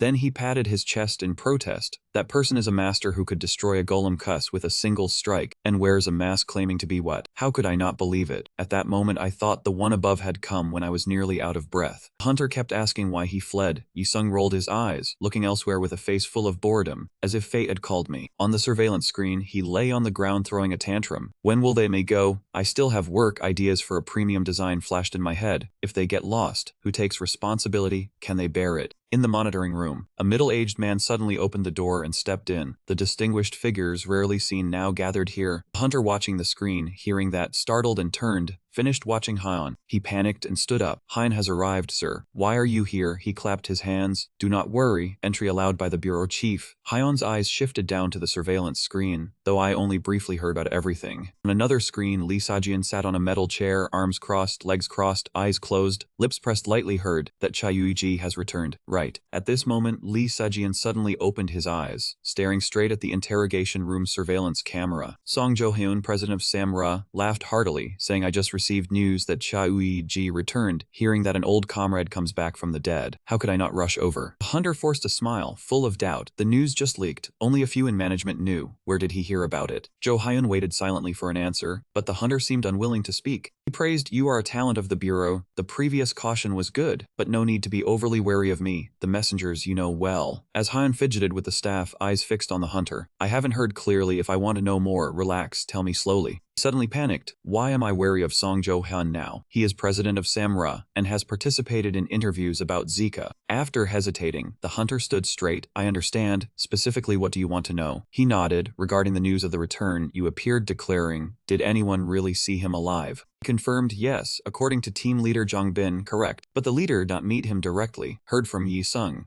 Out of curiosity, where is Bin now? The hunter answered honestly, he is being treated and recuperating at the Exiled Association. He continued probing, can I meet Yi Sung privately? He hesitated, that's difficult. Not enough time to say. Hyun continued fidgeting with the staff. The hunter's eyes suddenly became deep. Mouth responded mechanically, alright. Suddenly a loud noise from the surveillance screen sounded. He jumped and yelled reflexively. The hunter rushed to check. What happened? Everything was normal except Lee Sajian's screen seemed to have just knocked over the table. The hunter scratched his head and sighed, wondering why Lee Sajian is quiet today. Turns out it's just that time. Jo-hyun clicked his tongue, Lee Sajian causing trouble again. He struggled awkwardly, apologizing to the hunter. Jo-hyun, maybe I'll go ahead. He waved his hand, it's fine, go ahead, must stop him before causing trouble. The hunter bowed. Thanks for your understanding. Hyun smiled with hidden meaning, watching him run off. His eyes quickly scanned back to the screen. Lee Sajian sat cross-legged, lips curved in a mocking smile at the camera. He muttered a few challenging words, do not dig around on your own. Hyun gritted his teeth fiercely, that damn brat. He turned and took his phone from his pocket to call. As soon as the connection was made, Jo-hyun's face was serious. I am Song Jo-hyun. We'll arrange to meet you as soon as possible. In the long corridor, Jong Bin with a cast on his arm hurried along. At the same time, the door swung open. A female hunter holding a cup of water stepped out. Team leader Jong Bin turned back. How is your health? He nodded slightly to Tran An. Yes, long time no see. Everyone well, I will recover, so don't worry. After speaking, Jong Bin continued walking quickly forward. Before long, he reached the basement built as a special interrogation room. Jong Bin placed his ID card on the verification device. A sound chimed, access authorized. S-level hunter under the Awakener Management Bureau. Welcome, sir. His face broke in a cold sweat, suddenly sensing something ominous. Jong Bin stared at the room at the end of the corridor. Inside the bureau are detention and special interrogation rooms to manage criminal awakeners. The door opened, he swallowed, because Cha Uiji returned, instructed subordinates to invite Lee Sajian and Hong Yi-sung, but angry for only asking Han for status and sending him back. Until now, no reports. What if when discharged the two are still held? Upon entering the room, Lee Sajian's annoyed face appeared. Jong Bin pale, corners of his mouth forced smile. Better if everything was messy as before than this fearful calm. He pointed to the door at Lee Sajian. Sorry for being late, Lee Sajian. Let's go. I will arrange to visit Pato later to apologize. Lee Sajian gestured him forward. Jong Bin curious, what's the matter? He whispered closely, since yesterday I couldn't sense Yi Sung's aura clearly. Jong Bin startled. Why after Yi Sung's statement he should have moved to the artisan village? Still here. Lee Sajian stood and patted Jong Bin on the shoulder meaningfully. Used to be here but not now. Internal management is effective. Frown turning back, could it be? Jong Bin hurried. Cha Wei-ji moved to another locked room, guarded by two strict hunters. Upon seeing him, the two bowed. Greetings, team leader. Jong Bin suspicious. Why are Yi Sung's escorts standing at the detention room door like this? He spoke up. Why are you here? Now no awakeners are detained inside. Jong Bin's eyes sharp. I didn't receive special report. Did not issue such order. Who instructed you to guard here? The hunter's silent, expressionless face staring straight. He ordered, open the door for me, still met with silence. Then suddenly, the two hunters lunged at him. Jong Bin immediately spun around and launched a kick toward them. The two hunters were sent flying into the door. The heavy impact blasted it open and hurled them straight into the room. Yi Sung was so frightened that his mouth fell open, unable to understand what had just happened. Jong Bin turned to Han and asked, is the person locked in here you, artisan Hong Yi Sung? He was chained tightly to the chair, and the moment he saw him, he burst into tears. Staff member, you came to save save me, right? Zhang Bin frowned at the hunters on the floor. Lord Hong Yi-sung should have been taken to the artisan village on Mount Bukan long ago. Why is he still here? His voice was cold as he asked who had ordered you. Just then the hunter's head twisted, and a bizarre smile appeared on his mouth. Zhang Bin carefully warned, Lord Hong Yi-sung, please move back as far as you can. Yi-sung asked in shock, while I am still tied to the chair, he said your legs can still move. The hunter stood up, his body sprouting countless strange, sharp spikes. Zhang Bin let out a faint sigh. Honestly, I was only gone for a moment and everything has already turned into a mess. Now I owe Li Sajin another favor. When Yi-sung saw this scene, he stammered in terror. What is that? Why did they become like that? Aren't they hunters from the administration bureau? Zhang Bin observed warily, I am not sure whether someone is wearing a disguise or being controlled. Either way, we have to investigate before we know. The spike-covered hunters rushed forward. He looked at them mockingly, but it seemed they had underestimated him. Beneath the high blue sky, the building bearing Pado symbol stood towering. Inside the room, Li Sajin lay straight on the long sofa, wearing a blindfold, both hands neatly placed on his stomach. Suddenly, the door swung open and Wangu appeared. Guildmaster Li Sajin, team leader Zhang Bin, has contacted us and sent the information. Seeing no response, he anxiously approached the sofa. Are your eyes bothering you again? Does it hurt badly? Li Sajin slowly replied. I am fine. Wangu asked Han, have you taken your medicine? Do you need me to call Master Namwanji? He brushed it off. No need. Report the work first. He sighed honestly. Fine, I will report it now. Wangu scrolled through each item on the tablet and slowly recounted. First, Zhang Bin sends his thanks because he was able to rescue Lord Hong Yi-sung thanks to you. Reading this, he imagined Yi-sung cheerfully raising his hand in a pose. Hong Yi-sung has returned safely. Wangu's even voice continued from the basement holding cell. Seeing the news, he was startled. What is this? The ones who captured Lord Hong Yi-sung disguised themselves as Zhang Bin's subordinates. Hearing that, Li Sajin sprang up, pulled up his blindfold, and faintly furrowed his brow. What? Wangu handed the tablet to Li Sajin. I am not the one saying it. That is really what the document says. The more he looked, the deeper his frown became. Wangu emphasized, it all says the puppets wearing the skins of Zhang Bin's subordinates suddenly launched black spikes in an attack. After subduing them, Zhang Bin asked Hoi Seo Wan to analyze them, and the organs inside were not human. But the outer skin really did belong to the original owners. He could not help sighing, this is all too absurd, so those employees are all dead? Li Sajin replied. Probably. Suddenly, the pressure around them dropped. His gaze turned cold. It seems that while we were busy, Prometheus made its move. Tell Little Miracle to check suspicious locations. Once we confirm the exact place, I will make a trip there. Elsewhere, a hand wearing a pink glove shut off the faucet. Chai-Ui-ji gave the door a serious glance. He recalled his meeting with Yi-sung, when that guy had once proudly raised his thumb and declared, making 3 of them is quick. It will be done in 1 week. Once it is finished, I will tell the delivery guy to go with you. Chai-Ui-ji grumbled, saying it would only take 1 week. What a blatant lie. He irritably took off his gloves and slammed them beside the sink, reporting it would be useless too. Without a mask, I still cannot operate. Chai-Ui-ji's mood sank. Li Sajin still had not contacted him. Was he detained by the administration bureau, or did something else happen? He sighed, rolled up his sleeves, and stepped out of the kitchen, curious about the fragment. If he does not look for it, where am I supposed to hear any information? Do I have to go search for it myself? Just then, a strange noise outside caught Chai-Ui-ji's attention. He sensed it. Chai-Ui-ji remembered the chill down his spine from meeting Yi-sung that night. He had appeared and asked, may I ask one thing? I am urgently searching for something. Chai-Ui-ji did not hesitate and ran out to open the door. Hey! There was no one in front of him, but when he looked to the right, Li Sajin appeared in his sight. Their 4 eyes met, and Chai-Ui-ji froze for a few seconds. After calming down, he felt as though a giant question mark had appeared on Li Sajin's face. After hesitating, Chai-Ui-ji sat down and asked, how did you end up like this? Li Sajin denied it. I am fine. Chai-Ui-ji sighed, and you still say you are fine. He stood up and extended one hand toward Li Sajin, advising him, get up. Sitting too long will ruin your knees. Li Sajin stayed silent, then slowly reached out his hand. Chai-Ui-ji urged impatiently, hurry up. I still have to close the shop. As he spoke, he grabbed Chai-Ui-ji's wrist tightly and pulled him toward himself. Chai-Ui-ji lost his balance and tumbled forward, his small body landing neatly in his arms. He lifted his head, his eyes looking at Li Sajin in confusion. Why did he pull me into his arms like this? Chai-Ui-ji tried to stand, his eyes observing the other person. What is with you all of a sudden? Are you hurt somewhere? Worried that he might be injured, but he could not smell blood. Or maybe internal injuries. He shook his head. I am fine. Chai-Ui-ji scolded him. You think I will let it go because you say you are fine? Come on, stand up and let me see. Why are you curled up in the corner like this? Even so, he still breathed lightly in relief if he was healthy. But Lee Sajin refused, instead tightening his grip even more. He pulled Chai Wuji hard into his embrace and held him tightly. Just stay still for a moment. Chai Wuji was speechless. What do you mean stay still? Even so, in the end, he still let Chai Wuji lean against his head. After a while, Chai Wuji looked up and asked, "Fine then, why are you sitting in front of someone else's shop at this hour? If you came, you should at least knock." He remembered that in the past, that guy was still a crazy kid, and every time he came, he would pound on the door noisily. Since when did the two of them become close enough to have no boundaries? If it were before, I would have thrown him into the trash long ago. Lee Sajin sighed through the gas mask, because I guessed. After pausing for a moment, he looked straight at Chai Wei-ji and expressed that if he kept sitting there, you would come outside too, and you really did. Surprise appeared in Chai Wei-ji's eyes, and his heart beat faster. He hurriedly turned away and changed the subject. How long has it been since we left the dungeon? Yet only today did you come looking for me. Chai Wei-ji's voice carried a hint of reproach. I thought the moment you came out of there, you would rush over and ask all sorts of things. Lee Sin explained. Something no one wanted happened. I was held by the Administration Bureau to assist with the investigation. He was surprised. An investigation. He grumbled as he recounted, of course, they had to find a reason to say they did not see the honored guest. Even if they talked themselves hoarse making things up, who would believe it? Chai Ui thought to himself that made sense. Unprecedented incidents kept happening one after another, so the Administration Bureau would probably pressure him and others to squeeze out information. He asked curiously, did Hong Yi-sung and Ga-yoon also have to go for questioning? Lee Sa-yun answered honestly, Yoon Ga-yoon is a high school senior, and because exam pressure is severe, she was considered first. As for Hong Yi-sung, he was the same as me, but he ran into some troublesome matters afterward. Chai Ui-ji could not help blurting out in admiration. The way the Awakened Management Bureau handled things really had not changed much. This time, Lee Sa-jin did not answer anymore and only stayed silent. He slowly turned to look and saw that he seemed utterly exhausted. Chai Ui-ji gently reached out and stroked Lee Sa-jin's head, secretly worried whether he could still hold on if this continued. He obediently rubbed his head against his palm. I am fine thanks to you. I finished dealing with one matter. Jongbin was discharged smoothly too, and those people from the Bureau value their lives very much, so they probably will not dare bother me for a while. Chai Ui-ji asked in surprise. Jongbin has already been discharged, is he alright? Lee Sa-jin answered calmly. Aside from the arm that still has to stay in a cast, he can still run and jump around normally. Suddenly, Chai Ui-ji reached out and yanked the mask off Sejin's face. He frowned in displeasure. What are you doing? Chai Ui-ji waved the mask in his hand and teased, when talking to an adult, please take off the gas mask first. Lee Sejin did not answer, only sulkily leaned back against the wall while still hugging his waist tightly. Chai Ui-ji frowned. How many times have I told you? I will not be poisoned by you, so stop worrying so much. I am completely fine. He pouted. How terrifying. Could Lord Chai Ui-ji here have an S-rank detoxification trait? Chai Ui-ji was choked speechless by that remark. Lee Sa-jin looked at him with even more suspicion. Really, then why did you vomit blood that day? Chai Ui-ji replied, the trait was not working then. Probably because it my first time encountering that kind of poison. Lee Sa-jin retorted in irritation. Now you want me to believe that bizarre reason. What kind of trait just stops working? Does that not sound unreasonable, even to you? He insisted. I am telling the truth. After sitting a while longer, Chai Ui-ji finally left him and stood up. Do we really have to do this right in front of the shop? Can we not go inside and talk? Sejun stubbornly frowned. What if I want to breathe a little outside air? Chai Ui-ji scolded. Enough nonsense. Stand up already. He put his hands on his hips and urged him. Hurry up, you have fooled around enough. Move. Lee Sa-jin laughed. Alright, since someone considers closing the shop more important than me, I have no choice but to let that person go.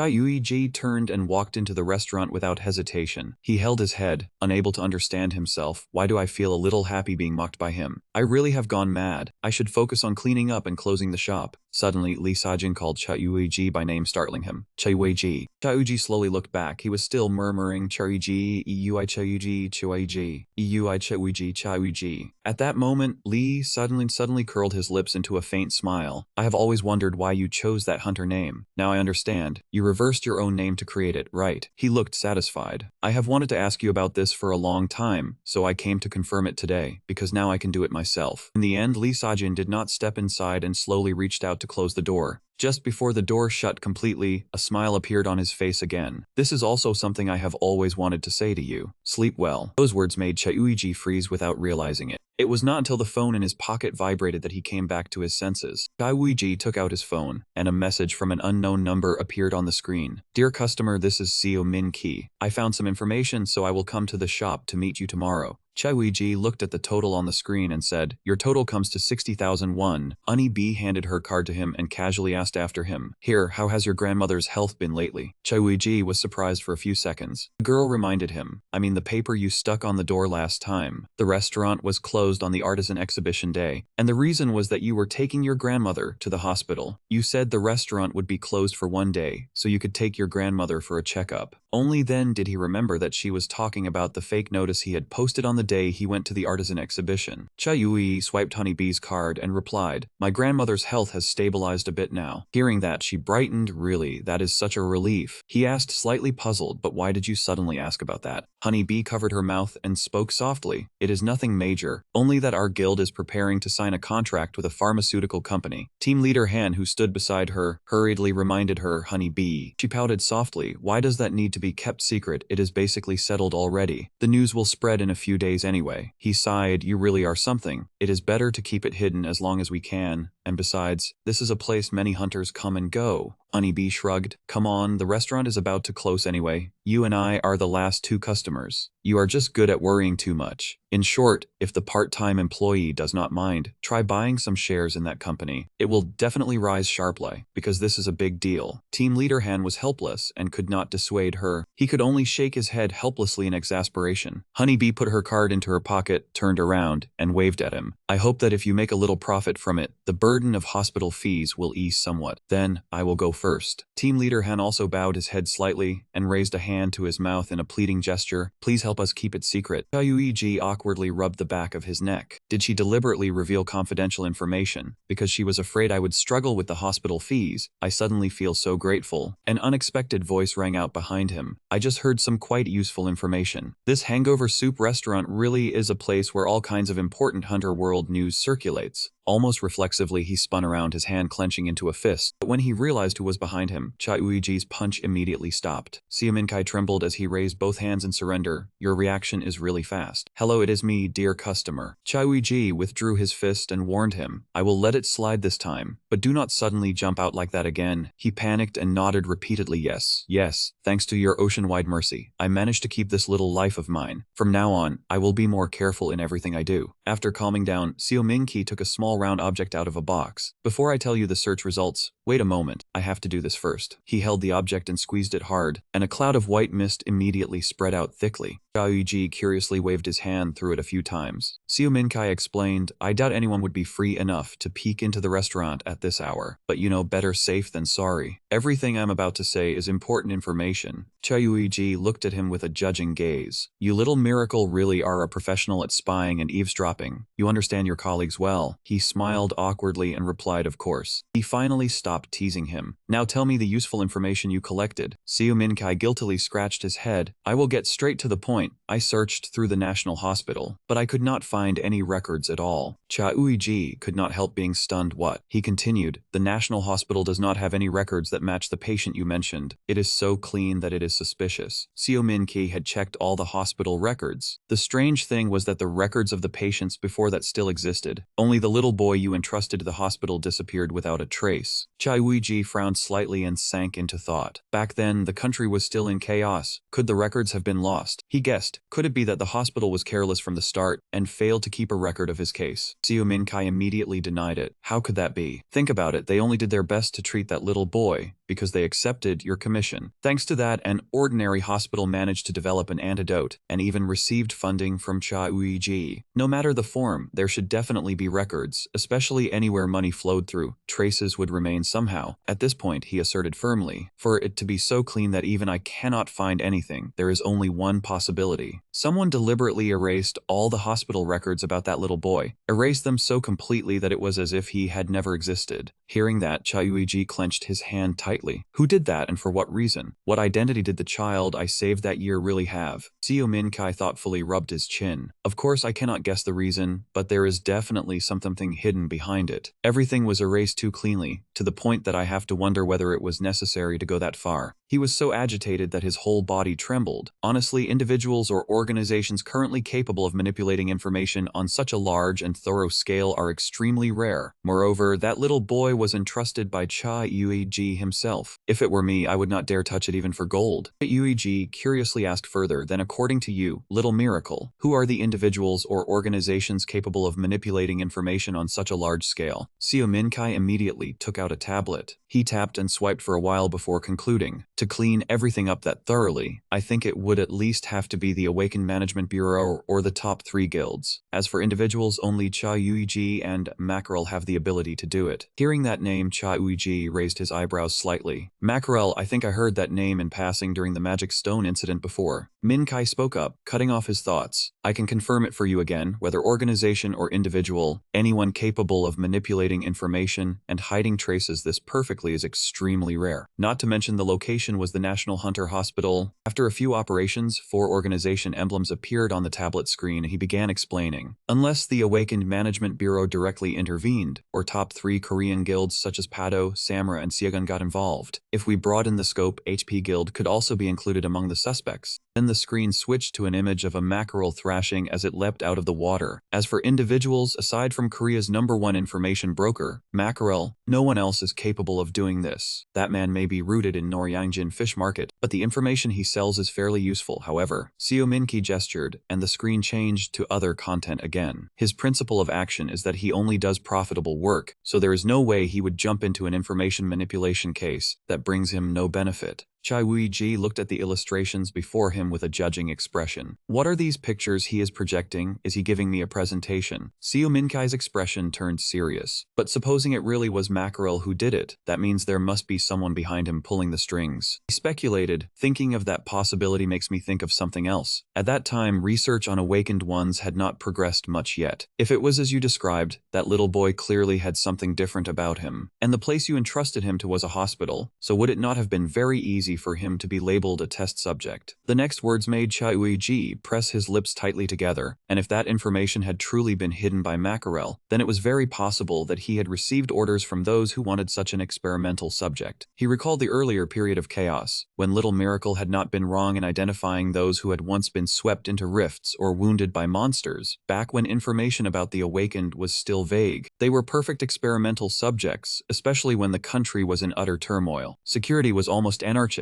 so capturing people with traits related to rifts for experiments was not difficult at all. Uiji slowly asked, then what percentage chance is there that Prometheus is the culprit who captured her? Seo Minkai flinched. What did the guest just say? He looked bewildered. Wait, how do you know about Prometheus? It is top secret among classified information. I remember the guild master only told you about the drugs. Chai Uiji's gaze turned cold. Request answer my question first. Facing that gaze, Seo Minkai silently swallowed. Only after a long while did he speak. I do not know how you know the name Prometheus, but I cannot say it directly if you think they are the culprit. Then I can be certain the person you are looking for is dead. Chai Uiji's heart pounded hard in that instant. Seo Minkai's voice was even. What I am about to say is classified information, and I am only revealing it because you are a VIP guest. He raised 3 fingers in Korea. The 3 organizations mainly hunting Prometheus are the Awakened Management Bureau, the Pado Guild, and the Siegon Guild. They are cooperating toward a shared goal. Monitor the drug trafficking network and trace Prometheus. Seo Minki also mentioned ever since Cha Uiji appeared, the Bureau temporarily backed off because they believed finding Cha Uiji was more urgent. We also paused for a while and only recently began investigating again. He continued, Prometheus distributes drugs nationwide to create awakened people for cruel experiments. So far, there has not been a single successful case. Seo Minki's voice caught. Every subject taken for experimentation has died. No one survived. Uiji's gaze turned frighteningly cold. Just then, Seo Minki's phone vibrated. He politely bowed his head to ask permission. Oh, I am sorry, I have a call, please wait a moment. Seo Minki answered and brought the phone close to his hand. Hello, Little Miracle speaking. What is it? Vice Guildmaster. On the other end, Google spoke slowly. I sent a new address. Check whether there is a building there or anything underground. He nodded. Yes, I understand. Google said the address was provided by Jongbin and might be related to Prometheus, so it had to be searched thoroughly. Seo Minki flinched. Chill ran down his spine, and he looked at Chai Wei-ji. His round eyes looked at Seo Minki. Prometheus. He cried, Vice Guild Master, every time you give me work, the final closing remarks always bring trouble to me. It was always like that. Google listened without understanding. What did you say? Say it again, I could not hear clearly. Seo Minki sighed helplessly. He turned pale and kept refusing. Even though you are a VIP guest, this is not allowed. Chauiji smiled amiably. Xiuminkai shook his head firmly. No matter how you look at me, absolutely not. He said nothing, but his hand suddenly rose high. Before Xiuminki could react, Chauiji struck the hand he had not yet lowered the gun with. He was still smiling, making him tremble. You are already refusing when you do not even know what I am asking for. The blow made Xiuminki's hand gradually go numb, and tears welled in his eyes. You definitely want to go investigate with me. Your way of acting is exactly like the guildmaster during his crazy days. Xiuminki glanced sideways. In that case, the VIP guest needs ideological reform. Ji found it unbelievable. Who is reforming whom? He stammered. Even if hypothetically, the VIP guests were Jai, I still would not let you come along. Chauiji shot him a suspicious look. Why? Xiuminki pushed his glasses up. Because you are my VIP guest. He placed one hand on his chest, the other sweeping out with great force. This is a matter related to my pride. I am a hidden infiltration hunter, ranked 36th in Korea. Occasionally an unwilling guide as well. Have you ever seen a guide dare take a guest somewhere before safety is confirmed? As he stepped closer, pointing a finger, he continued his feigned story. And by the way, wherever you go, you must grasp the situation and ensure safety. I know you are strong, but you cannot just rely on strength and charge anywhere you like. Chauiji curled his lips slightly in disdain. Grasp the situation first, ensure safety, then charge in and finish it neatly. Why add such lengthy procedures? Xiuminki pushed his glasses up. I understand you did not do that before, but now you must follow the procedure, because I and the Pado Guild will grasp the situation and ensure safety first. Then you can do whatever you want. If you reverse the order, what am I supposed to do? Chauiji carefully began to speak, but he cut him off. If you want to argue, go tell the guildmaster directly. He will definitely agree with me. Chauiji rolled his eyes. That damn brat. I would guess he prefers handling things himself. Xiuminki rubbed his nose. Serious now. The guildmaster went through the same ideological reform course. After recruiting me and assigning work, I had to emphasize the importance of that course, teaching him how to make the most of the new employee. Little miracle. He likes taking work upon himself. Chauiji looked at Xiuminki, his gaze gradually turning pitying. The phone vibrated. He checked it. The vice guildmaster sent the address. I have to go. I will visit you again next time.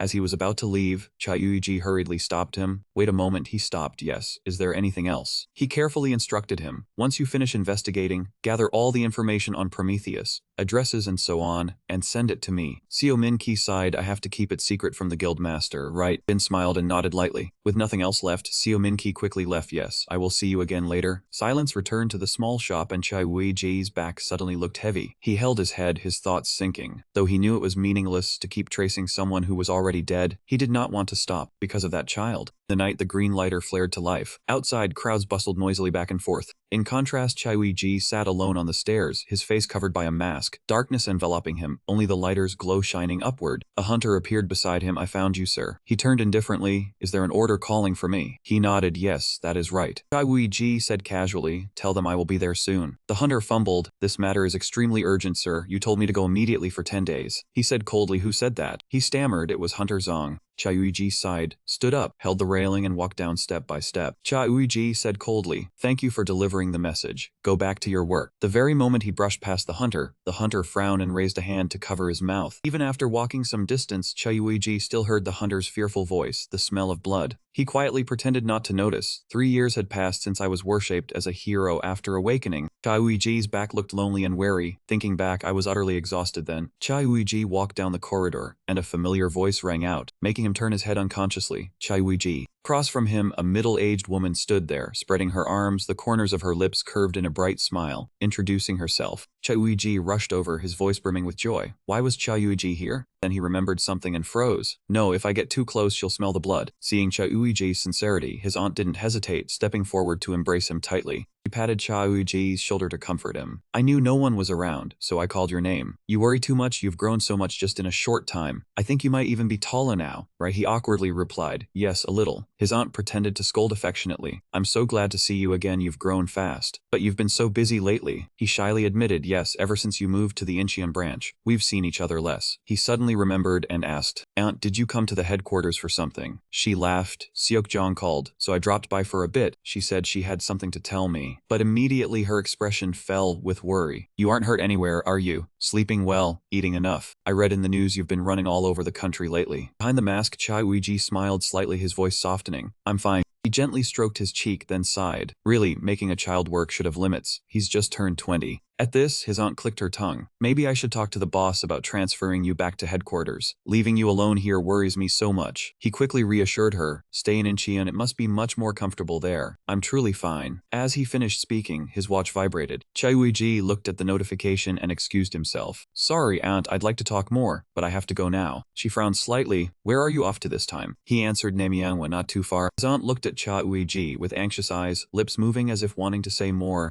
but he was faster. Chai gently took her hand to reassure her. I'm truly fine. Chai charged alone into the horde of monsters. I'm still fine. His white scarf was stained red with monster blood, giant birds falling one after another. More accurately, I have to be fine. After non-stop fighting, Chai finally landed on the ground. A drop of blood fell, spreading into a small streak on the cold floor. His mission was to guard and eliminate monsters until rescue team completed saving people. In the sky, a red flare shot up. He looked up at it. When the rescue operation ends, my role is to handle the boss in the rift. At night, Chai sat alone on a rock, quietly watching the noisy crowd ahead. Chai was thoughtful. Recently, his temporary amnesia worsened, episodes happening more frequently. Often, I wake to find myself standing outside the rift without knowing when I got there. Is it because adrenaline is too high, too much excitement? He tried to feel his body. Limbs moved normally, no serious injuries. Well, that's good enough. A sound behind suddenly drew Chai's attention. Not far off, chatter arose. See, I told you, as long as he arrives, this place will be cleaned up immediately. Someone in the group argued, but the dungeon, our team can handle it easily. The hunter we met on the stairs scolded angrily. Hey, idiot, do you think you have 2 lives? He pointed at the person questioning him. Xiaomin's hand is still not healed. Worse, it might have to be amputated. I don't want to see that happen again. He stood by the tree, silently listening. No matter how hard we try, we can't match a hero. Moreover, with G there, do we really need to risk our lives fighting the dungeon boss? The argument seemed endless. Everyone has their proper role, so now just stay quiet. You'll thank me later. Chai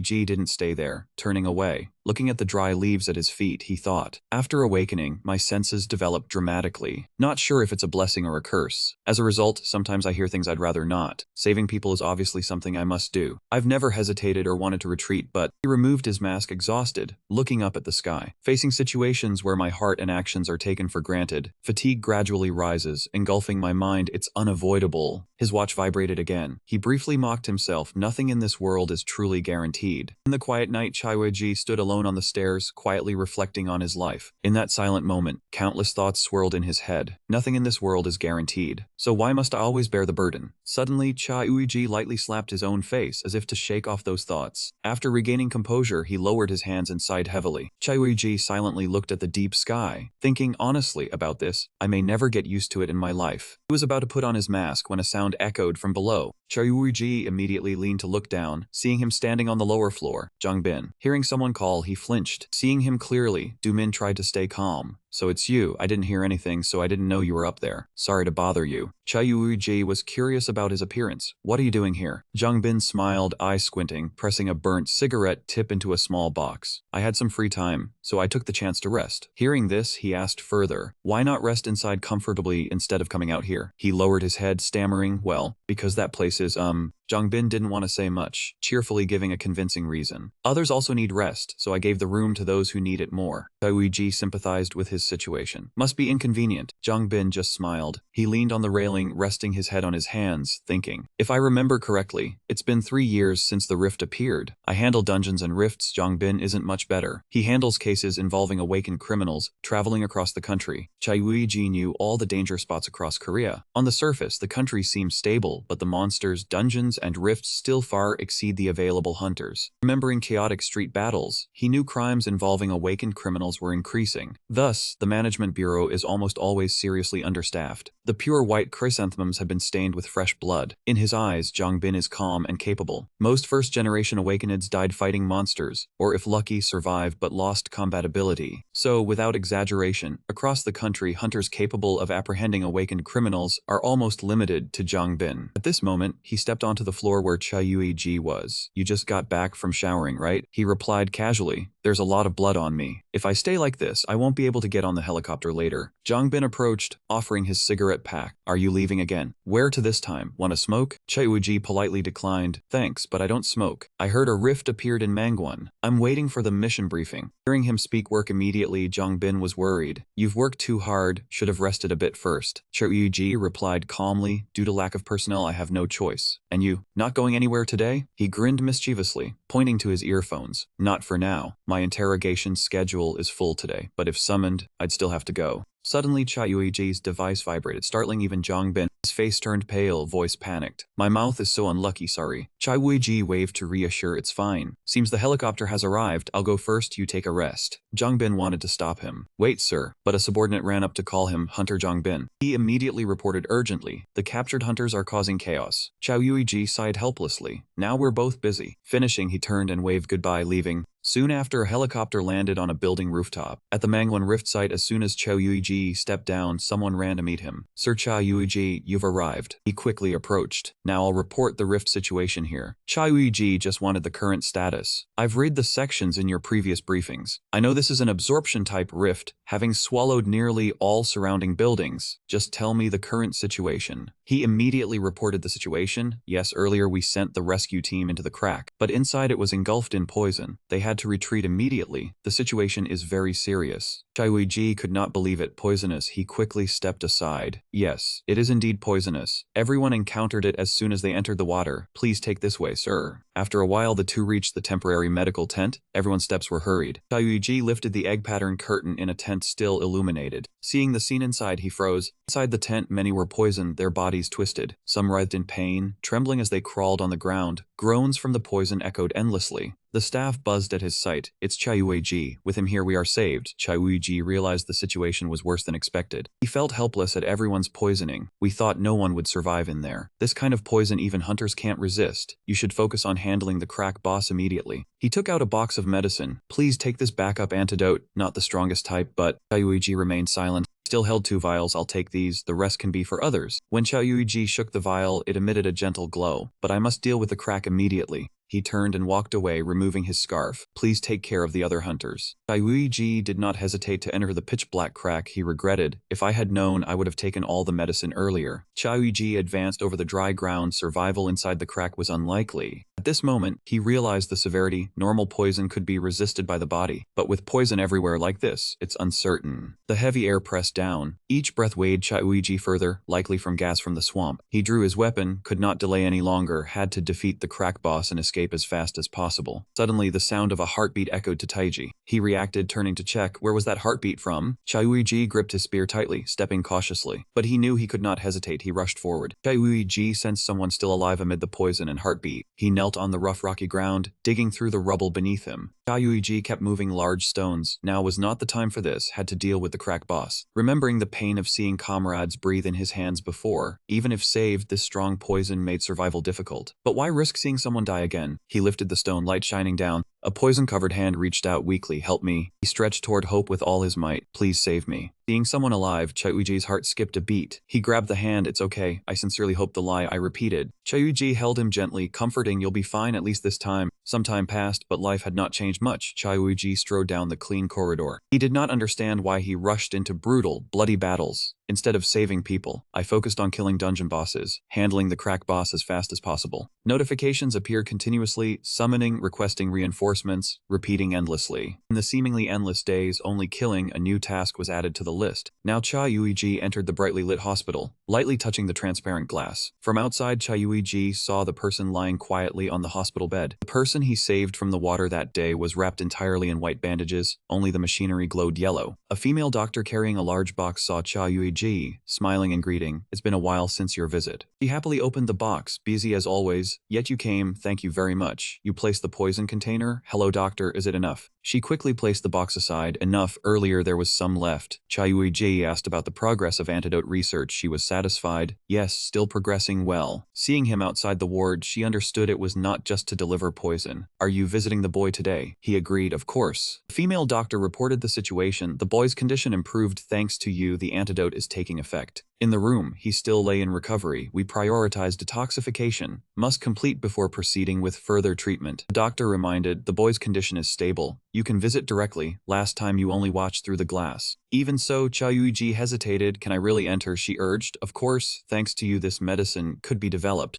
Female doctor was also worried. Looking through the glass, the boy barely conscious, occasionally waking, but could not sustain due to painkillers and anesthesia. Chayuiji questioned. Is it necessary, doctor? She sighed helplessly. Otherwise the boy would faint from pain. Looking back, since the boy fainted, we had to do this. Though reluctant until all poison was cleared, he had to remain in that state. She asked permission to step outside. I'll wait outside for you. You stay with the boy, Chayuiji replied. I will stay a bit then leave, she awkwardly said. Stay as you like. He pushed open the ward door and stepped in. In the silent room, only the sound of machines echoed. He lay on the bed, breathing evenly, no longer weak. Chayuiji watched him sleep deeply. Could his condition have improved this much? Remembering his body heavily poisoned before, previously had to wear a ventilator, now removed, much better indeed. Chayuiji pulled a chair beside the bed, still questioning if saving the boy was right. At that moment, he painfully clutched the thin shirt, throat consumed by poison. Though the boy begged, the cost was a body corroded, immobile, the boy unaware how he would endure. He silently tormented himself. According to the doctor, the pain made the boy faint. Watching him suffer, was it right? All due to his own selfishness. At this moment, Chayuiji could only think of something terrifying, that it might be better to let that tiny life end. But then he unexpectedly saw the bandaged hand move slightly. Seeing that movement, he sprang up in panic. His finger lightly tapped once against the fold of his leg. Only then did Chayuiji realize the problem. The child had awakened. You're awake now. He heard the sound, his head wrapped stiffly in bandages turning over, his lips moving but unable to form words. Seeing this, Chayuiji finally felt the stone in his heart settle, smiling gently. You really are awake. He sat down leisurely on the chair. When did you wake up? How does your body feel? Does it hurt? Are you still alright? Right now, he could not speak and only tried to raise his hand. Even the slightest movement made his tendons and bones ache. Chayuiji asked anxiously. Do you need painkillers? I'll have the doctor give you another injection. He still did not answer, only turned his head to signal refusal, which surprised Chayuiji. You don't want it. After staying beside him for a while, Chayuiji's mood improved greatly. Just now he had felt as though his whole body was about to fall into an abyss, but now it was different. He sat by the hospital bed with his chin propped in his hand. For some reason, Chayuiji found the child amusing. Even the way he expressed his opinions was clear. Looking at the shape of his mouth, Chayuiji could roughly guess the boy's mood at that moment. He chuckled softly. Elders often say illness changes a person's temperament. Who knows whether the boy was like this because of pain, or because his nature was already prickly. Chayuiji tried asking whether he remembered anything. Do you remember me, the one who carried you out of that place? He slowly nodded. At that time, he weakly reached his hand toward Chayuiji. If the memories he held tightly were of his parents or relatives, they would be terrible memories, so he needed to tell him the truth. He asked about the situation, heard the doctor say you can't speak yet. What about your fingers? Can they move? He showed his hand. Chayuiji understood. As long as you move your fingers. I'll do my best to understand what you want to say. Chayuiji played a one-man conversation by himself. His ability to act alone and read other people's expressions was also quite good. Chayuiji wanted him to try moving. If you understand what I just said, try moving your finger. He remained silent. However, he still tried to move his hand. Seeing this, Chayuiji was extremely pleased and praised him very good. After asking after him, Chayuiji introduced himself. Hello kid, I'm Chayuiji. No matter how hard he moved his fingers, he could not understand right away yet, but he believed time would help solve this little problem. Every time he arrived late, the child on the hospital bed wore an indifferent expression. Chayuiji coaxed him. We only need to spend more time together. Sorry for coming late. Hearing that, the corner of his mouth curved slightly. The day when he could understand your meaning just from a twitch of your hand will come. In the small room, only Chayuiji's voice rang out. Even when you recover, you won't be able to see my face, because I'm wearing a mask and my voice has also been changed. Don't be sad because your eyes are injured. Treatment will heal them. He bent down and touched Chayuiji's hand. Or do you want to try touching my mask? Can your arm move yet? Chayuiji carefully rolled up his sleeve. Seeing the poison's dark purple bruising on his skin, Chayuiji's whole body stiffened awkwardly. He hurriedly lowered the sleeve to cover the wound. No, this arm of yours, if you touch things carelessly, it will cause trouble. I'm sorry. Chayuiji turned his face away from his sulking expression. When you get better, I'll let you touch it. Witnessing his irritated look, Chayuiji was flustered. I'm telling the truth, I'm not lying. He wanted to soothe him. Come on, let me pinky promise you promise. Chayuiji carefully brought his finger close to his hand and touched it lightly. He slightly opened his face and looked toward him. Seeing that he did not resist, Chayuiji breathed a sigh of relief. Done. Chayuiji gently turned his hand. If it hurts, scratch my hand so I know, but don't scratch too hard, your finger might break. The watch on Chayuiji's wrist zoomed in, making his movement stiffen. He sprang up, letting go of Chayuiji's hand, looking at the watch. How much time has passed already? Only then Chayuiji realized his sudden movement. What's wrong? Does it hurt badly? I just received a summons, so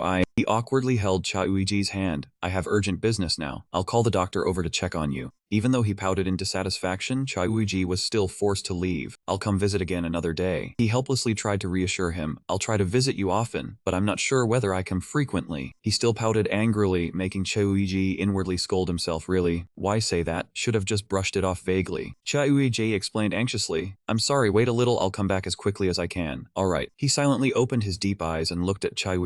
He slowly wrote words in his palm, showing that he accepted. Seeing that he agreed, Chai breathed a sigh of relief. He gently touched his face and made a soft promise, see you next time, kid. Chai quickly finished dealing with the opponent. On the opponent's body, it was covered with traces. Chai quickly returned, welcomed by the assistant. Thank you, Sir Chai and everyone for your hard work. While wiping the dirt from his body, Chai reported to his superior, this is Chai The person on the other end asked, I know the dungeon on your side has no problems, right? Chai replied, yes, it is still fine, shaped like a forest, with many useful things inside. The dungeon boss and the monsters inside have been eliminated.